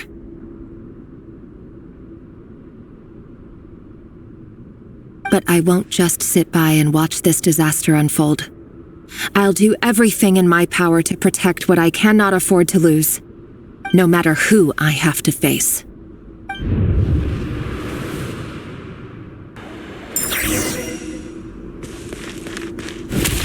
Huh? Was that Rayrir who just walked past the window? Doesn't it give you the chills that he still takes the same road to work every day, as if nothing ever happened? Those people at the deli. Enough already. They're clearly pretty taken by their own disguises, so just smile and play along. Pull the rug from under beasts like that, and you'll risk having your throat torn out. Deli? Oh. They're talking about those people from the opposition. But surely you can see he's not the man he pretends to be. So many have died already, and they say that the king's madness grows with each passing day. We're not going to survive this, are we? But why does it have to be this way? Do we really deserve to die just because of the blood that runs through our veins? Felindis, are you even listening? Sorry, Freether.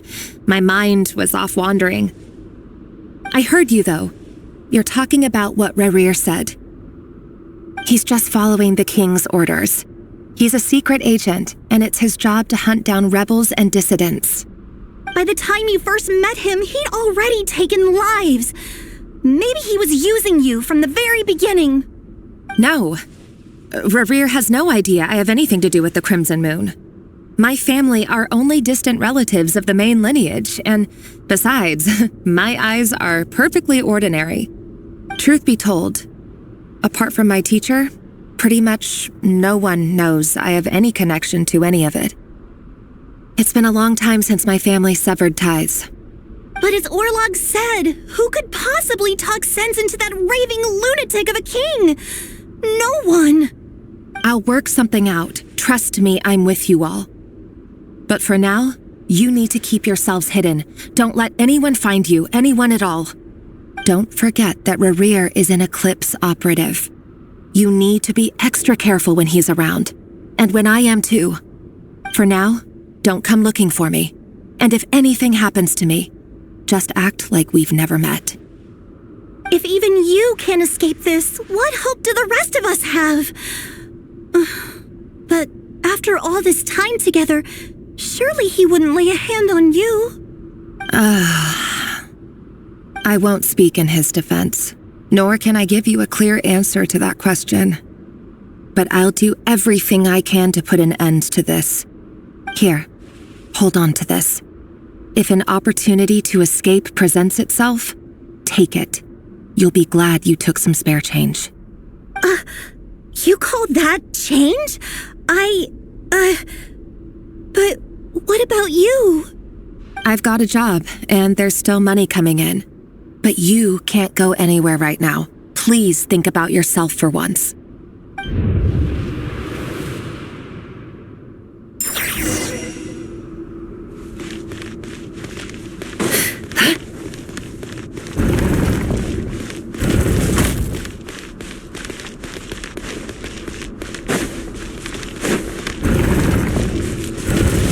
Another day, another round of assassination training. The training ground is just beyond this hidden passageway. When you kill a person, doesn't it bother you when you end up covered in their blood? Why would it? Aren't we all just walking blood bags? Make sure you have a firm grip on the handle, then choose your angle well. Keep your movements light and brisk. The prey won't sense a thing. I'll bet no one can die your I work clean. No traces. The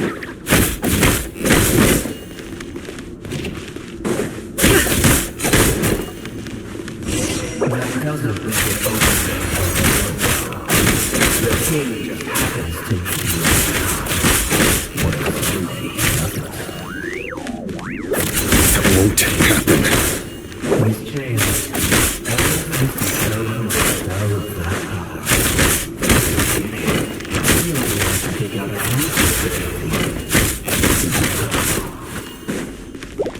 The ones I've dealt with have always been guilty, and I've carried out my work flawlessly.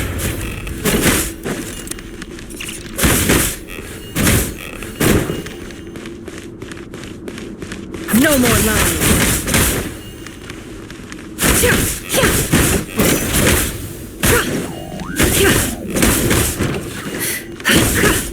Can't hide the truth. You know I accept your proposal, don't you? Was it because she didn't trust you? Or something? No!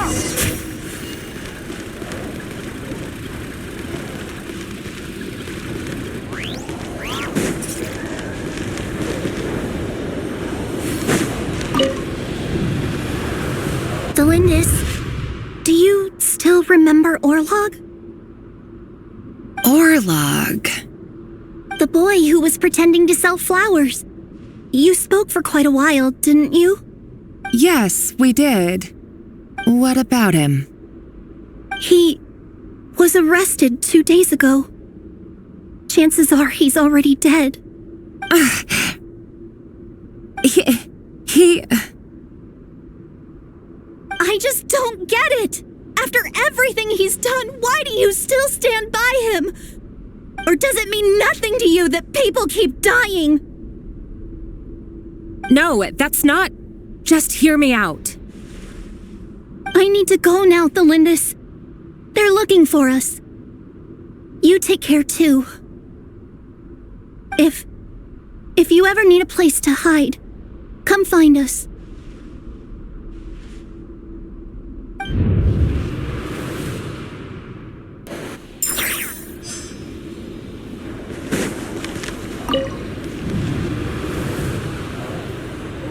Author Thelindis. Over the course of this week, the research object was subjected to interference for a total of 47 hours for experimental purposes. The results are as follows. All subjects of observation that were sent inside have now... The situation within is proving more problematic than anticipated. No progress whatsoever. What now? Won't you give me even a glimmer of hope? Things are getting worse by the day. I have to find a way or we'll all be in danger.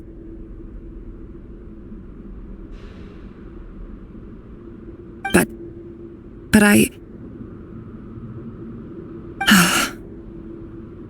If all this research comes to nothing, what then? Sooner or later, it'll be my neck on the line. But could he really bring himself to kill me? No. Surely he wouldn't have the heart.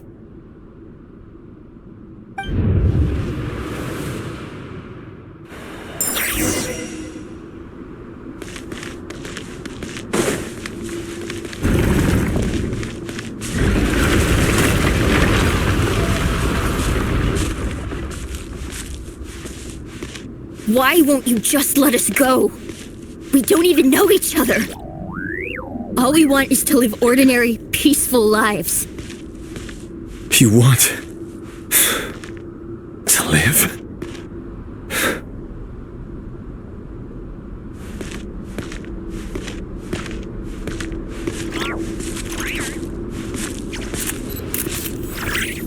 Yes. I just want to go on living. Is that really such an unforgivable crime?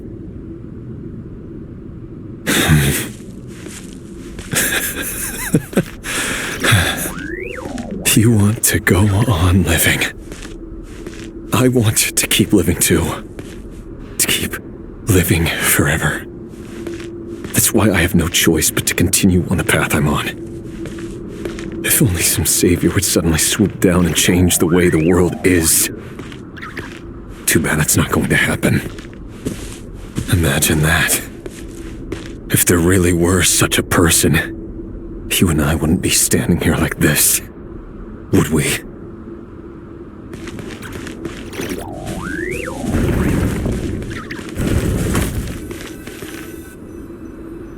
Today's files are in. Time to wade through them just like usual. No, I don't get tired of it. It's my job. And not only am I lucky to have it, I'm good at it too.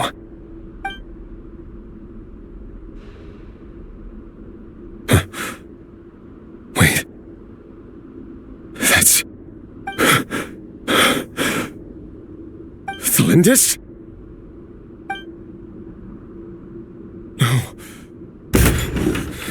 No. No! Why? But you bear no mark of the Crimson Moon. How could you possibly have anything to do with them? It cannot be! A diluted bloodline. Carefully concealed. I see it now. You've been living in the shadows just like me. What a fool I've been. Numbing myself with talk of justice. Even imagining my friends would back me up. But in the end, Irminsul. Finster King! How far are you going to take this? From the direct bloodline to secondary offshoots? And then what? Today it's the descendants of the Crimson Moon. Who will it be tomorrow? Will you not rest until everyone down here is dead? No. This cannot go on. This is where it ends.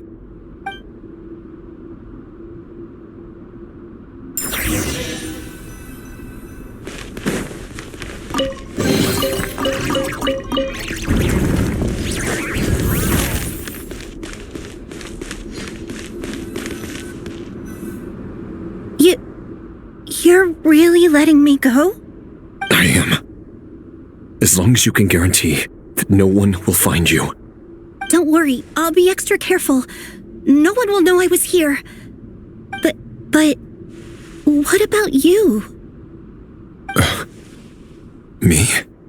If you let me go, you won't be able to complete your mission, will you? Good point. In that case, maybe you should stay. No, please! I just want to see the outside world again. To...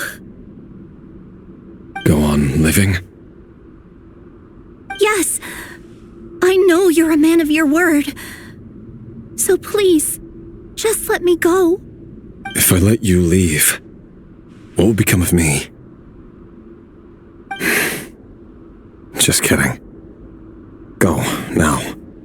But remember, don't let anyone know you were caught. We'll be seeing each other again very soon if you do.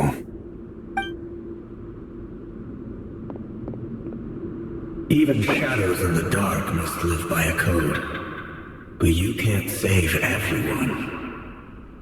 You've been whispering in my ear for days now, Vedavulnir. What are you trying to do? Break me down? I only say this because you long for an answer to your problems. Let her go, Rerir, or you risk losing everything. I will not abandon Thalindis.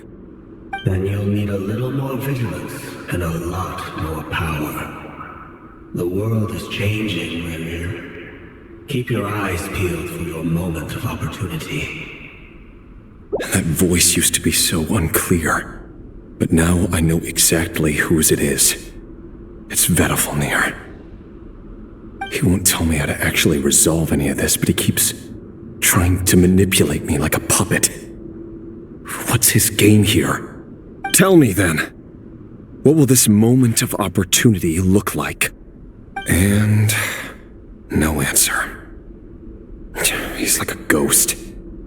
Always disturbing me when I'm on edge, but never answering when I need him most. So, the Eclipse Dynasty was purging, well, massacring the descendants of the Crimson Moon. And it seems like it was all connected to the Vinster King's research. The King's obsession with abyssal power left the future of Conria hanging in the balance. No wonder every aspect of Rerir's life was so unstable. And it looks like this Thalindis, Rerir's would-be fiancée, herself belonged to a sub-branch of the Crimson Moon Dynasty's descendants. It almost defies belief that a couple like them could hide the truth from each other for so long. If the Vinster King hadn't intervened in such a drastic way, they might have gone on deceiving each other for the rest of their lives. And why does Vedavulnir, Daneslif's older brother, keep talking in Rerir's head? This guy kept more secrets than I ever imagined. The human mind is like a vast desert of shifting sands. When you follow the flow of someone's memories, you only ever see the parts they're willing to let surface. Time for something a bit more creative. We've been inside Rerir's mind this whole time, building up a picture of his psyche. There's already enough clues on the board to start reading between the lines and mapping out the rest. Now, we can finally begin to put the pieces together. Sure, it'll only be a reconstruction, part simulation, part reasoning, but it's usually pretty accurate. Once we've built up a cognitive profile, we just need to cross-check the logic behind his actions. And then we'll be able to take a sneak peek at whatever it is that Rerir has really been hiding.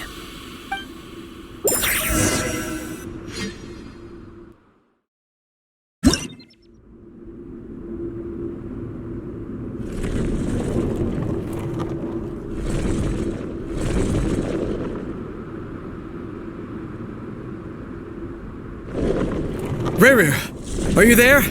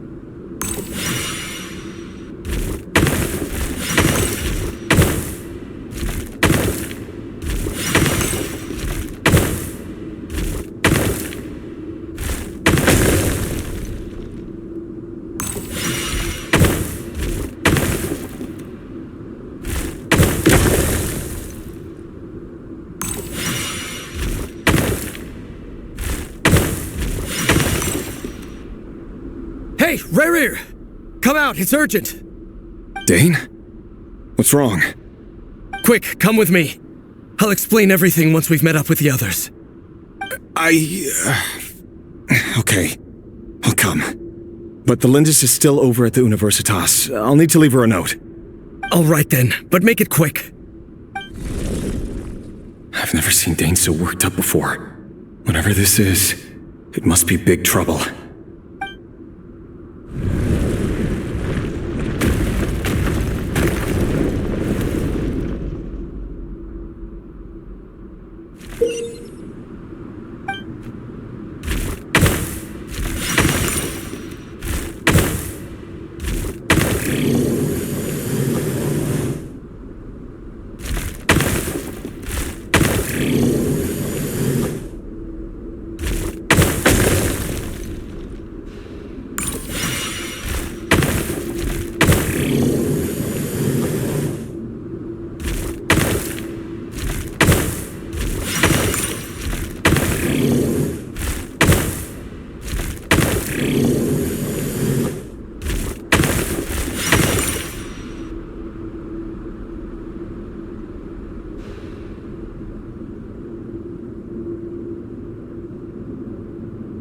Well, this is a nice change, meeting you all at this hour.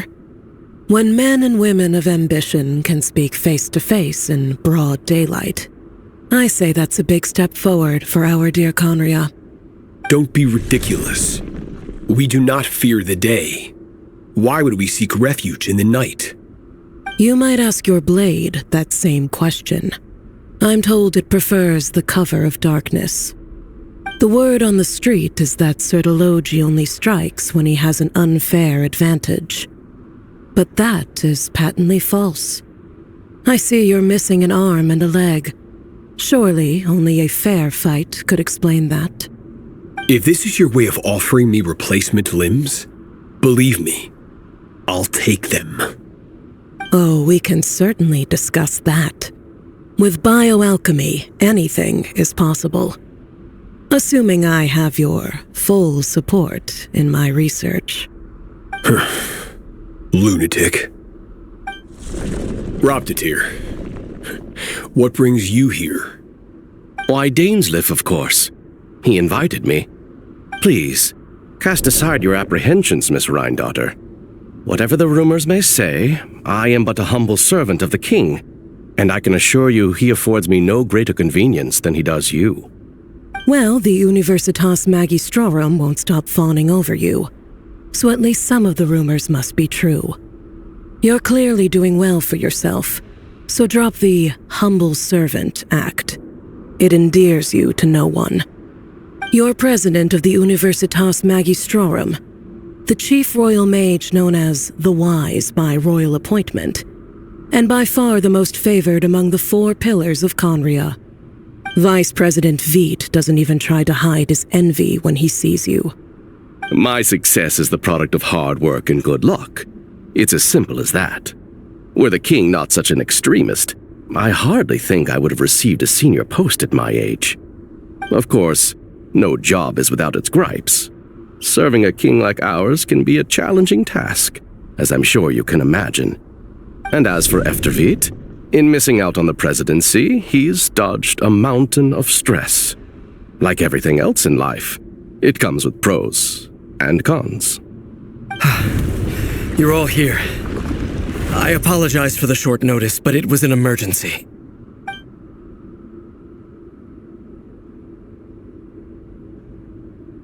You must be Rerir. Mr. Sertologi. Yes, I handled your case file during your sentencing. Nothing personal, of course. I'm pleasantly surprised that you remember me. You're clearly a person of substance if you've been invited here. But Dainsleif, you'd better have a very good reason for convening this little gathering. It's my brother, Vedalfenir. After he spoke at the court this morning, the king was so infuriated by his words that he had him blinded in both eyes and thrown in prison. Vedalfenir in prison? Strange. I thought the king trusted him and Heroptatir more than anyone else in the world. Does this mean the king's circle of trust just got even smaller? It has nothing to do with trust. It's about what the king wants, which is as clear as day to anyone paying attention.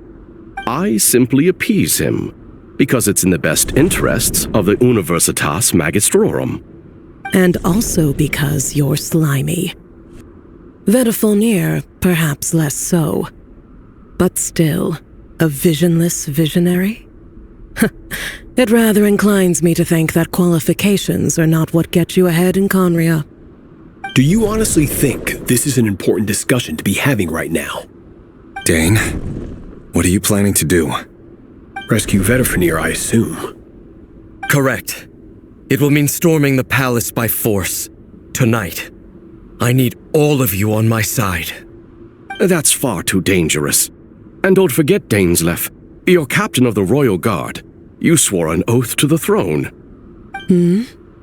You've been planning this for a while, haven't you? I have no desire to commit treason.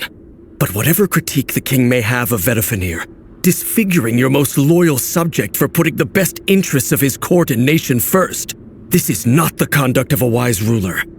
My blade will force the king to see the error of his ways. So, Vedalfenir's prophecy enraged the king. I'm sure it wasn't what he wanted to hear, but if he won't take counsel even from the visionary, that is deeply troubling news. The extent of His Majesty's madness is now all too clear. The question is, how does a man like me get out of this situation unscathed? You have noble ambitions, Dane, but I'm afraid they don't do much for a guy like me. I'm not interested in saving the world. All I want is a letter of pardon. A letter of pardon? For whom? Thelindis? The chances of the Vinster King issuing a pardon for anyone connected to the Crimson Moon seem vanishingly slim.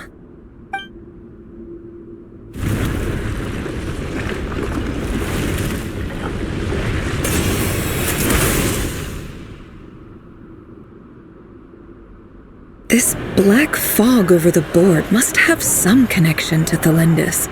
But why is it taking this form? Does it have something to do with Rerir's past? Another mystery I'll need to unravel.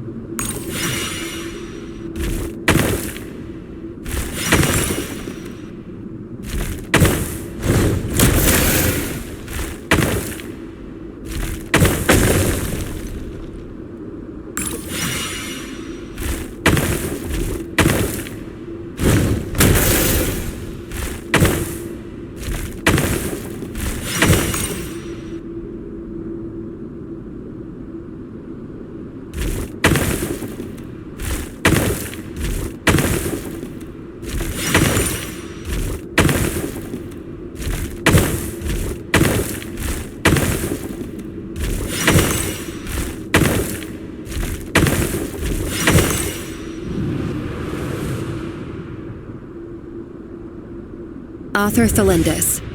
Over the course of this week, the research object was subjected to interference for a total of 60 hours for experimental purposes. The results are as follows. Research dating back to the Crimson Moon dynasty has established 2 points regarding moon marrow. Firstly, its origins have something to do with a god's power. Secondly, it serves as a portal to an as-yet indeterminate location. Moon marrow can thus be defined as a spatial gateway. However, there are a number of hurdles to overcome before we can answer the question of where it leads to.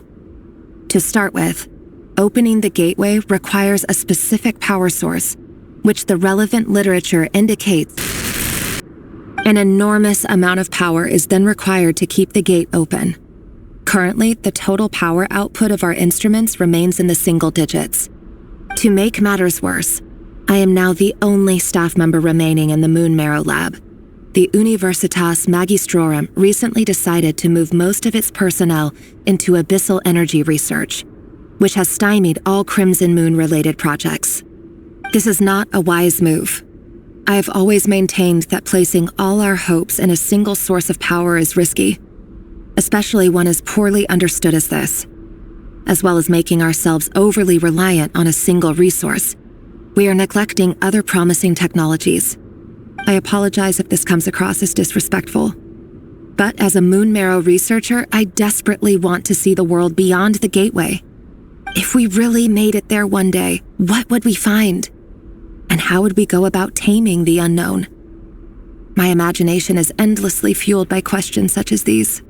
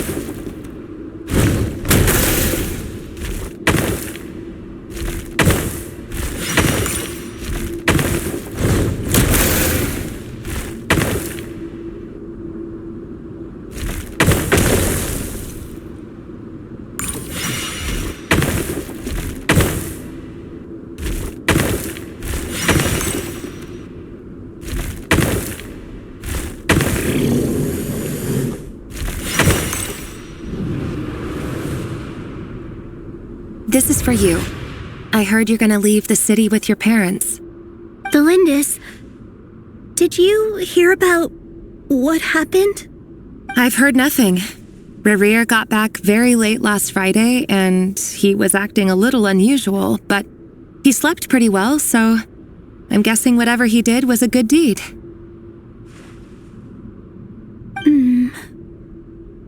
You never saw him, and I don't know what he did. And this conversation never happened. You understand? What if he finds out that you pried into his secrets? Don't be silly. I don't know what secrets he does or doesn't have. All I know is he's just a normal guy who happens to run some errands for the king. Are you scared of him? I don't know. The Rerir I know doesn't match the person you all describe. Logically, I should be scared of him. And yet, I don't want to lose him. But enough about that. You should get going, and be careful with the package I gave you. Keep it secret. Keep it safe. What's in it? A piece of the moon. All you need to know is that as long as you keep it safe, then in the future, everyone will be able to see a red moon. A red moon? You mean our moon? That's right. Our moon. Promise me you'll look after it. I promise, Thelindis. The Crimson Moon bloodline will never die out. Its light, the color of blood, will become like a fire that flows in our veins, no matter how long it takes.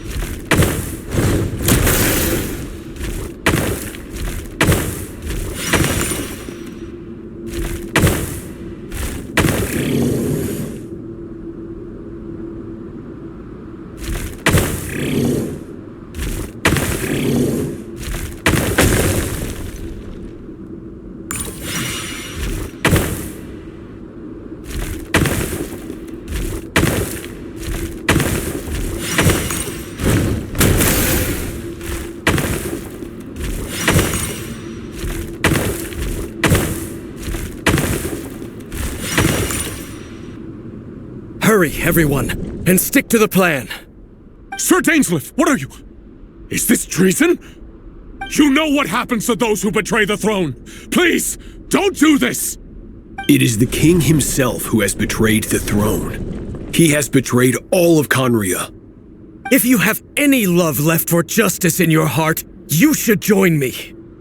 It's showtime. Dane and his group will handle the troops in the palace. Then Hraptatir and Rheindotter will disarm the security measures. My job is to enter the prison and rescue Vedifalnir. Stay safe. Wish me luck. Look after my brother. Draw your blade. It is time for justice to prevail.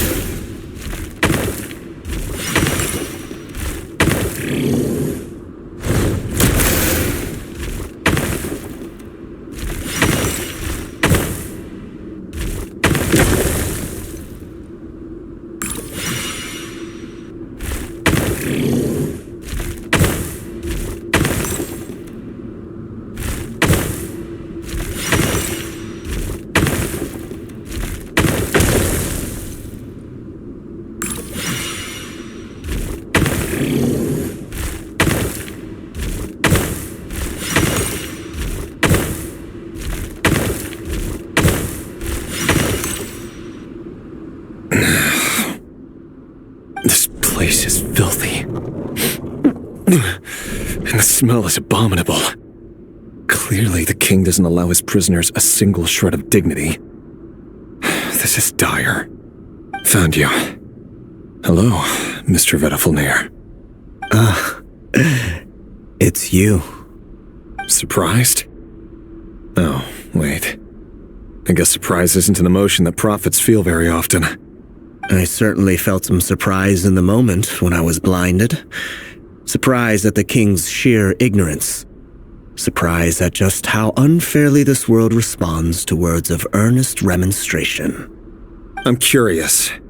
What did you prophesize this time? It wasn't a prophecy. It was a word of warning. Someone had to say it. The king has forsaken all reason in pursuit of his obsessions. I simply told him that if he continues on this path, Conria will surely fall. But he didn't listen. Worse still, he stabbed you in both eyes and locked you away. Dane asked for my help. The court is in complete chaos now, but I'm sure you predicted that.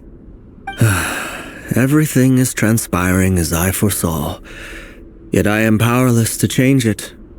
Fate is an immutable force. I can but lament as the inevitable unfolds. I do wonder whether giving a man the power to see the future does nothing more for him than slowly crush his spirit. Forgive my curtness, Vedafulnir, but the king did not suddenly turn on you today. His suspicions have been brewing for a long time. You can't have wisdom beyond the reach of your fellow man without attracting his fear and suspicion. There are things the king does not want to see. So, he doesn't want you having visions of them either. He blinded you because he thought this would make the visions stop. He wasn't entirely wrong. I did indeed lose my power to see the future. Right up until... Until what? Just now. I believe I saw something new. Well, tonight could go a lot of different ways. 5 of us banded together to storm the palace, also we could rescue you. This will go down as the most tumultuous day in Conrian history.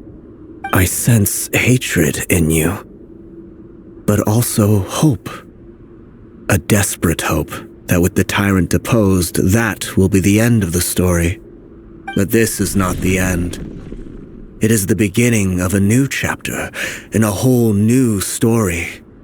There are many men of honor and courage in this world, Rerir. But you are not one of them. You're not here for justice, are you? You're here for yourself. Is that a dagger? Interesting. Why not the polearm? It was always your weapon of choice. With your abilities, I don't doubt that you were able to recover some of your sight. But I also doubt that you want to make an enemy of me right now. Of course not. We're on the same side, aren't we? We could be. But I need you to be honest with me, Vedafulnir. At this point, you're my only hope for the future. You mean your future? With your beloved, Felindis? Yes. And I know there are bigger things at stake here. A dynasty, a nation, maybe the entire world. But forgive me, I care first and foremost about myself. I can't abandon the one I love to save myself. I just can't do it. But you see a broader picture of the future than I. You see the solutions to the biggest problems of our age. So tell me, what is my solution? What's the answer? In matters of fate, answers are either right or wrong. What will be and what will not. Maybe you are willing to pay a certain price in the pursuit of happiness, but unfortunately, fate does not negotiate. That is the cruelest thing about fate. It is unmoved by your sacrifices. That can't be true. I know it's your voice that I keep hearing in my head, urging me to see how the world is changing, to seek more power, so I can protect the things I love. You show me disaster, but you won't show me how to avoid it? Why? Why are you doing all this? My voice. In your head.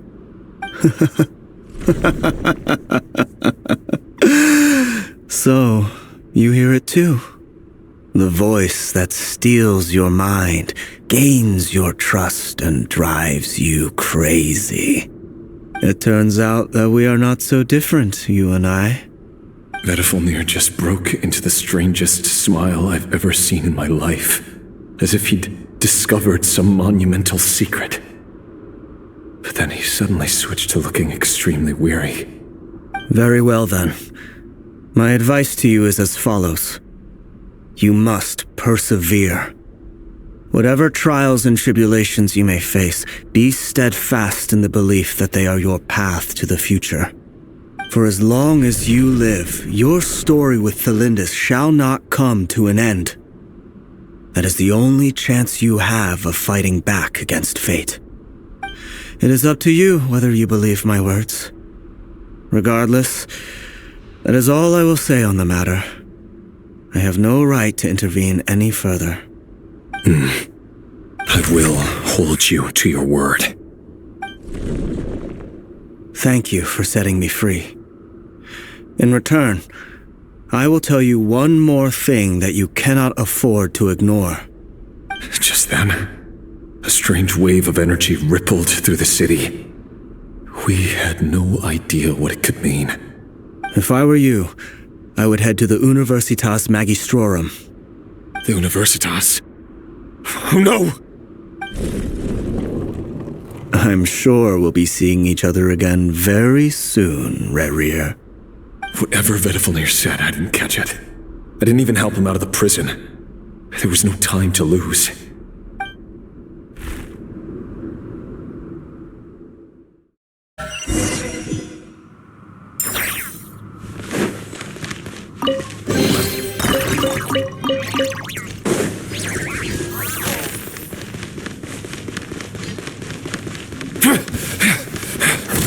Monsters? Is this Rhine-Daughter's doing? Or the Universitas Magistrorum? Out of my way!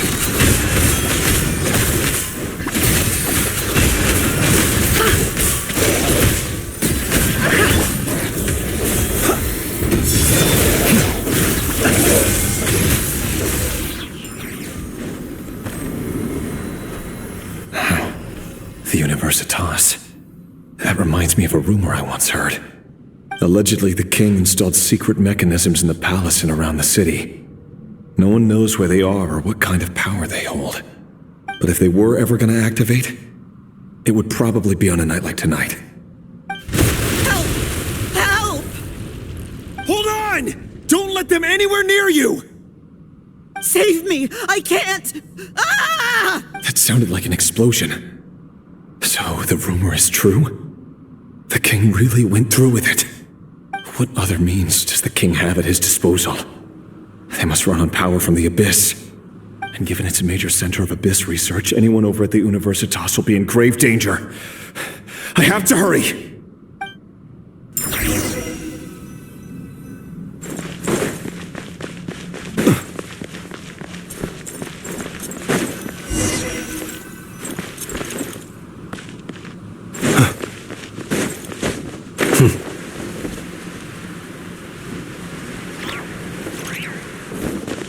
Be silent.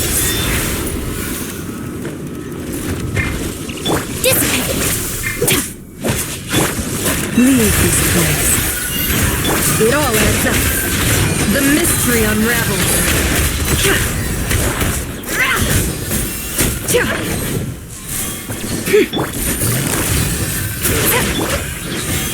Our bond is strong. Out of my way. For the everlasting forest. Close your eyes. Night falls. Be silent.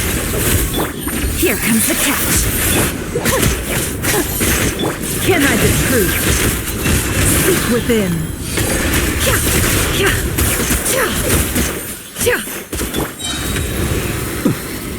Observe. Stand with me. Quietly now. Flush as the moon. No more lies.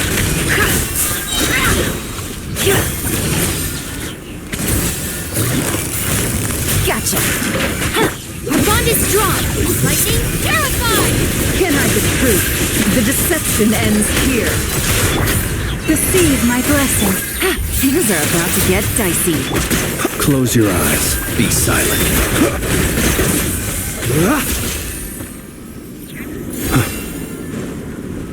Beware the creatures of the night. With one heart, we pray. Quietly now. Dead with what a humiliation.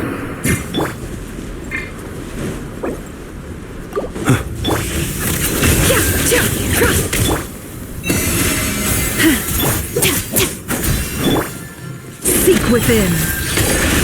No more lies. It all adds up. Busted. To dust. Game's up. Fun's over. This take care of the gang.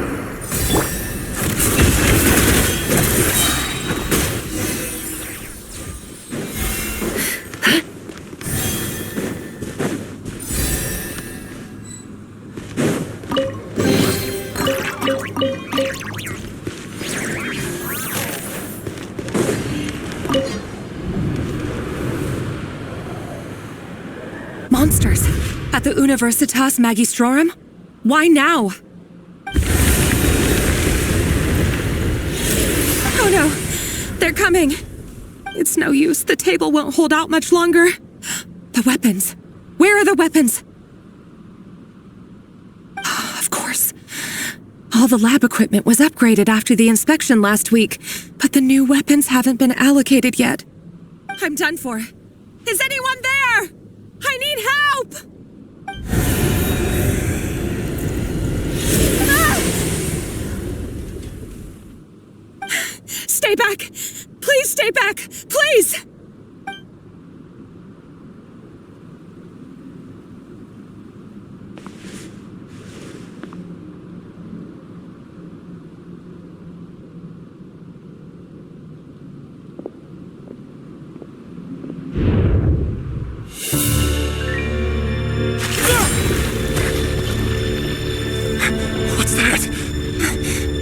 Rear. So the rumors about your work are true. What? No! Listen, something happened at the palace tonight. We have to leave! You don't need to lie to me anymore. What do you mean?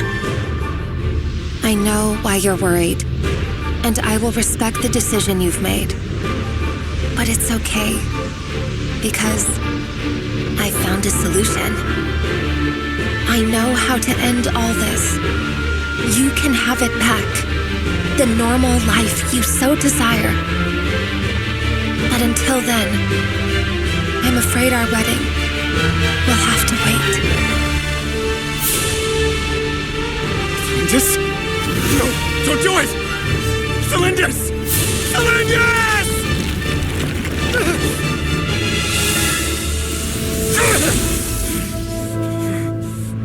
I told you, Rerir. Let her go. You will find someone better. No! No, I won't do it! I have to save her! By what means exactly? A lonely pawn. You lack the power and the strength of will. Do you know why? Tell me! Come to the palace. Join us.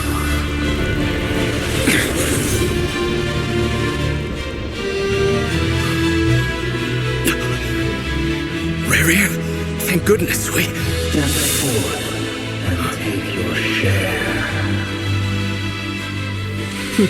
You made it. Not you too.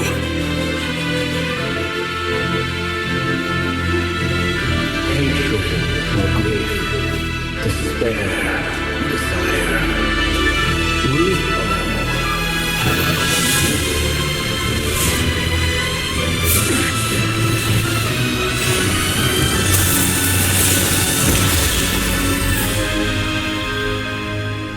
Rerir.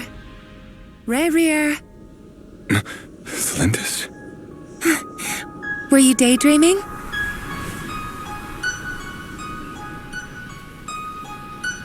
You still remember, Rerir? That question you asked me a couple of weeks ago? Oh.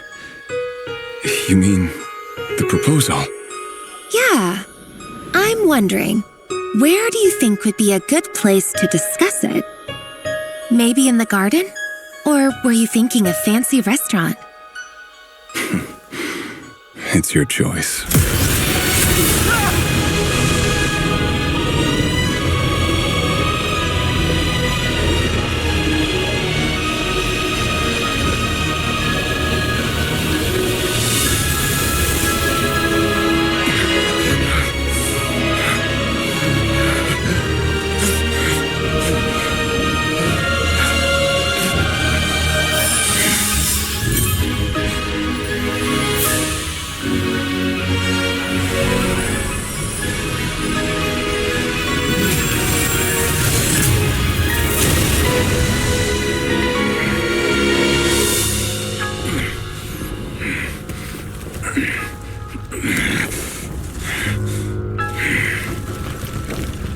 I will find you.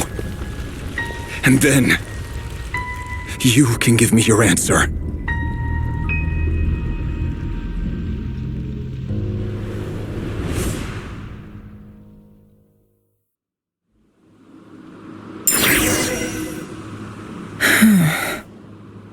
So that's how the Raker of Solnari was born. A monster created by circumstance is a monster all the same. Viewing other people's thoughts for too long can get uncomfortable. Right now, I'm feeling a strong sense of loathing.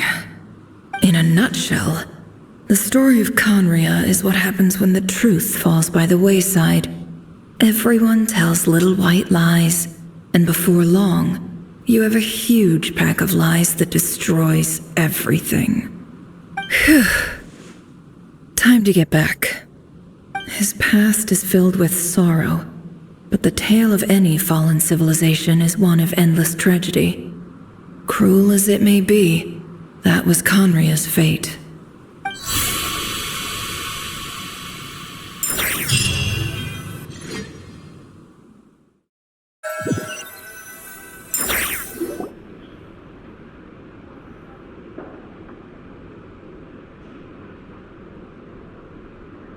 Everyone, I'm back. Can I get a standing ovation? Never! How are you holding up? Feeling okay? She's fine. Boss is a pro. Yes, I'm fine. You will have seen the events of Rarir's life through my thoughts. It's now clear that he is just a regular nobody, driven by personal tragedy, as he said himself. I mostly agree. There's only so much we can know about him from his memories alone, but they did give us a clear glimpse into his life in Conria. However, I would not consider Rarir to be a nobody. He was deeply involved in the events of that era. Yet, when the catastrophe of a generation strikes, nobody is safe. Sounds to me like you're speaking in riddles again. Is this you urging me not to abandon the people of Nodcry in their hour of need? That's not what I meant. Although I do hope you choose to remain a part of the plan. Without you, the mission ahead will be all but impossible. Then try to remember that I respond better to the carrot than the stick. And I don't appreciate being bossed around. Now, as for you, Missy, you were excellent. You stuck to the rules of the ceremony and kept your mouth shut the entire time. Bravo. Cool. So, can you fill me in on the deets now? Most of what I saw went right over my head. Patience. You'll hear the whole story, don't you worry. But let's meet up with the others first. It will save me narrating it twice. Yehoda? Yes, boss. Let me get that door for ya. That's more like it. For a moment there, I was worried you'd forgotten about the first clause of your employment contract. Forgive my curiosity, but what does the first clause say? It says I gotta do the annoying stuff that boss is too lazy to do for herself. Like opening the door, pouring the tea, yada yada. Is that right? If something is in the contract, it's because she willingly agreed to it. Rest assured that the Curatorium abides by the very strictest of labor policies. You don't seriously think I'm cruel enough to treat her like my slave? In any case, I've hardly shied away from my share of the work today. Hope I don't catch Flintz and Varka lounging about in their chairs, enjoying a leisurely cup of tea. There's nothing I dislike more than other people enjoying themselves while I'm hard at work.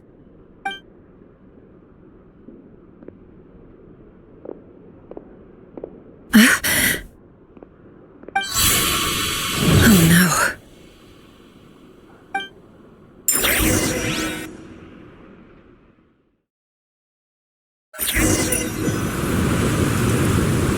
Sorry to disturb you, but we seem to have run into some trouble. Evidently so. Don't worry, I'm not about to leave you to fend for yourselves. I'm not that kind of boss. And it would go against the Curatorium's labor policy. I'm sorry? What did you hear me say? I wasn't talking about labor policy. Wait. How long have I been standing here? Not long. You just appeared by the door a moment ago.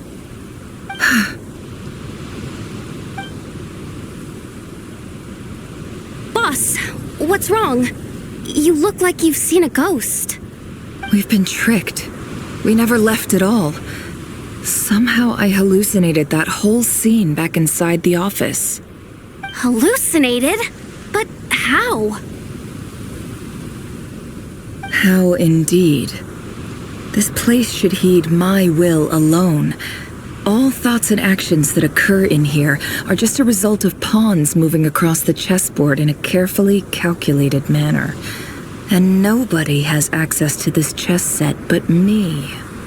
So you control everything in here? More or less. But yes, it's a special technique of mine. Has anything like this ever happened before? Only once. It was the first time I used the chess set. Is there any similarity between what happened then and what's happening now? I suppose my thoughts are a little turbulent, which was also the case my first time. Is there anything I can do to help? The first clause of your contract clearly states that I only need your help with things that I'm too lazy to do myself. Meaning you're not feeling lazy right now?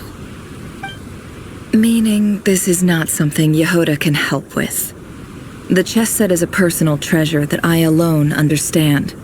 I must be the one to find our way out of here. Boss, it's fine. Really. Let me do something useful. Oh, listen to you. Whatever would I do without you, Yehoda? What? Really? Yes, really. Where would I ever find another employee as obedient and servile as you? God forbid anything ever happens to you.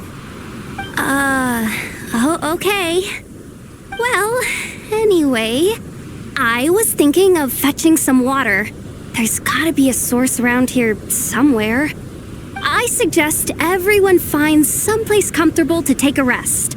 We gotta conserve our energy. Even though all this chess malarkey doesn't exist in a physical sense, mentally speaking, it's all real. And so is our tiredness and fatigue. You don't want to dismiss mental fatigue. Just because it isn't physical doesn't mean it's any less serious. But anyway, I got your backs, so don't worry about a thing. Don't I have the best employees? Jealous much? If we can find a suitable time, I'd love to borrow Yehoda for a day to help out at the Frost Moon Scions. Would you be amenable to that, Boss Nefer? Oh, Lauma. Have I ever told you just how pretty you are? Beauty runs from the tips of your antlers to the depths of your imagination. Time to rally, everyone. Follow me. As we continue our journey, the same rules will apply. That means stay focused and no talking no matter what we encounter. And don't disturb the chess pieces. You have my word that I will get us all out of here.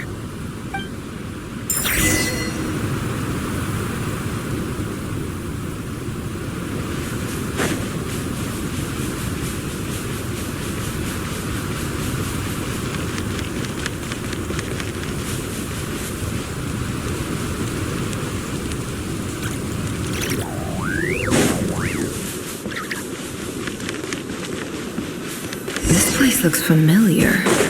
That's not a good sign. I wasn't expecting visitors at this hour. Wait, is that? Oh, it's him. There you are! Sinue's been looking for you all day. I think he has some news for you. Oh yeah? What were you doing just now, Uncle Retinue? Hiding away some more loose change? I know I saw some Mora. What do you mean loose change? Oh, come on, I'm too old for this. Just pretend you saw nothing.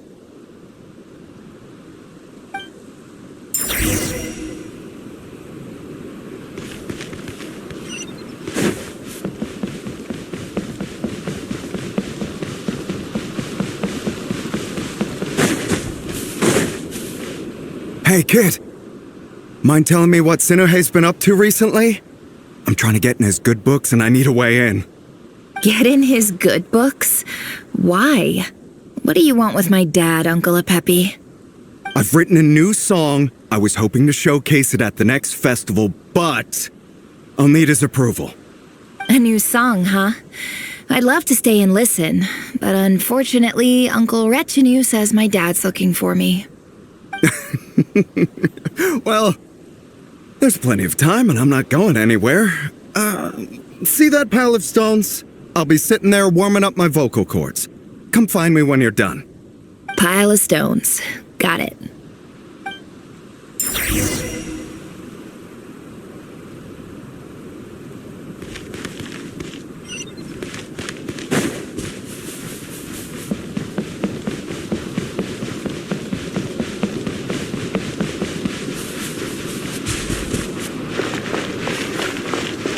Hi, Dad. Uncle Retinue said you were looking for me. Ah, there's my little princess. If you'd gotten back just a little sooner, you could have shared the spoils of war with me. Spoils of war? Who were you fighting against, Dad? It was just a figure of speech. The aftermath of a sandstorm is no time to be waging war. I was talking about our war against thirst. I went out to fix our water supply problem, and now I'm back. Which means... We have a well again! That's right. I found a new one and brought back as much water as I could carry. It should last us for a good while. If it wasn't for these blasted sandstorms, our wells wouldn't be caving in. And you wouldn't be spending all your time out searching for new water sources. As the chief of our tribe, I'm supposed to be leading us out of hardship and poverty, onto better things. You know how prosperous our ancestors were. I've told you all the stories. And look at us now, squeezed into these hovels. No one would choose this, if it wasn't for the endless wars over the years. But things are looking up. I started working with some folks from the academia a few months back. They gave me some contacts in return for my assistance in the desert. So you're the academia's helper now? Special ambassador, they call it. Think of it as a partnership. It's nothing bad, okay? We've been isolated here in the desert for too long. Seeking opportunities elsewhere is the best thing for us, and the fastest way to progress. So, do you get anything good out of being a special ambassador? Of course.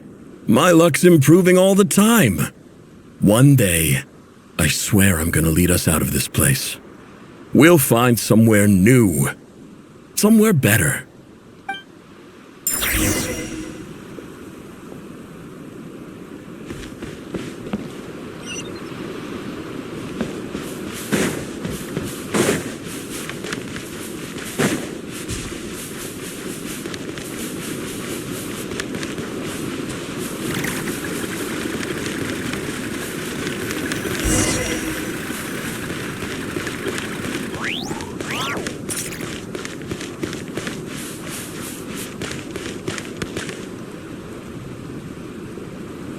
That's our well, and you know it! You stole from us! Well, you've gone from chief to thief, and now you have to face the consequences! Did you really think you could take our water without permission and get away with it? You're either brave, stupid, or both. And that Special Ambassador Act? Yeah, nice try! We spoke to the Academia. They said it was all news to them. You're a liar and a cheat!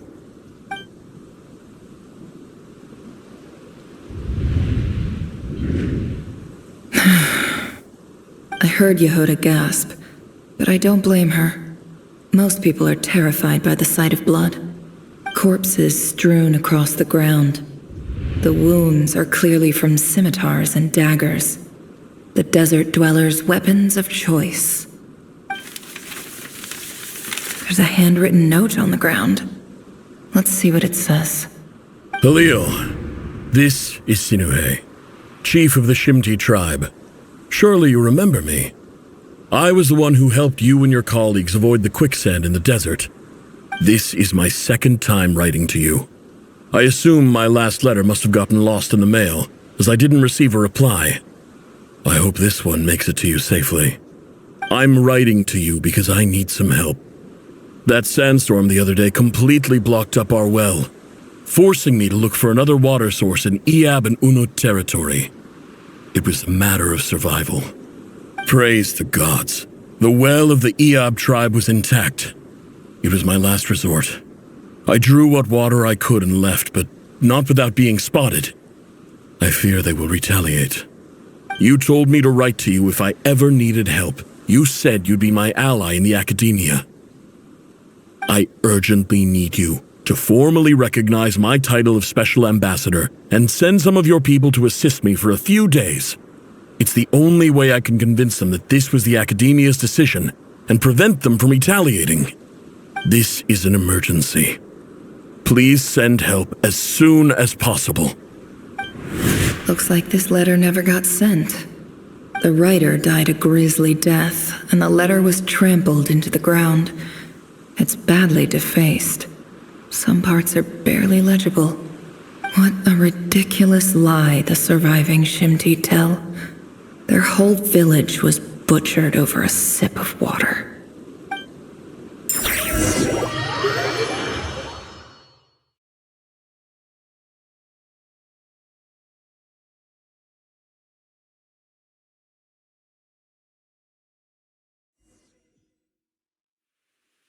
Officer, welcome. Welcome to our humble village. I thought you would at least have the courtesy to provide some respectable libations. This is the finest wine Aru village has to offer. I promise.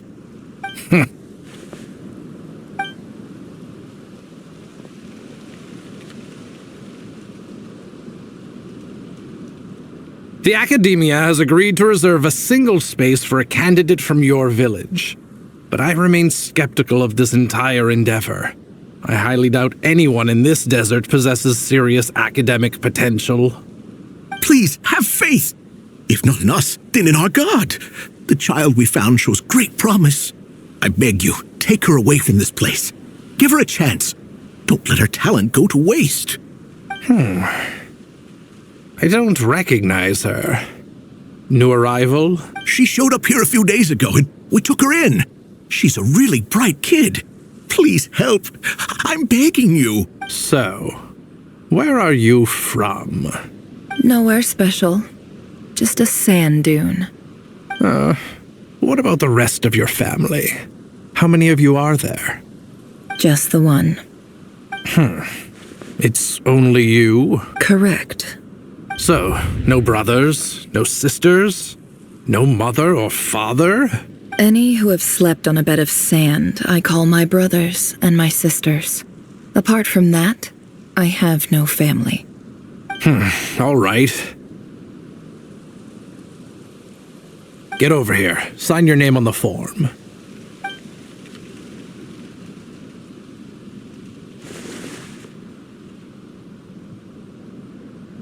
Never? You're rather fair-skinned for a desert dweller.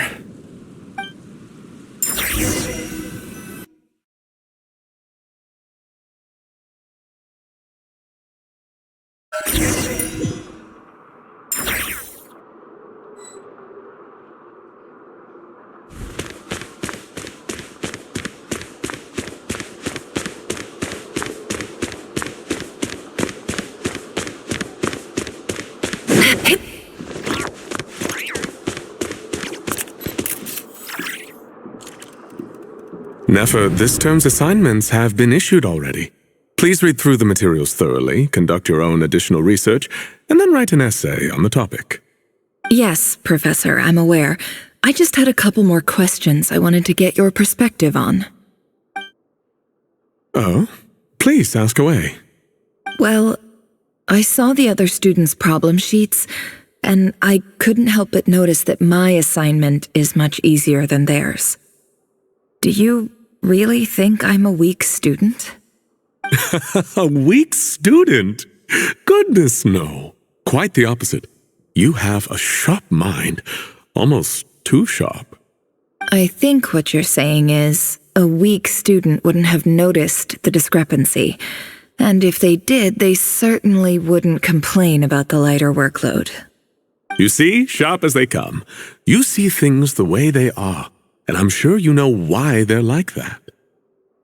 Because of where I come from.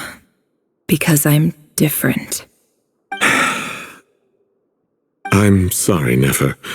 I don't like it any more than you do. It's just...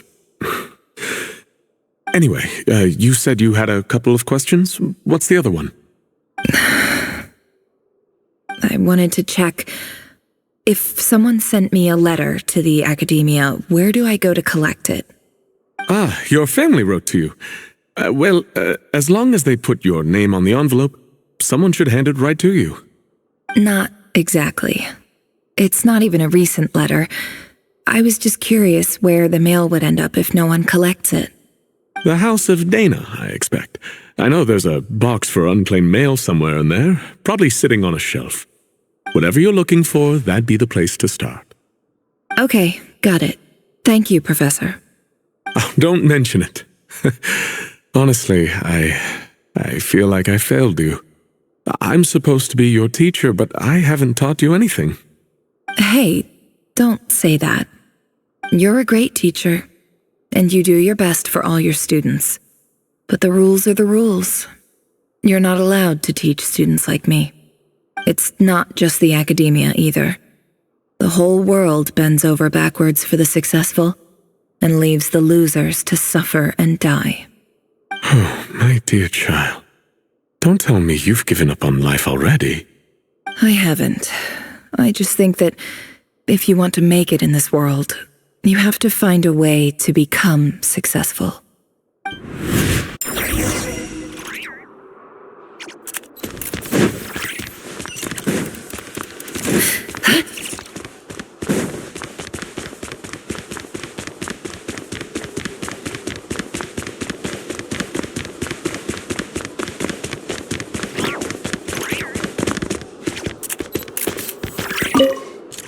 This must be it. A big cardboard box full of unclaimed mail. And probably some letters that ended up here by mistake, too. Let's take a look.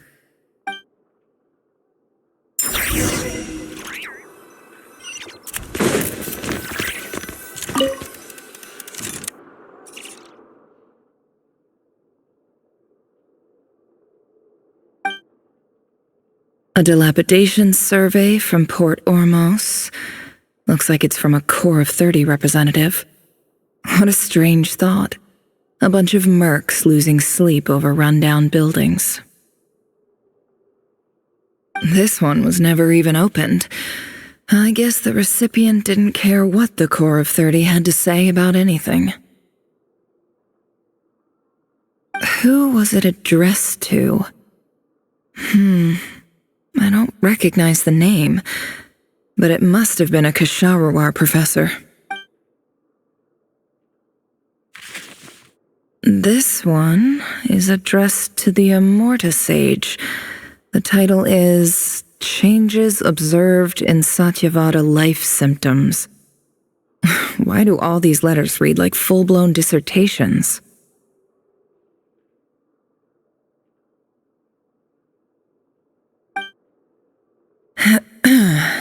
Guided by the incense, we became lost somewhere in the forest.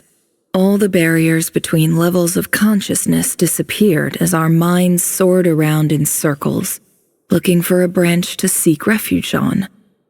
In clinical terms, these symptoms fit the description of incense poisoning. The Immorta Darshan strictly prohibits the use of hallucinogenic substances, but I believe there are still people getting away with it. For example, my neighbor who always breaks out into song and dance after using incense. This seems like something the academia would want to know about. Why wasn't it collected? Wait, what's this written on the back? It's so small. The note says, "The sender authored this letter while under the influence of mushrooms. I would send it back, but no return address was provided. Stamped by the Grand Conservator of the House of Dana."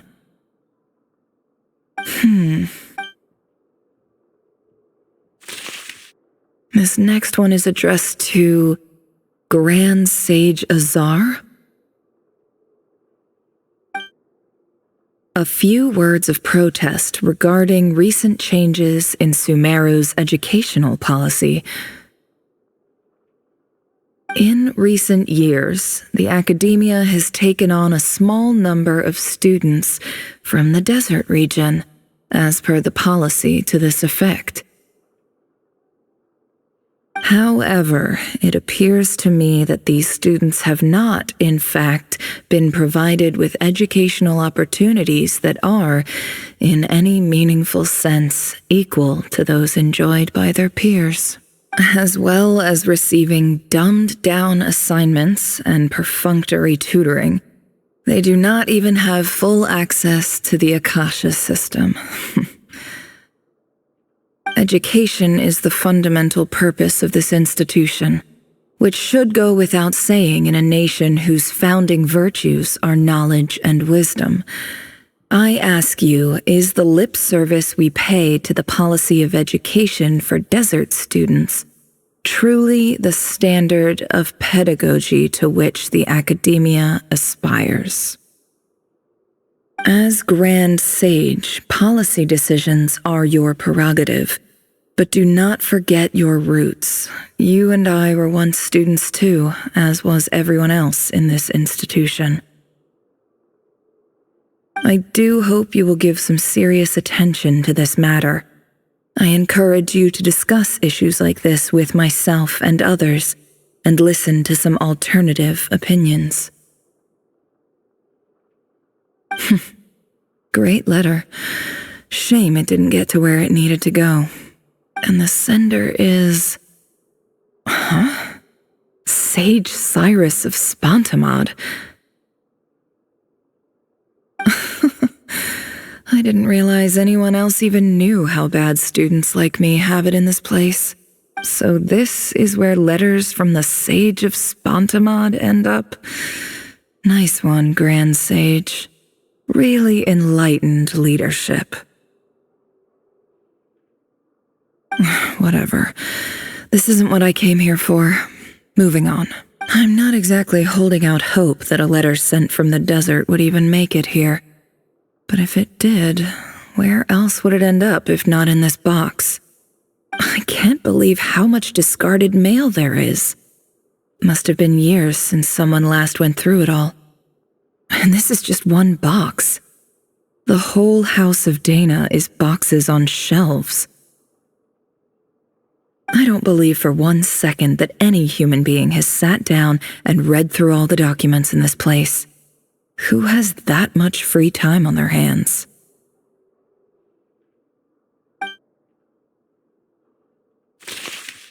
Wait, could this be it?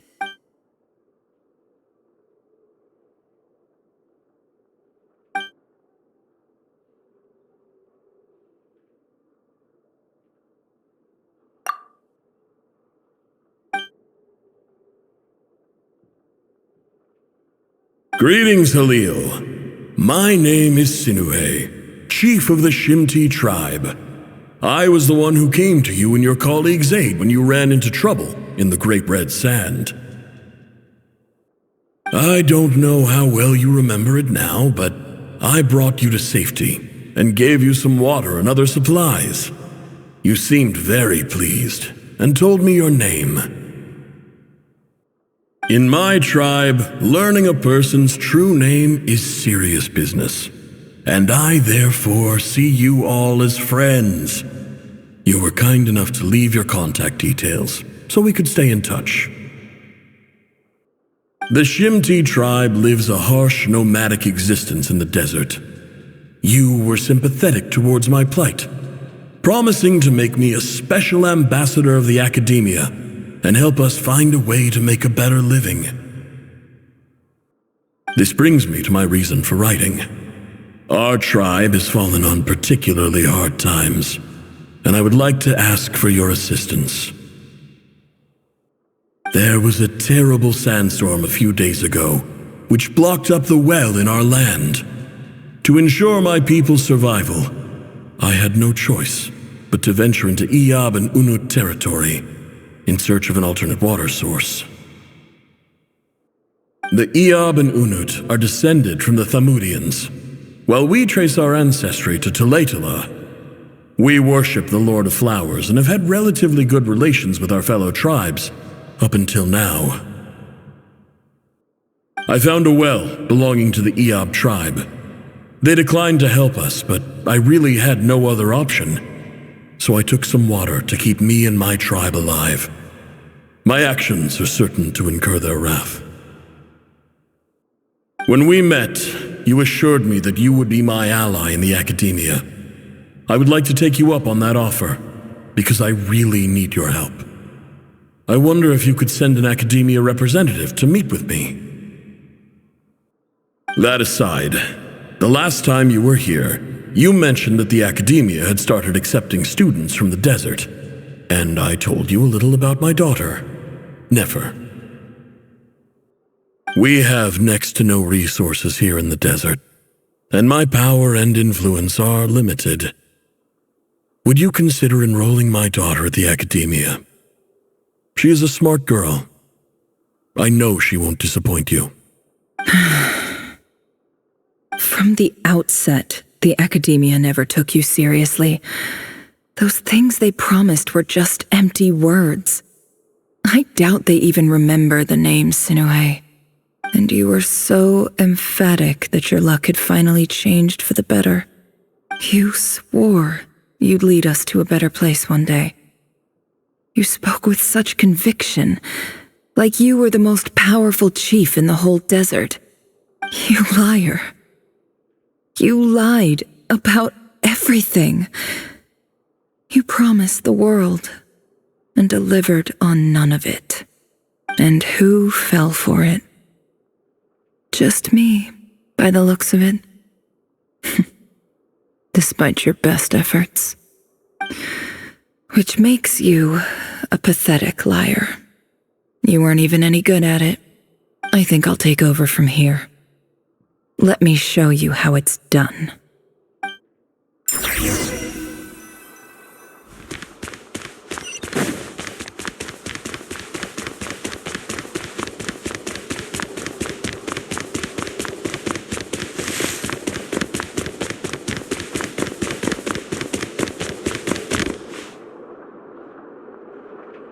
I just came to say goodbye. Thanks for everything you've done for me in my time here. Nefer? You packed your bags. Where are you going? I'm quitting. Something's come up in my hometown. Gonna head back and deal with it. Huh? But this was a hard-won opportunity for you. You know that better than I do. It was, but it doesn't matter. I have more important things to deal with, and they can't wait. Oh, and I didn't want to overfill my bags, so I left some incense on your desk.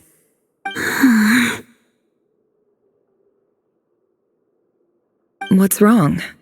I thought you liked incense. Although, I did read somewhere in the House of Dana that it has hallucinogenic effects. Don't use it all at once, all right? Isn't this the stuff you brought from your hometown? You're just letting me have it? But you said it's a rare and valuable commodity. Yeah, about that. I lied. It's not rare at all. There's this bunch of ruins near my hometown that are practically overgrown with this plant. It's not worth much. Keep it, it's fine. But never. All right, that's all from me. You take care.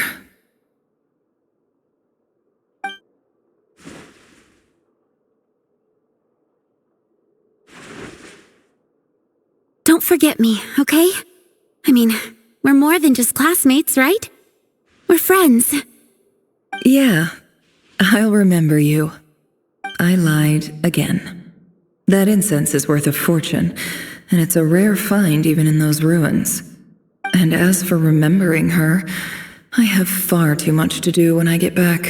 No time to reminisce. I'll be lucky if I even make it through this alive.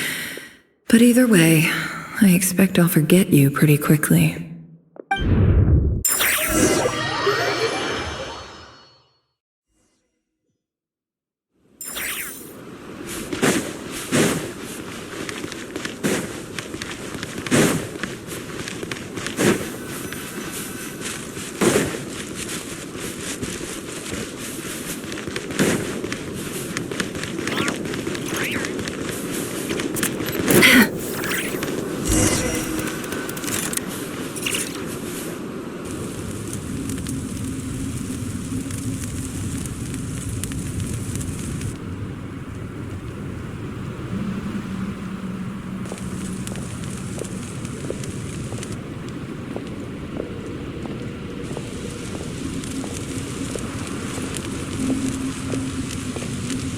It's a pleasure to meet you, Mr. Arif.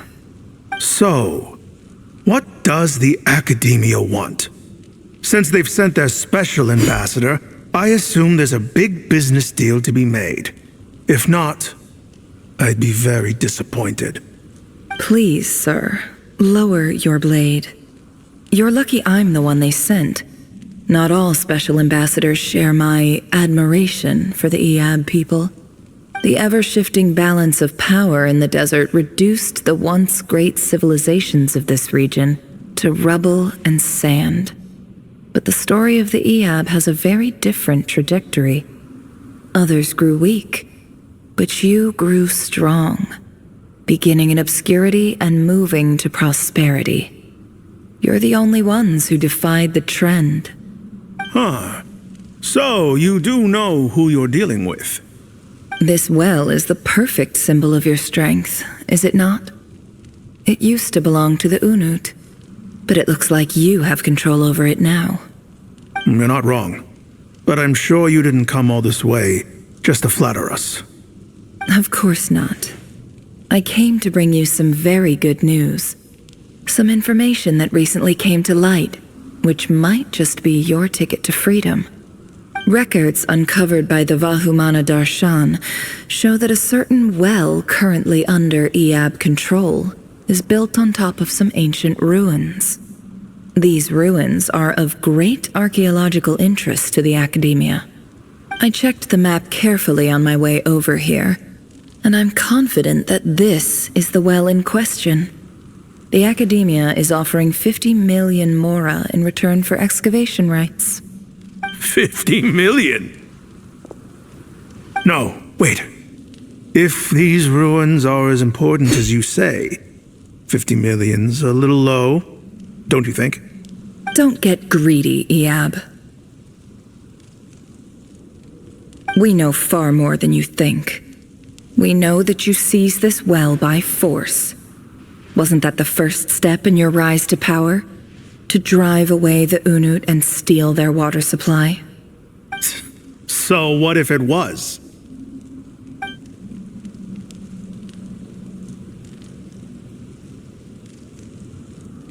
Don't worry. As unscrupulous as it was, it's something we're willing to overlook.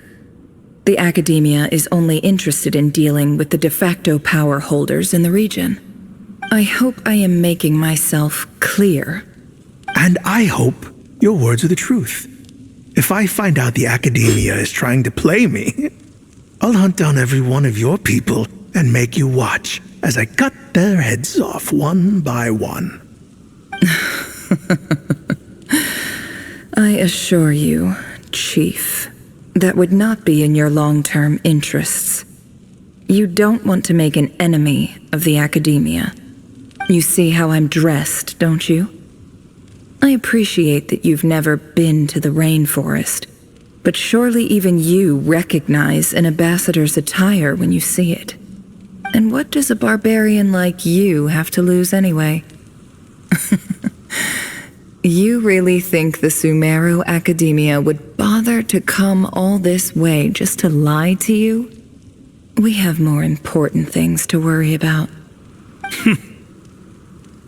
All right, I take your point. The Academia is the highest authority in the land. I'm sure you're trustworthy people. In that case, we have a deal. We will sell you the excavation rights. I'd like to thank you, Ambassador. This is good news indeed. Excellent news.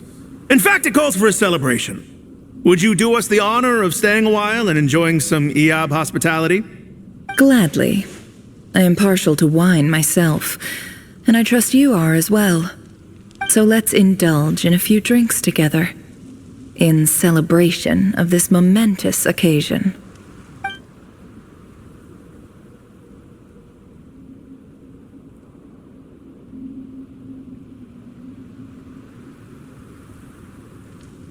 Chief! Chief, it's an emergency! It's the Unut.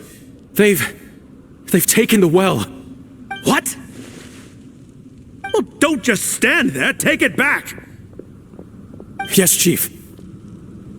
I have every confidence in the EAB's military superiority, and yet... What is it? The Unut's response was alarmingly fast. The day after we reach a deal, they seize the well. This can't be a coincidence. Perhaps there is a traitor in your midst. I don't think so. I am obliged to remind you, Chief, that the Academia will only deal with the de facto power holders. If you cannot regain control over the well, I'm afraid you won't see a single mora of that 50 million. No! Please, Ambassador, just give me some time. I swear the Unut will not get away with this. That well is ours, and so is the Mora. Glad to hear it. I will wait here for an update. If there is a traitor, I will find them. In the meantime, make yourself at home. I'll report back as soon as I have an update. Much obliged. Wow. All it took was a few words and I've got him wrapped around my finger. What an amazing feeling. So, in summary, Ambassador, the Academia would rather negotiate with our tribe instead of the EAB, yes? The EAB are ruthless murderers who don't listen to reason. And now they have the gall to interfere in our research projects in the desert region. So let me ask you, Chief, if you were the Academia, what would you do? Kill them all, of course. Precisely. The Academia does not tolerate those who stand in our way. The EAB have held back our academic pursuits for too long, and our patience is wearing thin. At the same time, there is simply no way that the Academia can be seen to be intervening in desert affairs. I'm sure you understand where I'm coming from. We have our own rules out here. If the rainforest dwellers raised arms against a desert tribe, it'd start a bloody war. Right. We can't confront them ourselves, but we can support their enemies. The Unut have always had strained relations with the EAB, which makes you our natural allies. Natural allies. Weren't the EAB your allies once? You were quick to send them after us to protect your interests back when we stole that water. And now look at you.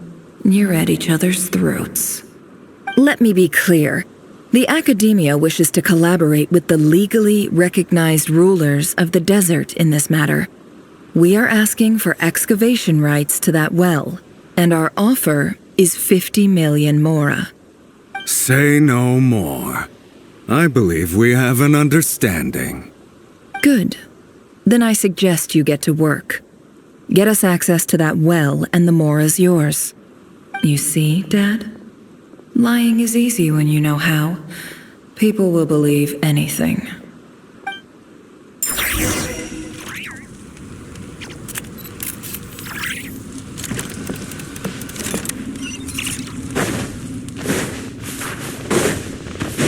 It all adds up.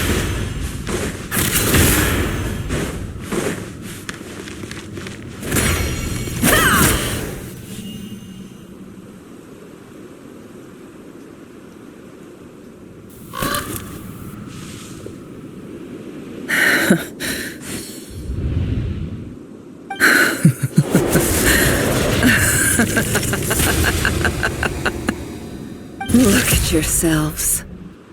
You may be vile, savage monsters, but your butchered bodies bleed like any others.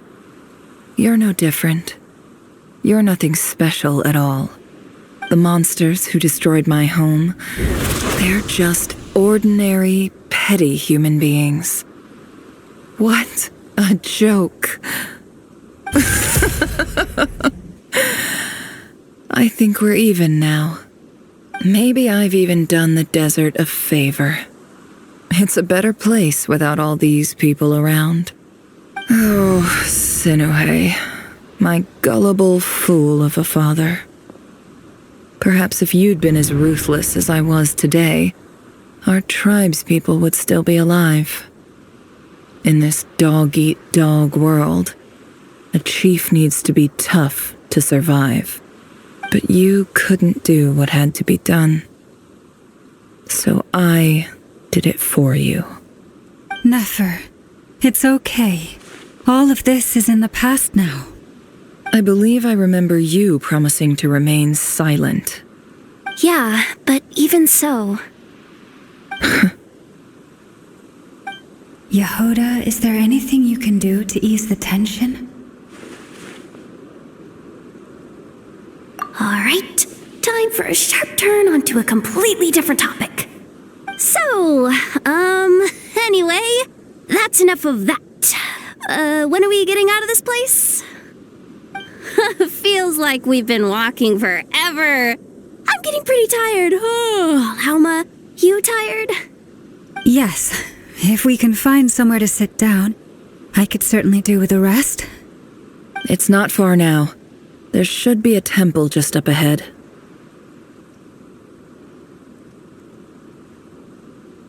Yes. Really? A temple? That's where this story ends? I guess that's how things go in the desert. Desert dwellers can never escape their destiny. Or so everyone says. I never wanted to believe it, but looking back now, I'm as desert as they come. You mentioned a temple. What's waiting for us there? My biggest trade secret of all. Ah. Then I'm guessing it's where you got your power from. The power to peer into other people's minds. I didn't know you were clued up on any other religions. I'm no expert in the history of Sumeru, but since you come from the desert, I would imagine it has something to do with King Deshret. Sounds impressive. Oh, I know who you mean. General Mahamatra Sino. The spirit of Hermanubis dwells within him. That's Boss Neff for ya. She knows everything. Sino's hardly a figure of obscurity, but I know about Sethos too. What about him? Is he a big deal or something?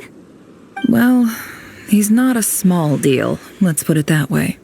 Please, this is the bare-bone basics.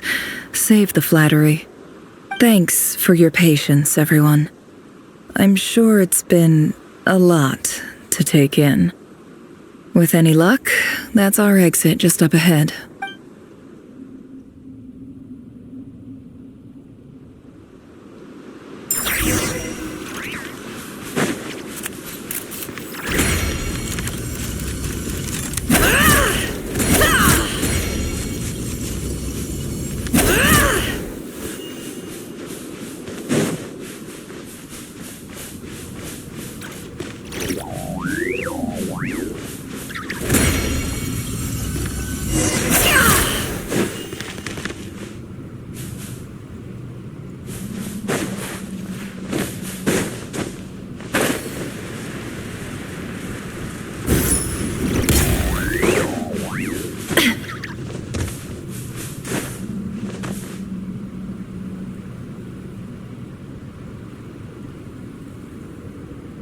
Uh-oh. Uh-oh. Uh-oh. I'm totally out of my depth here. I don't have anything to add about any of this stuff. Like, look at that statue, for instance. I want to do the whole name-dropping, this girl knows her stuff thing too, but I've never seen anything like it before. A statue with the head of a bird.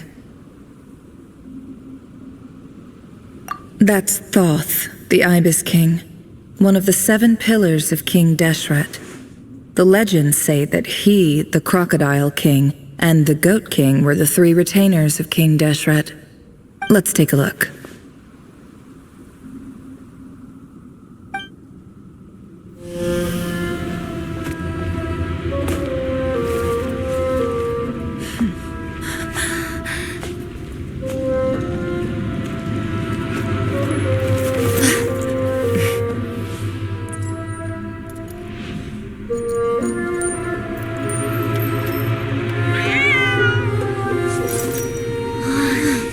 It's just Ashru.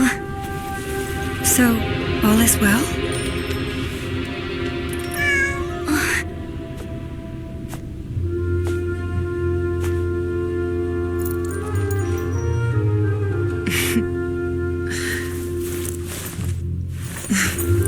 Typically speaking, at this point, the world disintegrates. Then we find ourselves back in the outside world.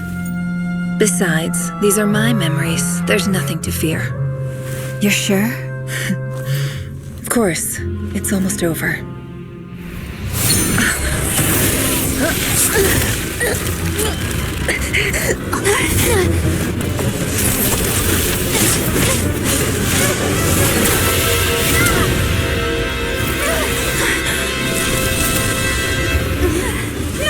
Hold on!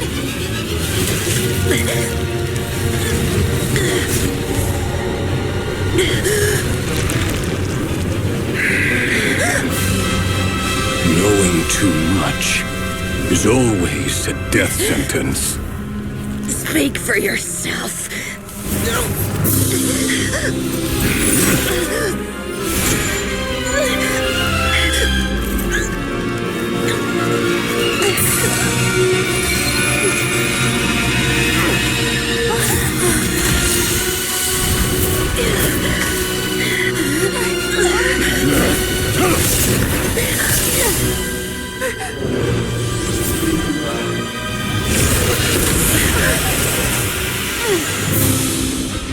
How repulsive.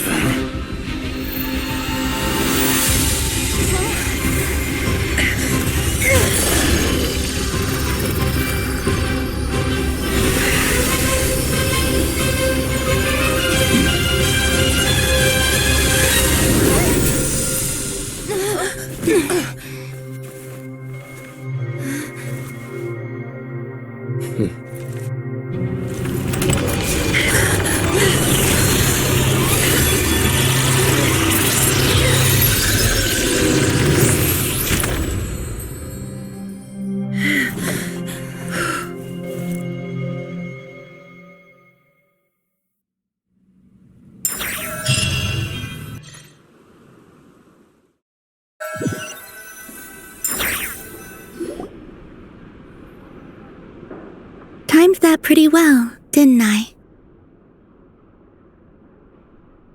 It's okay. I'm just glad no one was hurt. Paimon noticed you doing something too, Dainsleif. Were you helping get them out? Of course. When I asked Nefer to conduct this investigation, I was not naive to the dangers involved. I had a duty to ensure your safety. Good to know your sense of justice is still intact after all these years. I take that to mean that you saw the truth. That comes as a great relief. I certainly did. And thanks to your help, I also managed to trap Rerir inside the chess set. Whoa, really? How'd you manage that? Well, to be honest, I sensed that something was wrong long before we made it to the temple.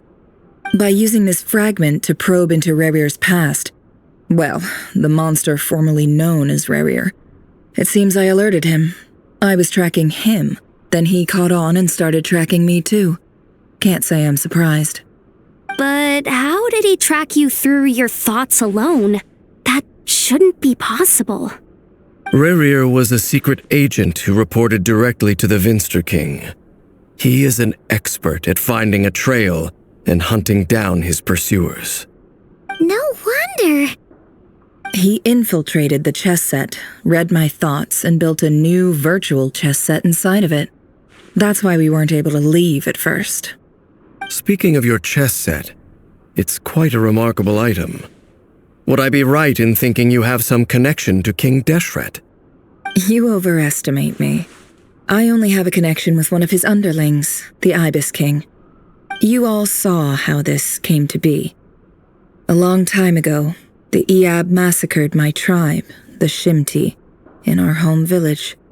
A few years later, I enrolled in the academia, where some new information came to light. The Unut and the Iab fought a bitter battle over the rights to a well, all for the sake of a non-existent 50 million mora. The Iab ultimately won that confrontation, but their victory came at the cost of almost every warrior in the tribe. The final blow to the Iab came at the victory feast, when an Unut assassin beheaded their chief right before my eyes. The remaining Iab fled and have been scattered to the winds ever since. Having gotten my revenge, I returned to my hometown, where to my surprise, the nearby temple was still standing. There it was, seemingly immune to the relentless hostility of the desert, while my tribal home lay in ruins. As I stood there gazing at the temple, I noticed a cat just outside. This cat, as it turned out, was home to the spirit of the Ibis King. He led me to a gate deep inside the temple, and there he made a deal with me. This chess set is my gift from the Ibis King. The chessboard within is made to the same specifications as the one in the mausoleum of King Deshret, and represents his power of piercing analysis. With this chessboard in its container, I gained a certain ability to perceive hidden secrets. Now, you could conclude that the Ibis King simply wanted to give the people of this world the power to seek the truth, but I don't believe that's the full story. Every god plays favorites. Their hearts are as fickle as any human's, full of secrets, perversions, egotistical tendencies. But precious few gods are willing to admit this. It is the same with all powerful forces, including fate itself. Their gaze falls preferentially upon a select few. As you rightly point out, this is an act of favoritism. If you're alluding to the Abyss, then yes, I agree. Gather the others. It's time to share everything I've learned.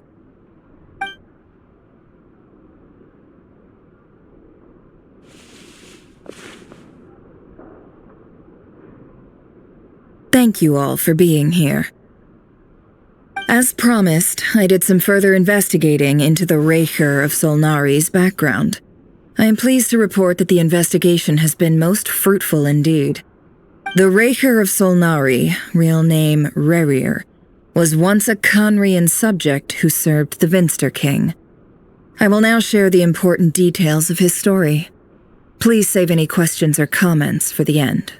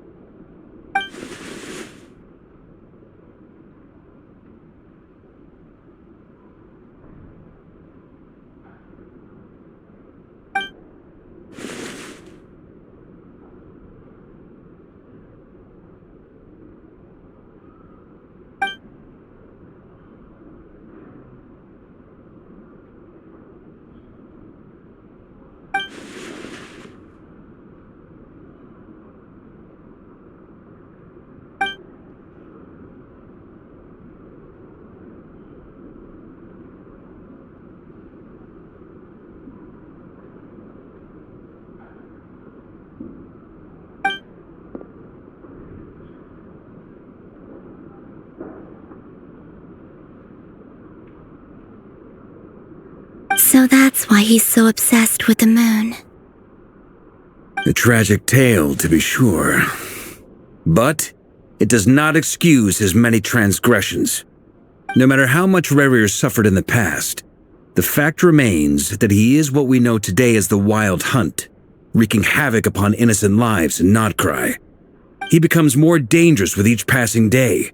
If left unchecked, it is simply a matter of time before all of Teyvat suffers the consequences. This is a threat that the Knights of Favonius cannot ignore. A question for Miss Columbina. Forgive me if this is presumptuous, but have you ever seen the spatial gateway that appeared in Rerir's memory? Never. But I have heard stories of something called the Moon Gate, and this seems to fit the description.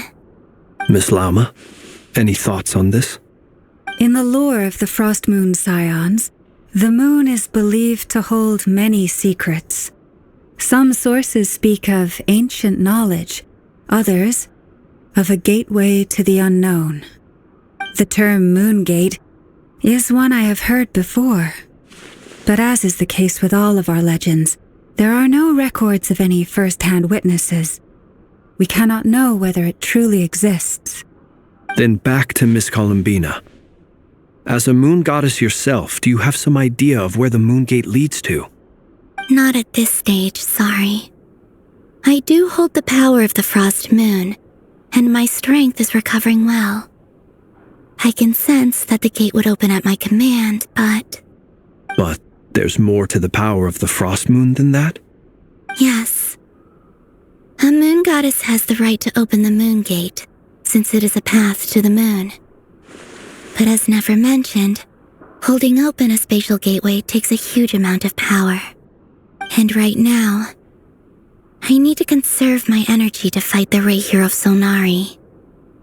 I'm afraid this is one mystery we may have to leave unsolved for now. I agree. Better to save your strength. But if you'll humor me for a moment, I have a bold conjecture of my own regarding the world beyond the gateway. I highly suspect that neither Tholindis nor Rerir made it through unscathed. The evidence pointing to this is the fact that the Reihir of Solnari exists in the form of countless fragments. With the abyssal power he wields, no ordinary foe can touch him, let alone tear him to shreds. And yet, the Wild Hunt proliferates wherever his scattered fragments lie, drawing hordes of monsters to many different locations across the land.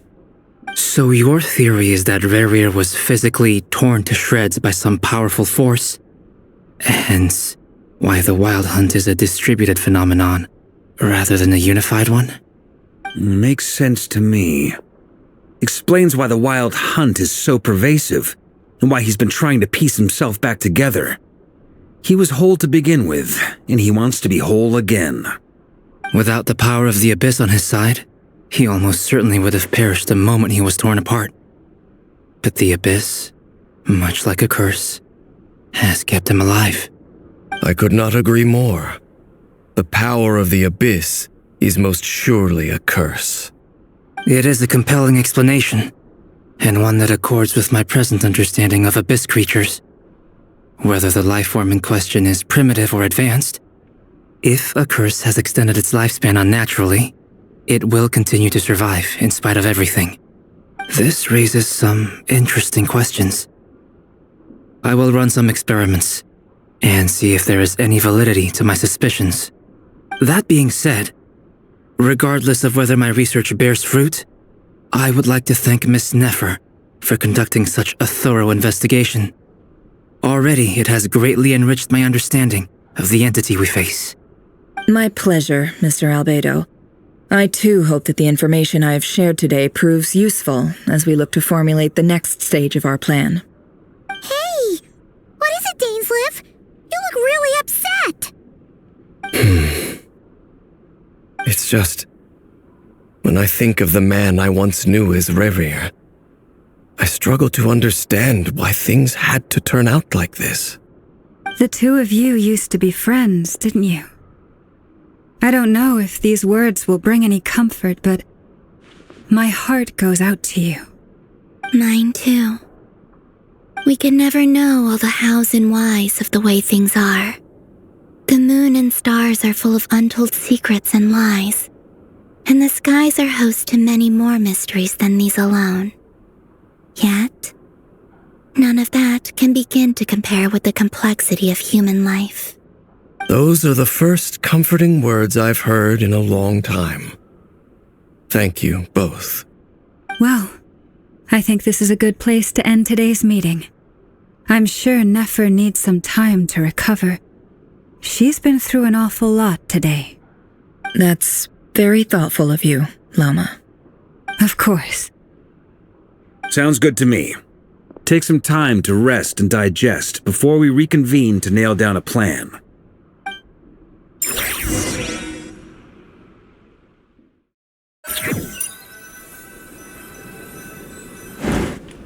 Hey, is this a bad time? Hope I didn't kill the conversation.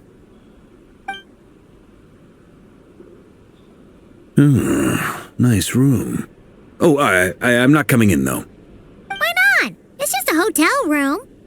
If it's all the same, I'll just stay out here. I might not look the part, but I'm technically a knight. Barging into people's private quarters isn't the kind of thing we do.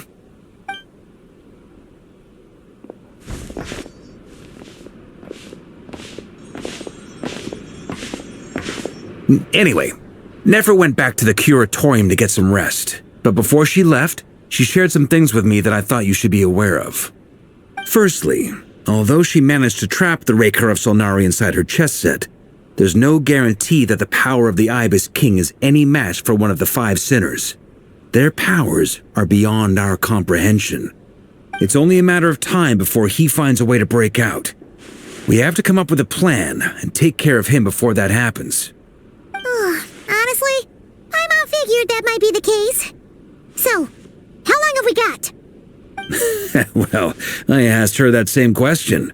She talked for a long time, but for the most part, it seemed like she was trying to convince me how precious her chess set is, and what a long and storied history it has.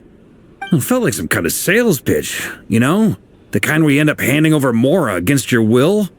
Anyway, after all that, she finally answered the question. 2 days, at most. 2 days? Holy moly! Can we even recruit enough help in that time? That remains to be seen. Which brings me to the second issue. Dainsleif is obviously conflicted about this whole thing. But given how little time we have, there's no way we can pull this off without his help. You have some history with him, right? Do you think maybe you could talk to him for us? Great, I appreciate it. Alright, on to item 3.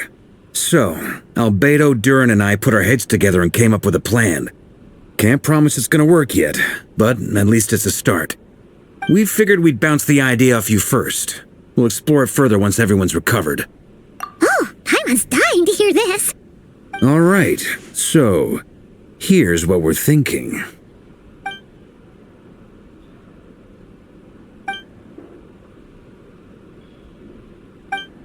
We felt a little uneasy about roping you into this. I mean, firstly, you're not locals, and secondly, none of us are your boss. You're well within your rights to refuse if you so choose. Roping us in? Why would you even say that? We know the stakes here. It's all of us against the Reher of Solnari, or none of us stand a chance. I choose my words very intentionally, I'll have you know. I like to think there's an art to striking a down-to-earth tone even when the stakes are through the roof. Sir Varka, I have a few thoughts about this plan. I'm all ears. I think we can be more flexible with how the roles are allocated. In my view, the most sensible lineup would be like this.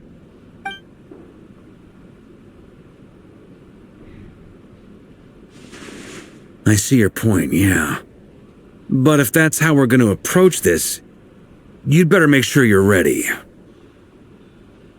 To be clear, I don't doubt your abilities. Far from it. I just want to make sure. Are you really willing to take all this on? I want to do everything within my power. The Reher of Solnari is a truly fearsome opponent, and if I do my part, it'll greatly reduce the risk for everyone else involved. Well, that tracks with what I've heard. Jean's mentioned in her letters that you're so diligent it's almost abnormal. As in, most people weigh up the risks and rewards in situations like this. but you seem to just march towards danger without a moment's hesitation. Of course, everyone appreciates a fearless pioneer. But all that aside, I'm the Grand Master of the Knights of Favonius, and you're our honorary knight. I want to make sure your courage doesn't come at the expense of your safety. Thank you, Sir Varka. I should be the one thanking you. It means a lot to have you on board. I'll give some serious thought to your suggestions.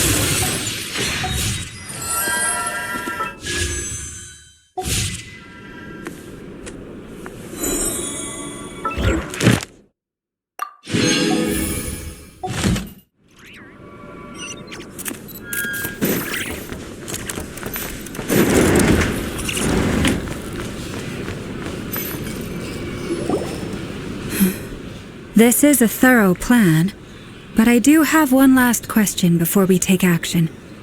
How can we be sure that our enemy won't leave the designated area? Great question. Albedo's been hard at work analyzing Rerir and the Wild Hunt's behavioral patterns. His conclusions are as follows.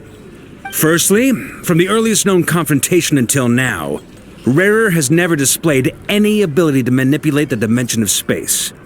So it's unlikely he has any power in that domain. Secondly, he seems to have a particularly strong vendetta against our group. If we put him in a fight-or-flight situation, he'll choose to fight every time. Thirdly, finally, and most importantly, he is consumed by hatred, both for the moon and for his enemies. Turns out, we tick both of those boxes. We have a reincarnated moon in our ranks, and a spy who accessed his private memories without permission. He'll be baying for blood, not looking to escape. As someone who's had their fair share of interactions with the Wild Hunt, those all seem like valid observations to me. Understood. Then I will defer to the verdict of the group. Well, everyone, that's the plan in full detail. Albedo and Durin are carrying out their part as we speak. Plan approved. Scheduling. Okay, any firepower you need, I got you covered. Let's light this baby up. The Frost Moon Scions are behind you as well. And the rest of you?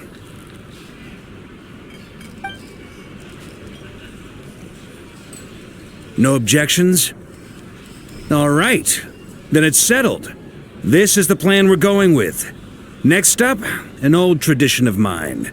Anyone who wants to back out, now's your chance. Wait, we can still back out of this?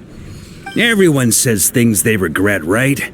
I don't want anyone feeling trapped because their mouth said yes before their brain had time to think things through. A very people-first approach. I hear that's common practice in the Knights of Favonius. Heh. Who'd you hear it from? D-Luke? Shh. We don't use people's real names at work. This contact will be known only as Owl, please and thank you. This plan can only work if everyone does their part. Flint's and I will absolutely support it. We shall indeed. You'll be glad you accepted our help. Also, you are the last person I expected to see here, Miss Dory. It's not often I get called Dory in a work context. My peers usually call me Lord Sangamabe. So, the longer your name, the higher your net worth. Is that the idea here? In that case, Mr. Flint's here must be worth a fortune. That's right. I know your full name. It's... The walls are thin here. I'd appreciate you keeping that a secret. Okay, fine. I'm actually only here as a favor for someone else. Do you have any idea how much it would cost to hire me otherwise? Oh, does this mean someone out there actually has the power to boss Dory around? It most certainly does not. We have a long-standing and mutually beneficial business partnership. She's actually the mom of a friend of yours. Said mom supplied me with a great little trinket, but now that lady's ruined everything. If I don't start building a little goodwill now, my whole business in Notcry is gonna go down the drain! Okay. So what exactly is so special about this pendant? It's a lucky charm that a great mage made for me. We have a business relationship, and she was worried that something bad might happen to me. So, she wanted me to have something that can store power to protect myself with. I finally got it all fully charged up with Kuvaki, and then never went and used it all up at once! Never lost so big in my life! You're right. It was all my fault. I didn't mean to drain all the Kuvaki in the pendant, but I'll make it up to you. You will? Well, in that case, how about you give me your chess set, and we call it even? I knew you'd say that. Well, it's yours if you want it. In fact, take it now, and I'll even throw in a free Raker of Solnari. Deal? You're putting me in a difficult position here. It's a very useful thing to have around, but I have a funny feeling it won't be around much longer. I guess we'll see in a couple of days. Looks like bankruptcy for me. Hey, don't be so pessimistic. See this through and you never know. You might find a new business opportunity on the other side.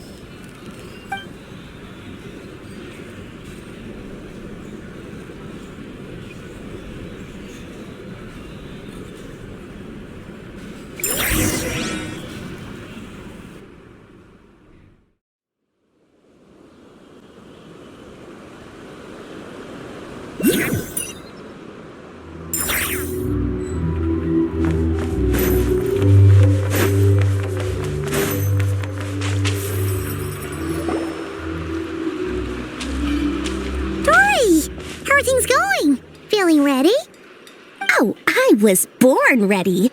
We only have 2 days. You think Lord Sangama Bay would let an opportunity like this slip by? Don't forget, when something's in high demand, the people with the goods on hand get to charge the highest price of all, even higher than the sellers taking advance orders. Ta-da! See? It's right here! Oh, it's so pretty! Did you make it?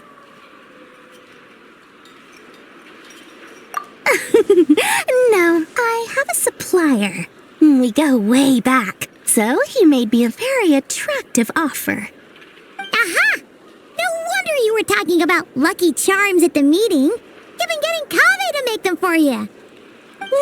That's not the full story. It actually started a while back as a project between me and the Dendro Archon. Mage Alice once warned me that this world won't stay safe forever. There may come a day when everyone faces a great crisis.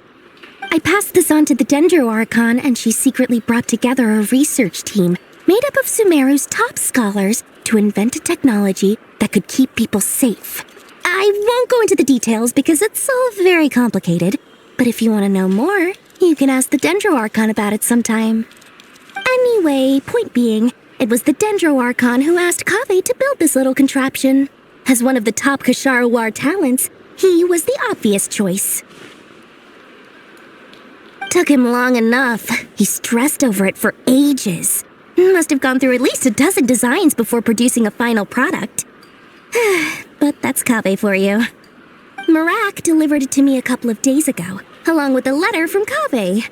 Could I ask why I'm sending this technology to you? And what's your proposed use case? Has it been approved by the relevant authorities? So nosy. My fault for sending him the research permit to begin with. Surely Nahida must have told him you were involved in this project. He was probably just nervous because you're always so secretive about your business. Could be. Anyway, I just replied, let's hope there never has to be a use case, because it would involve grave danger. Fair enough. But it sounds like he was just being cautious. He probably felt responsible as the one who made it. Or maybe he was asking as a favor for his housemate. He's done that before. Not sure why, though. His housemate doesn't seem to really care that much about this kind of stuff. Either way, all's well that ends well. I'm just glad to finally have my hands on the product. I wouldn't want to be without it, given the potential dangers that lie ahead. Huh? What does that look mean? Paimon's just super surprised. This must be the first time we've ever seen you actually get serious about something. Well, a long time ago, I made a promise to myself. I promised that I was gonna live every day of my life with a big beaming smile. Obviously, Mora plays a big part in that. But there are always gonna be times in life when you have to give something back. That could mean paying back a debt, returning a favor, or showing some kindness. Alice has been a huge help to me over the years. She was the first investor I ever had. And I want my investors to know that Lord Sangama Bay is the best in the business. And more than that, no one knows what the future will bring. Whatever happens, I want to make sure the Dendro Archon and all of Sumeru is prepared to face whatever comes. Oh, that?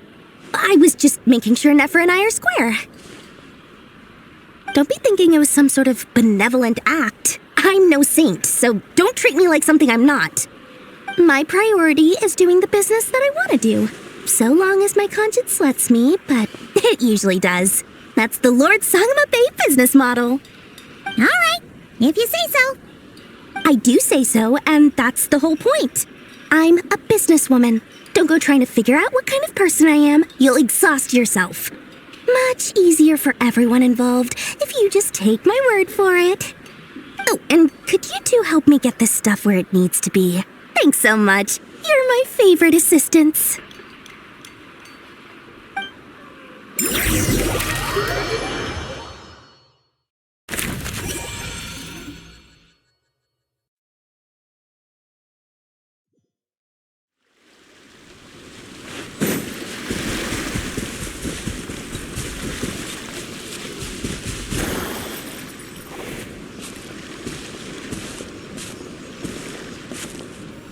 Traveler, Paimon, it's good to see you. Everything going smoothly over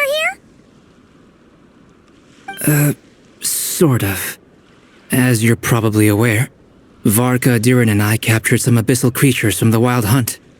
Per the plan, we dissected and analyzed some samples of these creatures. The process went very smoothly. The findings, however, come with some troubling implications. What? You can actually dissect the Wild Hunt? That depends on your definition of Wild Hunt and dissection. Harmless, lifeless.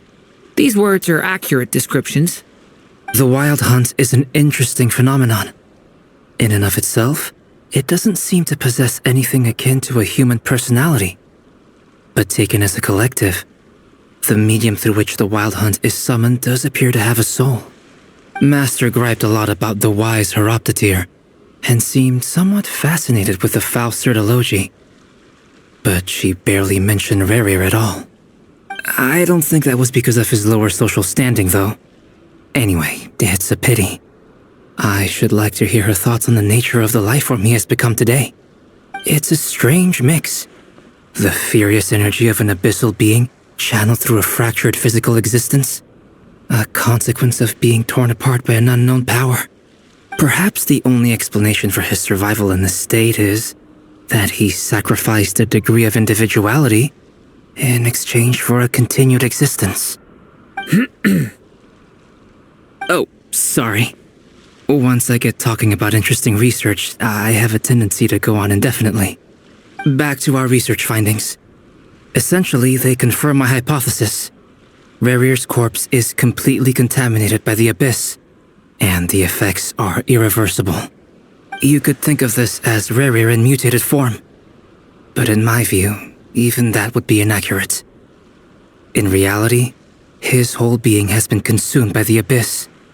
In other words, he is now nothing more than a manifestation of abyssal power. Unfortunately, at present, we have no means of completely eradicating abyssal power. Hence, we cannot fundamentally destroy the Rayhir of Solnari either.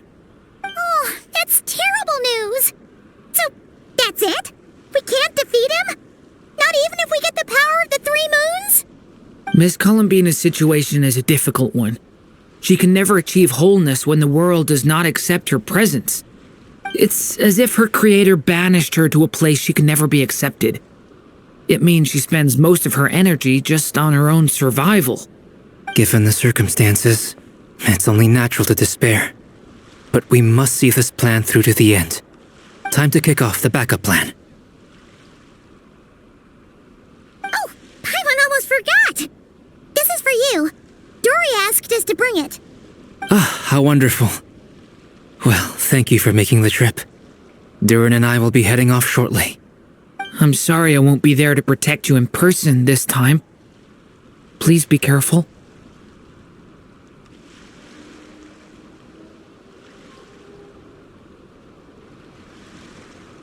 All right then.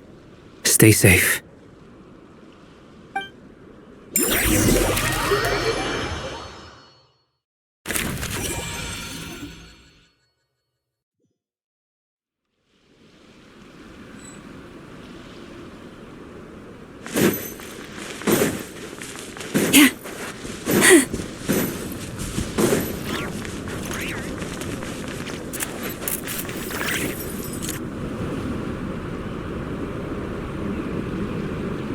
Miss Lauma, is everyone here?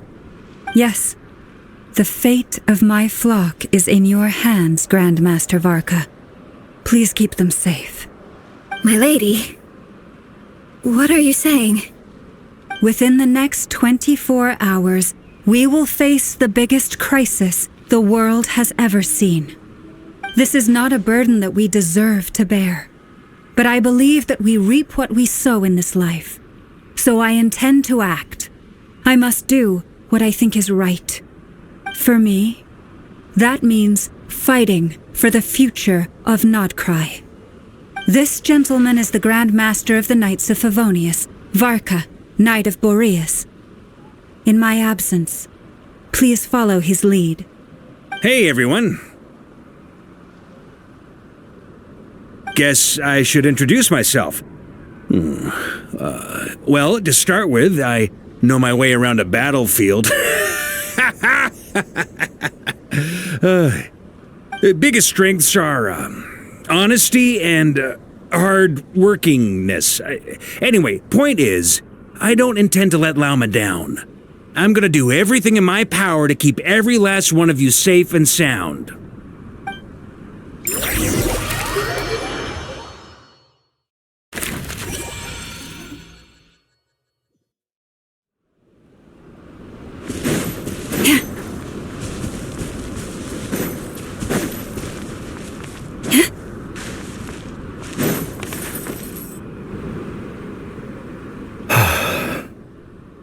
Something on your mind? Miss Columbina, was it? I believe that's how the others addressed you. That's right. Names are funny things. Have you always been called Dainslev? Yes. I take it your own name has a more complicated history. I have a different relationship with names than other people. To be honest, I'm not even sure that Columbina is my name. At least, not in the same way that Dainslev is yours. But it's what everyone calls me, and I go along with it. A lot of my life has been that way. I get so used to things that I forget to question why they are so.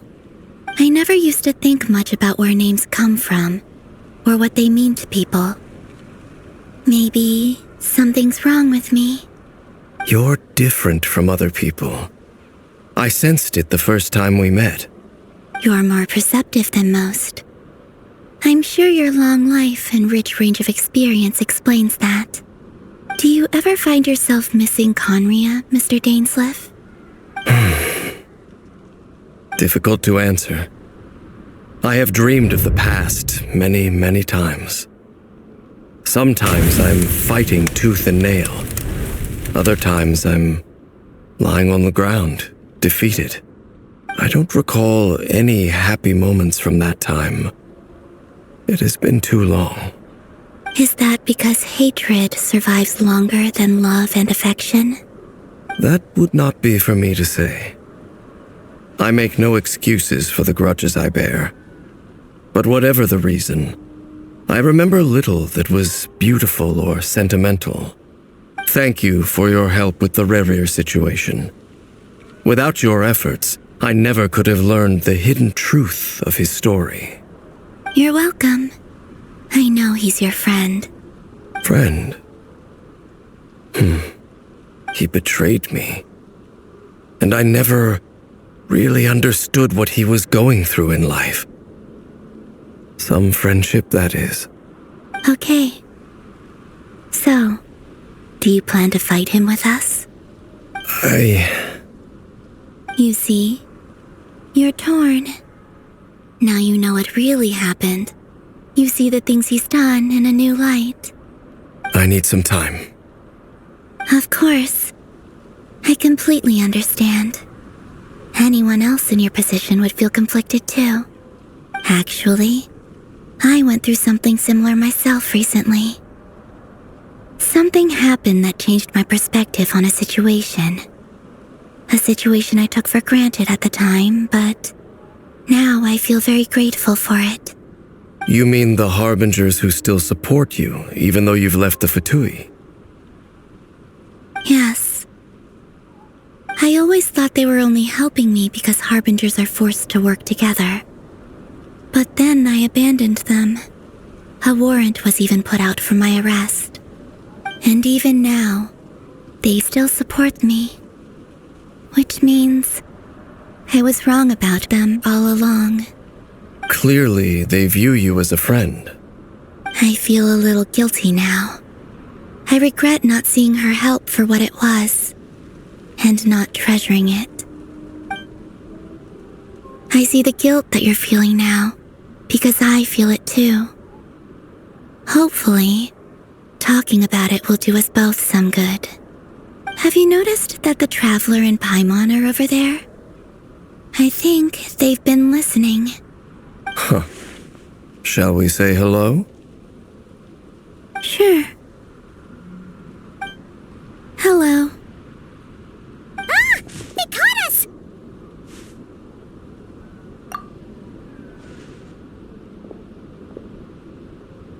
I apologize for making you worry.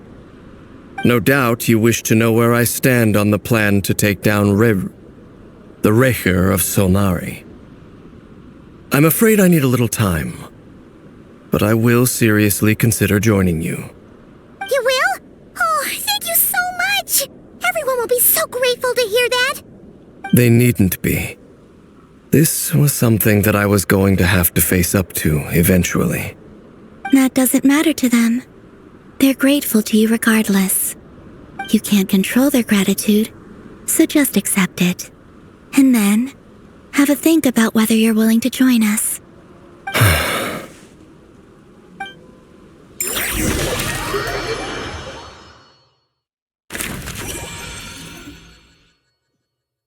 It's nearly showtime! Let's go rendezvous with the others. You know the place.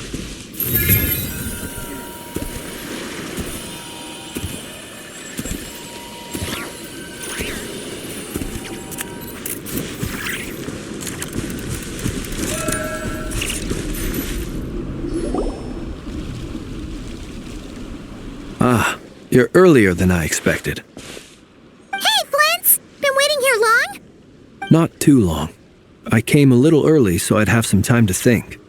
Are you nervous about the battle? Quite the opposite. I'm reminiscing on my past battles. When I was awakened by the Ratniki, I had not touched a weapon in many years. I felt like the battlefield was not where I belonged. But after waging war against the Wild Hunt for so long, I came to realize something.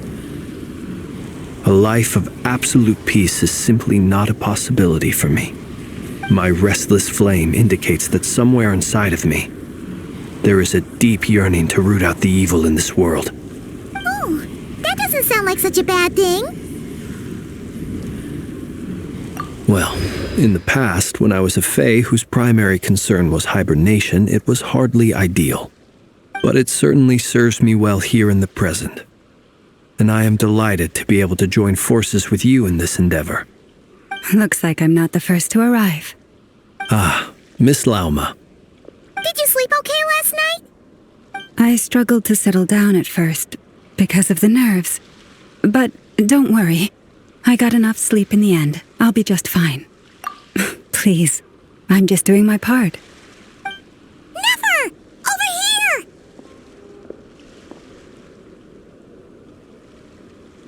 Aino asked me to relay a message. She said Anefa will be on high alert and keep a close watch over all secondary districts where defense is required, providing support as necessary. Meanwhile, Aino herself will provide range support to us directly, using her latest invention. Excellent. My thanks to all involved. The chest set's looking a little unstable. It won't hold him much longer. We should be prepared to engage at a moment's notice. No sense sitting around waiting. Let's make the first move while we still have the option. I agree. Paimon, find a safe hiding place. Got it! Be careful, Traveler! I will.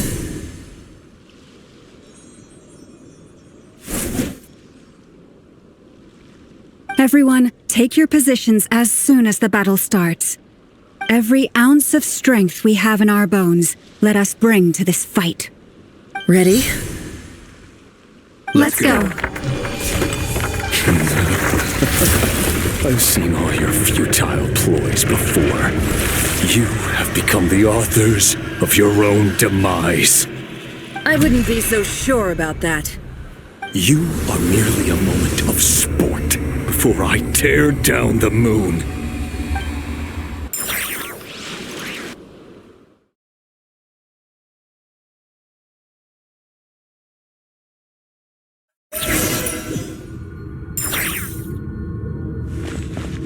Stay on. Moonlight betrays you. Let me help you guys.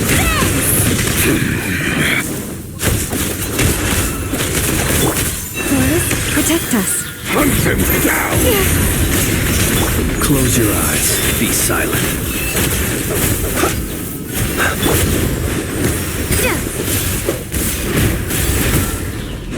Lush as the moonlight for the everlasting forest. Can't hide the truth. Pathetic! The mystery unravels. Observe. Be silent. To dust. Observe.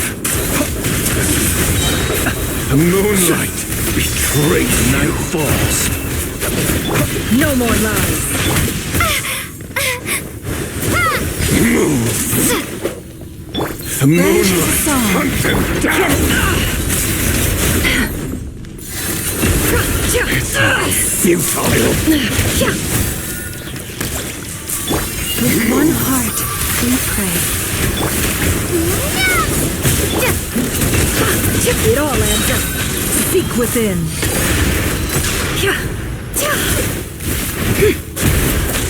It all falls into place. Pathetic!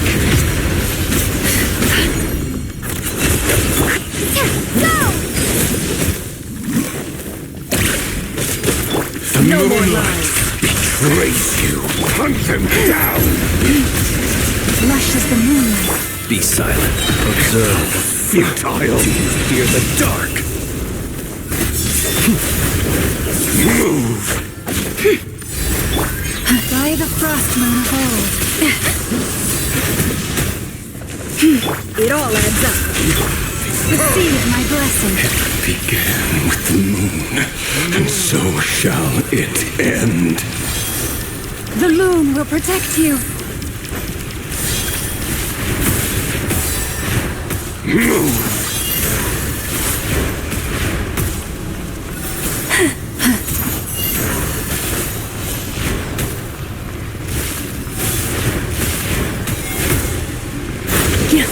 Leave this place.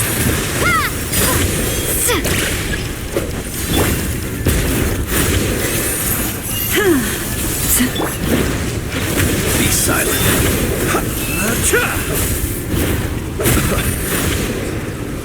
Close your eyes. Water jet!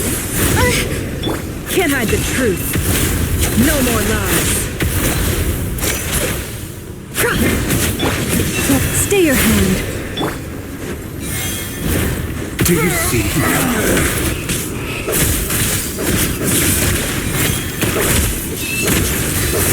From here, when will it be as you foretold?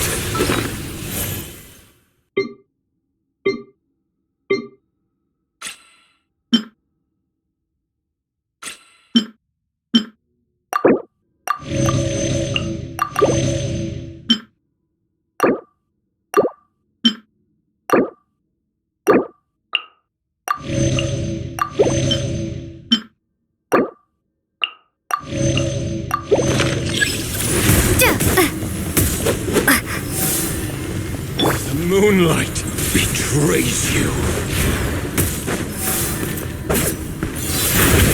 Observe.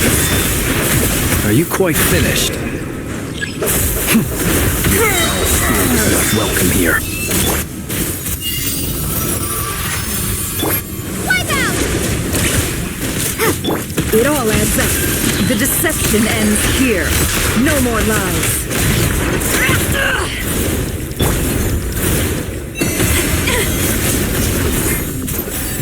Close your eyes. Observe. To dust.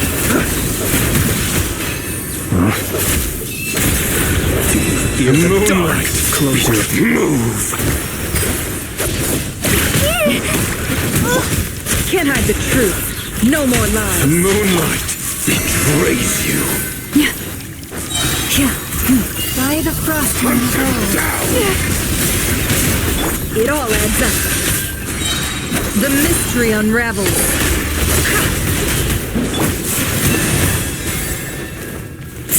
Be silent. It's all futile.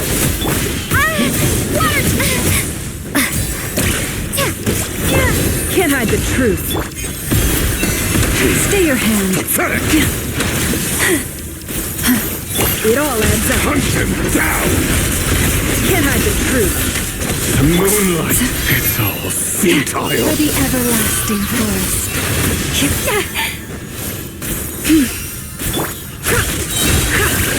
The deception ends here.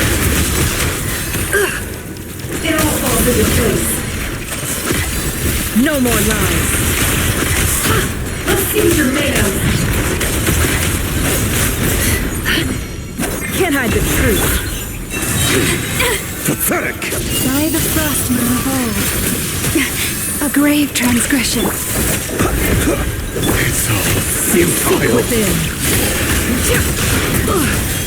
How unfortunate. Your little game of heroics is over. Move. Who wants to go first?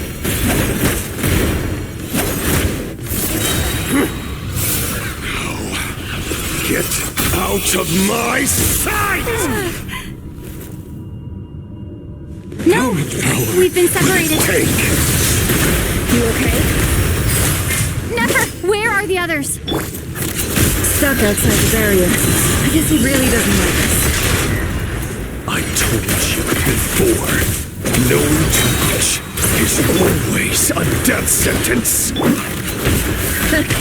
Be careful what you wish for.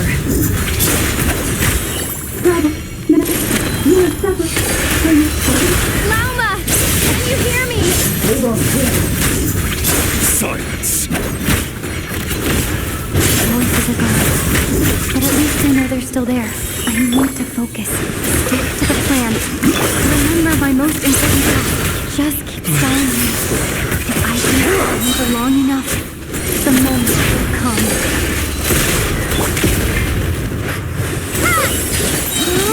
Wipe out! Shameless. No more lies.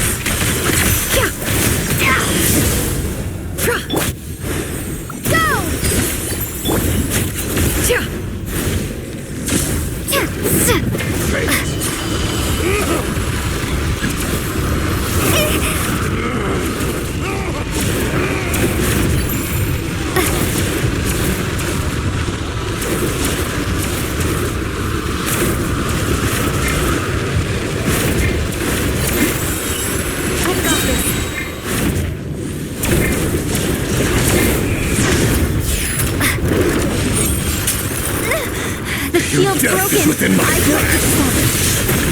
Don't push your luck. It all adds up.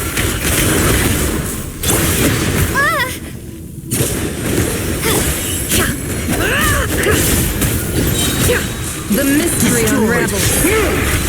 Reborn. No more lies.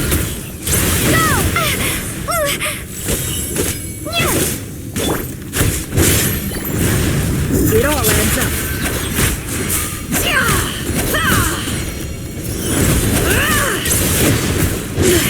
I better wrap this up.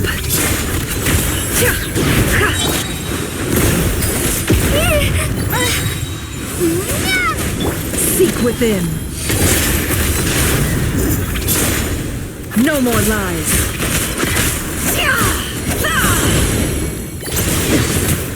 Nowhere to run, nowhere to hide. Can't hide the truth. The mystery unravels. Destroyed and reborn. Water jet! It all adds up.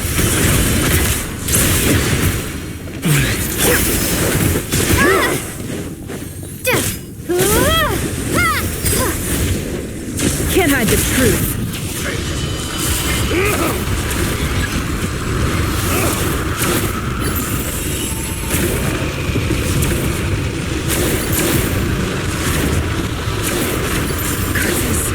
There's no other way.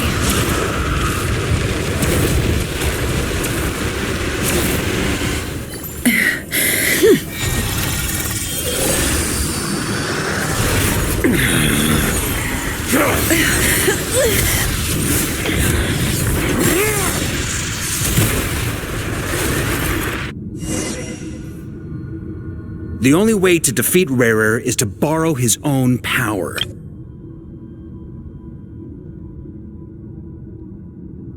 That means Columbina will have to disappear while you two bear the brunt of his attacks.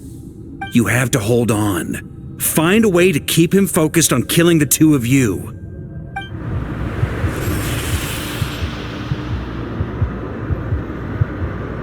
Nefer! Your eyes are bleeding. Soon you will be powerless to resist. And then, I will reduce you to dust. But that dust will plague your memories. Come on, keep holding on. Any other tricks up your sleeve? Let's see them. As entertaining as they are. You've backed yourself into a corner. You don't fool me. I see your fear clear as day. I have to stoke his rage. Make him unleash everything. You fear what you could never defeat. You fear the thought of never being able to save your beloved. You cannot win the fight against fate, Rerir. Is that what you think? Well, now it's your turn to feel afraid!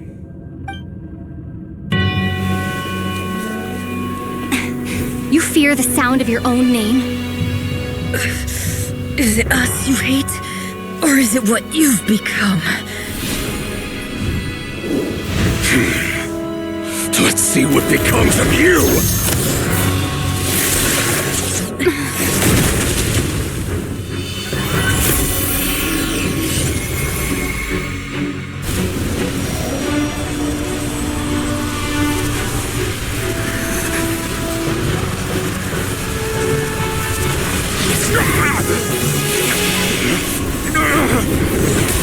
What's happening?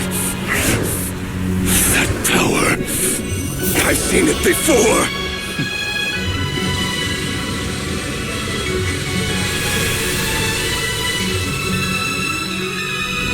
His power is on another level. We'll need to use an alchemical array to convert his power into a usable form. Then quickly channel it into Columbina, rendering her powerful enough to compete with him. I'll join you. I can help. If I release enough abyssal energy into a confined space, it'll create a potential difference, allowing us to extract a huge amount of elemental energy. Next, I'll synchronize with everyone's minds using Pyro, then give you temporary access to their abilities and fields of view. But it won't last long. Can you see? Well enough. So, we have a student of Gold Rhine-Daughter in our midst. How about that?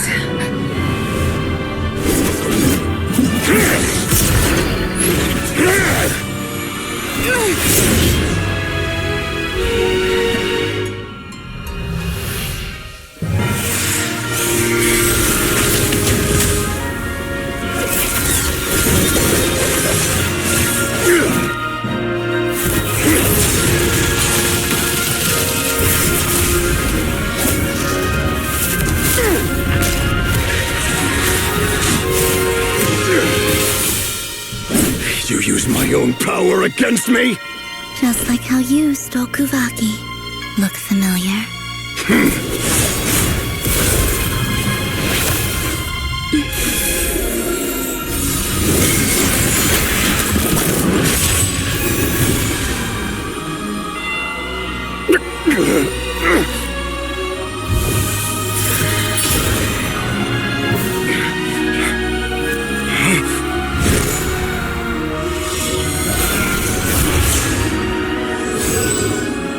Don't you realize? You don't have the power to hold that gate open. I don't, but someone else does.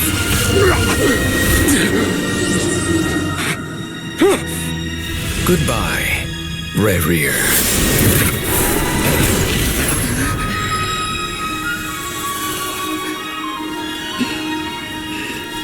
We won.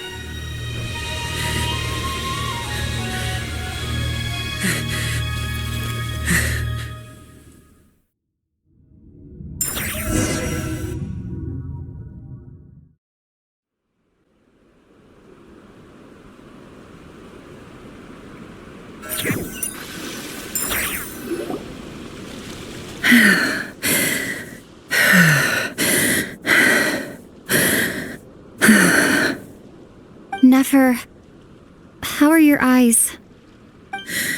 They're fine. Apart from the blindness, of course. It's not too late. Let me handle it.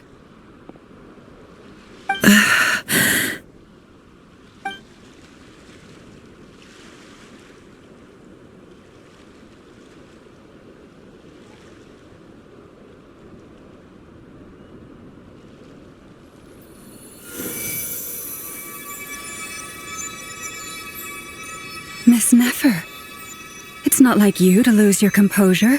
That was the most reckless thing I've ever seen you do. Reckless how? The situation was critical. Our lives were at stake. We had to do something. Even so. Okay. I guess you're right.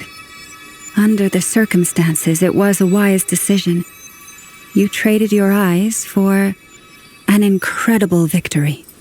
In business terms, I suppose that's a huge return on investment. I'd be hard-pressed to argue otherwise. Still, I don't like this outcome, and I don't want you to lose your sight for good. People suffer when they make sacrifices they shouldn't have to make, whether that means faith, strength, or in this case, your ability to even see. I had hoped you could win without sacrificing so much as a single hair on your head. Thank you. Really. All done. Don't try and open your eyes just yet. We'll see how you're doing in a couple of days. Until then, please follow your recovery plan to the letter. I'll send full details through Yehoda. For now, just get yourself home, relax, and rest. My dear friends, we have fought bravely and achieved a spectacular victory. A dark cloud has been lifted from the skies of Nodcry. All in this land will be grateful for what you have done. The moon will remember this day. Thank you both.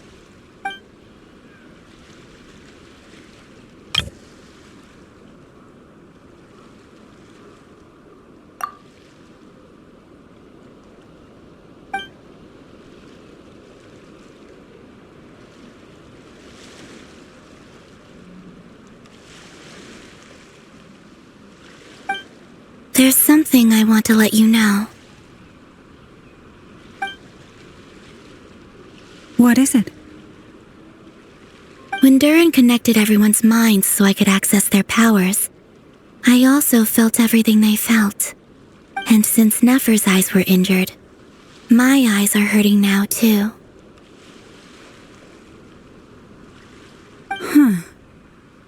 Hold on. Let me try. I only feel the pain. There's no actual damage. I just thought I should tell you. You're right. There's no damage. That's a relief. But I must say, I'm surprised to hear the Kutar share something like this with me. In the past, you never used to open up about yourself. Things are a little different now from how they were. I'm learning to share how I truly feel with my friends. Friends? You have no idea how glad I am to hear that.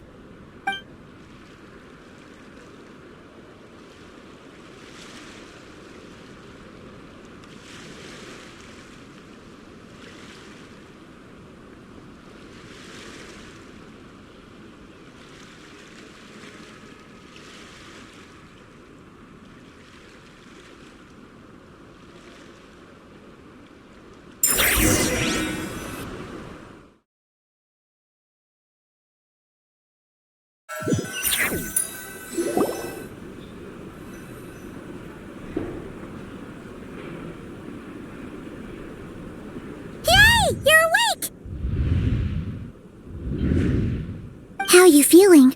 Any aches and pains? Did you sleep well? I'm doing all right, Paimon. No need to worry about me. Phew! Well, that's good. Paimon's been sitting on the edge of the bed worrying about you for ages. You slept a whole day and night. Poor Paimon had to eat all by her lonesome. Glad to hear you didn't starve. How was the food? Well, it wasn't the same without you there to share it. Honestly, Paimon just can't relax when you're not your usual self. She couldn't enjoy the food and settle down to sleep. Well, I'm back to normal now. Oh yeah, and Albedo swung by earlier. He said to tell you to head to the tavern when you woke up. Varker and the others are organizing a victory feast and they want to celebrate with you. He also dropped off some medical supplies, but you seem fit as a fiddle, so guess you won't be needing those. If you're feeling up to it, let's head over now. Wouldn't want to keep them waiting.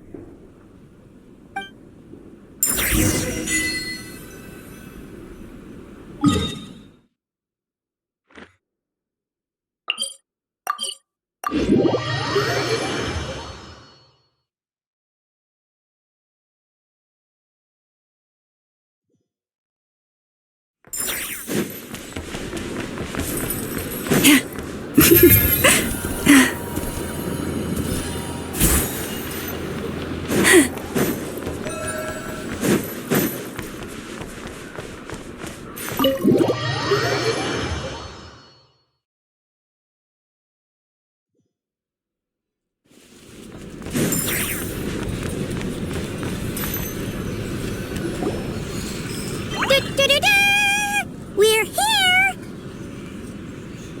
Oh, Traveler and Paimon! Perfect timing! We were literally just saying how there's no way we're holding this victory feast without you any longer, and we would have postponed it till tomorrow. How are you feeling today? Much better, thanks. Don't worry about me.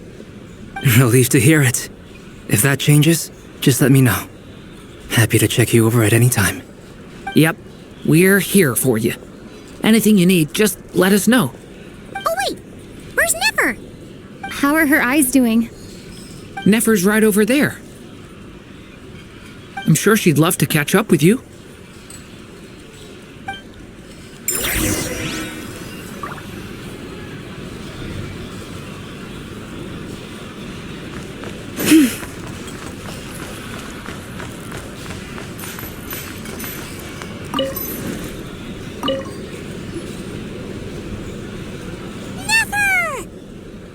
Traveler, Paimon, are you recovering well?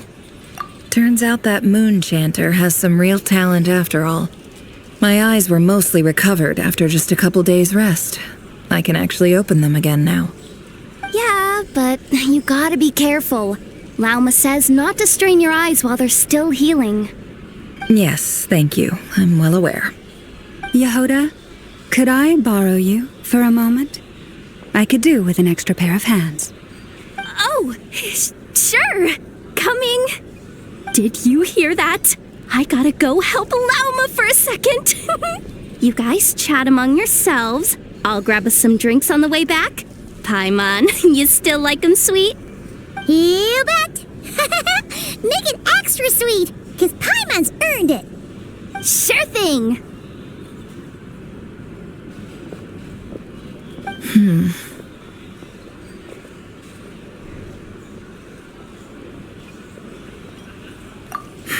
The Raker of Solnari. Kind of a snake, don't you think? No, definitely a snake. A poisonous one who spewed his venomous hatred everywhere.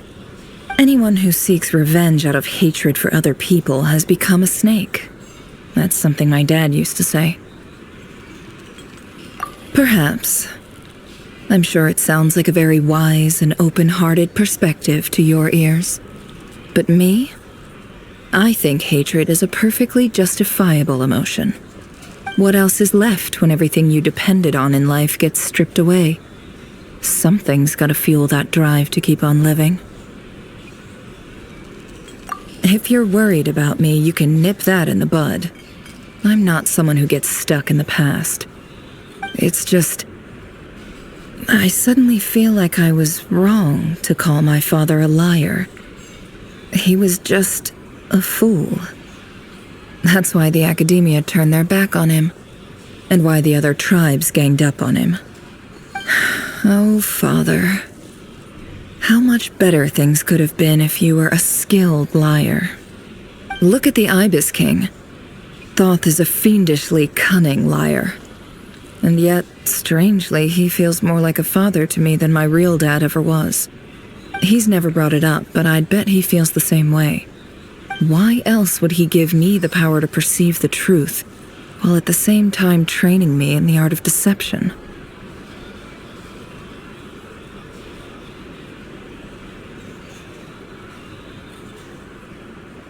Well, King Deshret banished him to Aru, which is essentially a prison, and posed 3 questions to him. He promised that he'd have his freedom if he could find the answers. His response was to take on a physical form and approach me, hoping that I could become his envoy and search for one of the answers on his behalf. Did he really think I'd fall for that? He's stuck there.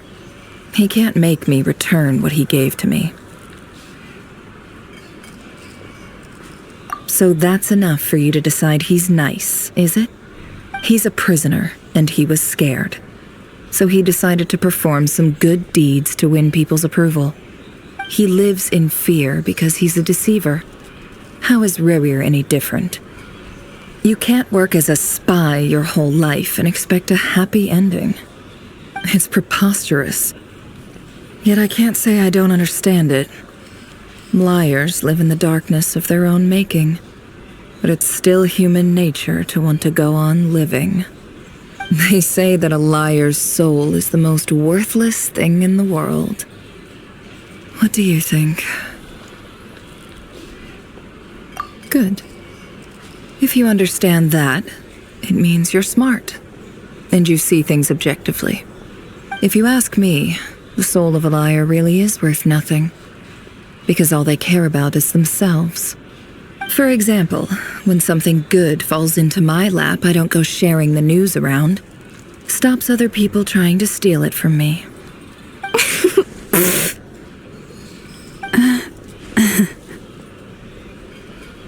So be it. They have sharp ears. I can't keep anything from them.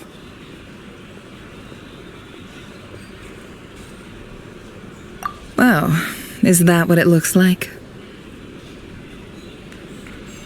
Well, you all know my past now, and I can't simply eliminate everyone who knows too much. So I guess I just have to put up with you, for the foreseeable future at least. When you find yourself in a situation you can't control, the safest play is to keep calm and start monitoring everyone involved like a hawk. In the intelligence world, you need to have a sense of perspective and play your hand accordingly. If you understand what's at stake, please ensure my secret is safe with you. I trust you'll respect my wishes as a friend.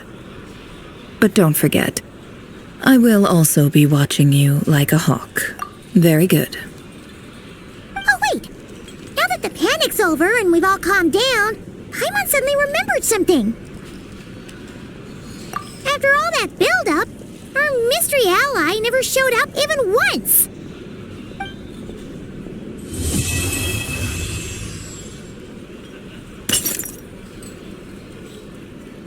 Huh? Am I imagining things?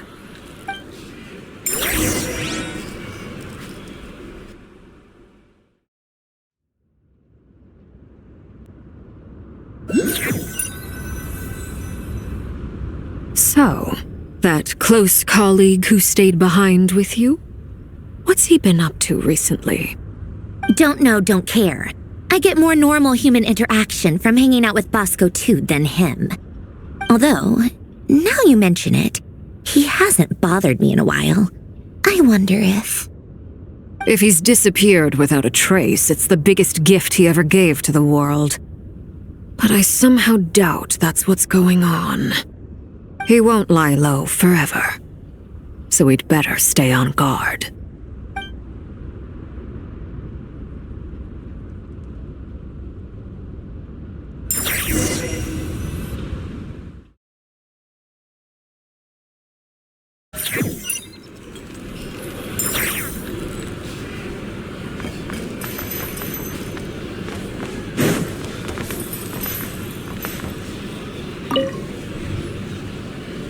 How have you been holding up? Any adverse reactions? If you start to take a turn for the worse, make sure you tell me right away. You don't need to worry about me, Grandmaster. I'm fine. I mean, I barely did anything, so... What? You're too humble, young man. You played an indispensable role in the battle for Nodcry. We can't thank you enough for your support. Sometimes, when people praise you, it's because you deserve it. The best thing is to accept it calmly and with grace. It's important to learn how to respond to words of admiration. Let's do a quick demonstration. Albedo, that was an incredible feat of alchemy. The pressure was on, but you worked flawlessly at lightning speed to get the job done. Thank you. I can't take all the credit, though. Durin played a big part in forming the alchemical array. See? Did you catch that? A masterclass in how to take a compliment. Okay, yeah. I did work pretty hard to help prepare for the battle. No point denying that. Hey, you guys!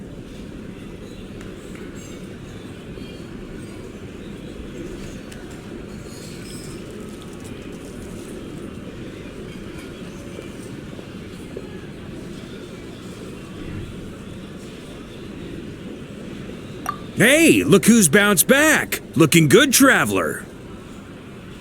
Seems like you've recovered. You won't need to take any more medication.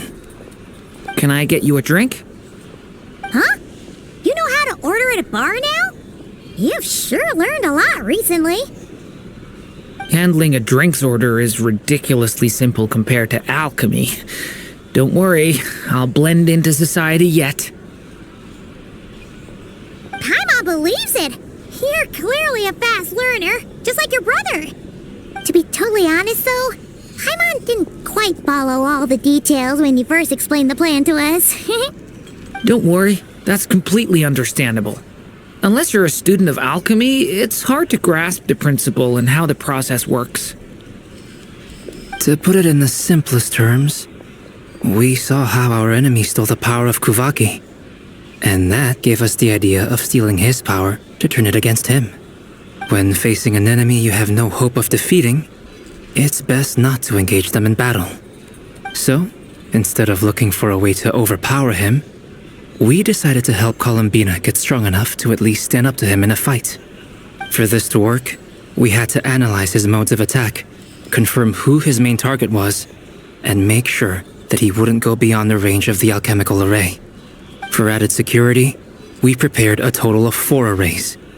But to mitigate the impact of the battle, we identified one location in particular as the ideal spot, which is where the confrontation took place. The alchemical array absorbed his abyssal power. Then Durin processed it to render it usable by Columbina.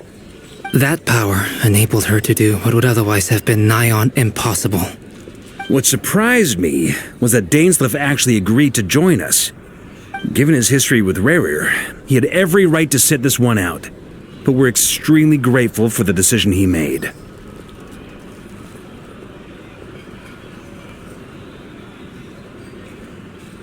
It must have been a painful choice to make. But I'm sure that making a decision was far better for him than staying in limbo. Absolutely. He was torn between 2 paths, but in the end, he made his choice and stuck to it resolutely. He doesn't strike me as the sort of person who'd stay trapped in limbo for long. Anyway, however you cut it, everyone gave a stellar performance. And now, it's time to kick back and celebrate.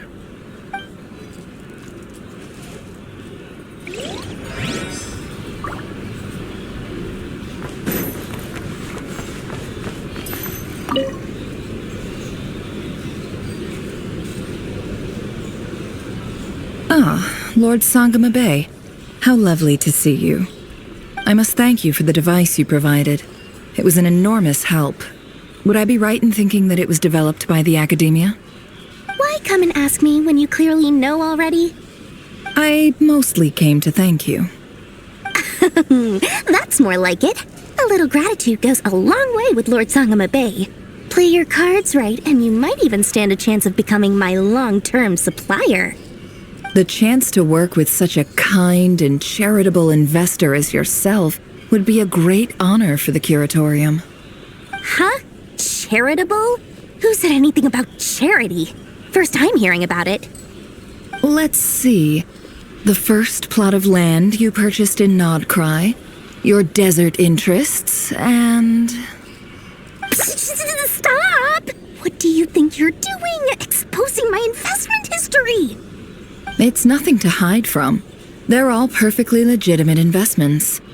And some of the land you purchased was with the intent of building a sanctuary? Yes, I heard about that too. How did you... You're a curious case, Lord Sangama Bay. You don't like people finding out about your good deeds, do you? But I'm afraid no matter how hard you try to keep things under wraps, where there's a will, there's a way. You did it for Sumeru, didn't you? It was empty land that was gonna go to waste otherwise. I figured if I built something there, it might at least get some use in an emergency. Disasters are capricious things. They strike without any warning. I've lost family to a disaster before, and I don't want to lose any friends or business partners if I can help it. My elder sister used to dream of finding a sanctuary. Somewhere with plenty of food, water, and medicine. Where everyone could live happy lives. It was something I looked into, but after discussing things with the Dendro Archon, I decided on a more effective strategy. The tech people handled the tech, and Moneybags provided the Mora. It just made the most sense. It's a pity that so few people know the truth about you. Everyone says that you view everything in terms of Mora, and all you care about is growing your own wealth. So, what's the problem with that? Everyone wants to be rich. It's human nature. So yes, I love Mora, and it's nothing to be ashamed of. But surely you have dreams of your own beyond just making Mora. You don't get it, do you? My dream is to invest in other people's dreams. And, make a nice little slice for myself along the way. Just thinking about it makes me happy. That sweet, sweet sound of Mora. Thank you. For the device? And the pendant. Oh, that. I was just returning a favor. Don't worry about it.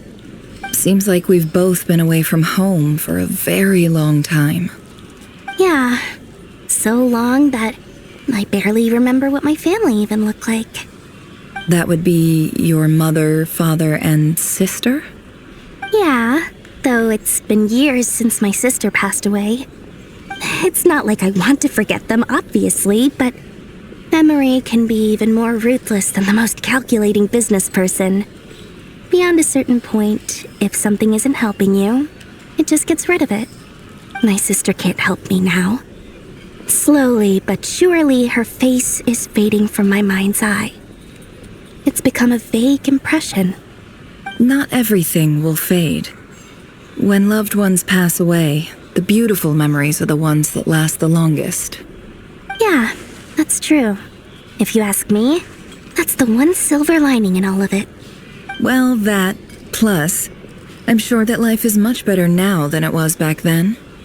Oh, absolutely. I have tons of Mora, a big beautiful house, business is booming, and I'm as happy as can be. You've got a lot going for you too. Boss of the Curatorium of Secrets? I'm sure there's plenty of Mora to be made in that line of work. I appreciate the vote of confidence.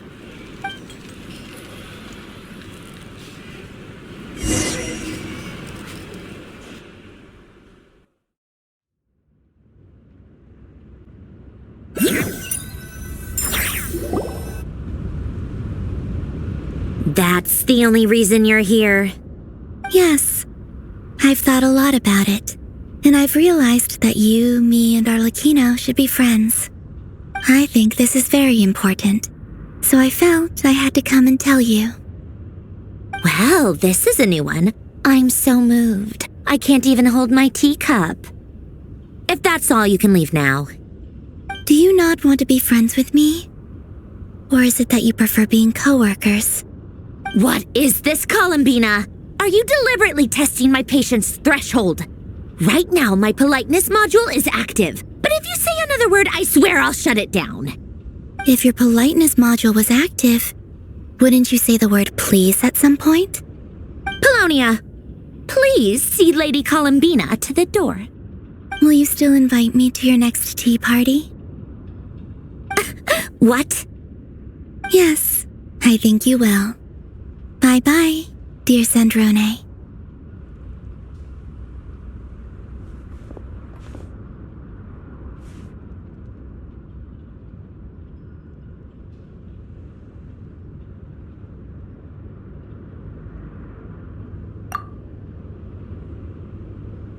Last time, the Wild Hunt escorted you out. Would you rather I handled it myself this time? We just wanted to, see how you were doing now that it's all over. Why? Out of concern for my safety? I hope you didn't seriously think that the Rayhir of Solnari would be able to lay so much as a finger upon me, given how prepared I was. Mostly because you kind of helped us out, so we just wanted to check you were okay. Looks like all your robots are fixed, huh? Oh, don't you worry about that. Tea time is already a write-off. The visitor before you managed to kill my appetite. If you're in the mood for tea, go ahead and help yourself. Otherwise, it's going to waste. My coasters are still missing in action, though. Use this notebook instead. Whoa! Pretty hefty notebook. Look at all those calculations. You can ignore those. They're just dumb scribblings. I doodle and write in my free time. Sometimes I remember the distant dreamlike past. Sometimes I imagine the far-flung future. And other times, I grit my teeth and note down all the crazy nonsense going on in the present. Some people do the crosswords in the newspaper. This is my equivalent of that. Trying to predict the future is like daydreaming, and writing about the present just makes me furious. The past is my favorite. If nothing else, it's already set in stone, so I don't have to rack my brains trying to figure it all out. Huh. Although, having said that, the only vaguely interesting memory in my past is probably that guy they call Lord Artificer. Who else? Pretty much all the mecha and Fontaine are his personal handiwork. Wait, are you saying you know him? Like, personally? As a friend? I mean, I guess we were friendly enough. Yep. In fact, I'm probably the only normal person left who knew him at all. We used to chat occasionally back when he was still around. Before he passed away, he asked me to destroy all his manuscripts. I honored his request, but I did read through everything first before destroying them. I mean, I couldn't let the genius of Lord Artificer Alain Guillotin disappear like that. Would have been such a waste. So, that's where the formulas in your notebook are from? I just told you. Those are my equivalent of crossword puzzles. They're just dumb formulas that I solve for fun when I'm bored. Alain's work was like epic poetry. The formulas in my notebook are just silly little riddles in comparison. Not that there's anything bad about them. I mean, at least, solving those riddles isn't going to hurt anyone. Except me, 'cause I lose a few brain cells in the process. Anyway, while we're on the topic, I might as well tell you about what happened to him and his friends. Alain Guillotin had two close buddies, René and Jacob. They spent their childhood years together in the Narzissenkreuz Institute. They were all quite competitive, so there was some rivalry between them, but it was a friendly rivalry. But beneath the friendship and the rivalry ran something deeper, a sense of nostalgia for the past. Unfortunately, childhood would end. The prophecy would come true, the apocalypse would arrive, and the future would never be. A mad dream that would normally only capture the minds of lunatics began to take root in their hearts. A dream of saving the world. And if René and Alain had been people of lesser wits, that dream would probably have ended up as something for them to joke about in their older years.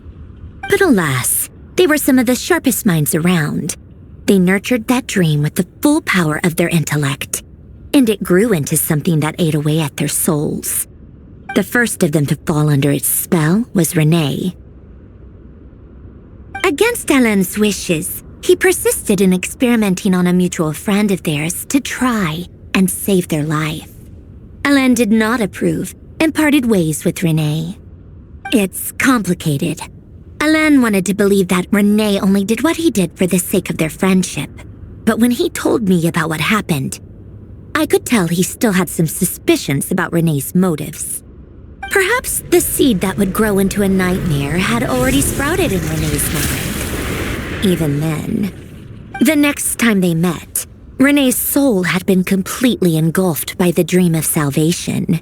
His futile attempt to change the tide of fate only resulted in a wave that swallowed up the world, even before the apocalypse came. And although that wave died down eventually, I hear that it just recently came back with a vengeance. As I understand, René wanted to live out his dream of salvation once more. But I'm told that the attempted resurgence finally died out for good. At long last, René awoke from his deluded dream. Though of course by then it was far too late. What do you think of René?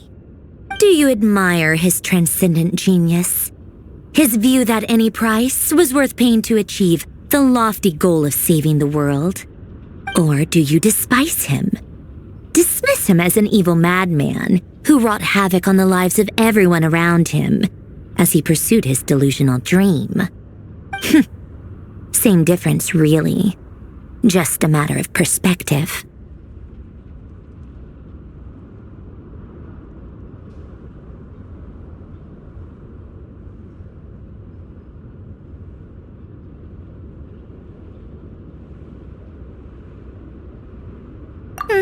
What a cop-out.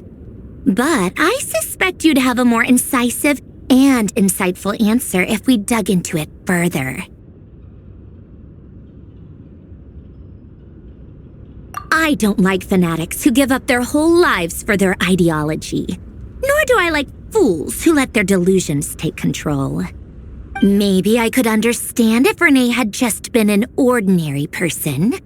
But he had a sage-like intellect. And still managed to get himself lost in the labyrinth of his own desires. Anyway, that's enough about Renee. Now, moving on to Alain Guillotin, the Lord Artificer. He managed to put a stop to the first storm whipped up by Renee. But after that, Alain lost his friends and family. To his credit, I suppose, the loss of his family and friends was purely a tragic accident. It's not like Alain sacrificed them for his cause or anything. After that, the only thing supporting his work was the same dream that had dragged his closest friend down to the abyss. But although the desire to save Fontaine drove him to found the Fontaine Research Institute, Alain continued to reject any form of transcendental knowledge or power. He was suspicious and fearful of it, having seen the way it had affected his closest friend. I think that formulas and machines derived solely from human intellect were the only thing that gave him a sense of spiritual comfort. Yet Alain's intellect was simply too great. It barely left him space to breathe in his lifetime. Once he realized that the end of his life was approaching, he finally accepted the truth. The Nazissenkreuz Institute needed someone, and a human being, to see its story through to the end. He quit working on his formulas, trading them in for the fairy tales that had played such a formative role in his childhood, but which he'd barely touched in his adult life. He told me that the director of the Nazissenkreuz Institute used to read those fairy tales to the children as bedtime stories. Apparently, they worked wonders at sending kids off to sleep. I think that all he wanted at that time in his life was to be able to sleep deeply without being plagued by depression. By that point, nothing else really mattered. At the very end, he laid down to rest in the ruins of the former Nazissenkreuz Institute orphanage, while the Fontaine Research Institute he had founded continued tirelessly with its work. Many years after that, tensions over competing dreams would once again cause a rift, this time between members of the Fontaine Research Institute. But the actions of those fools had nothing at all to do with Alain.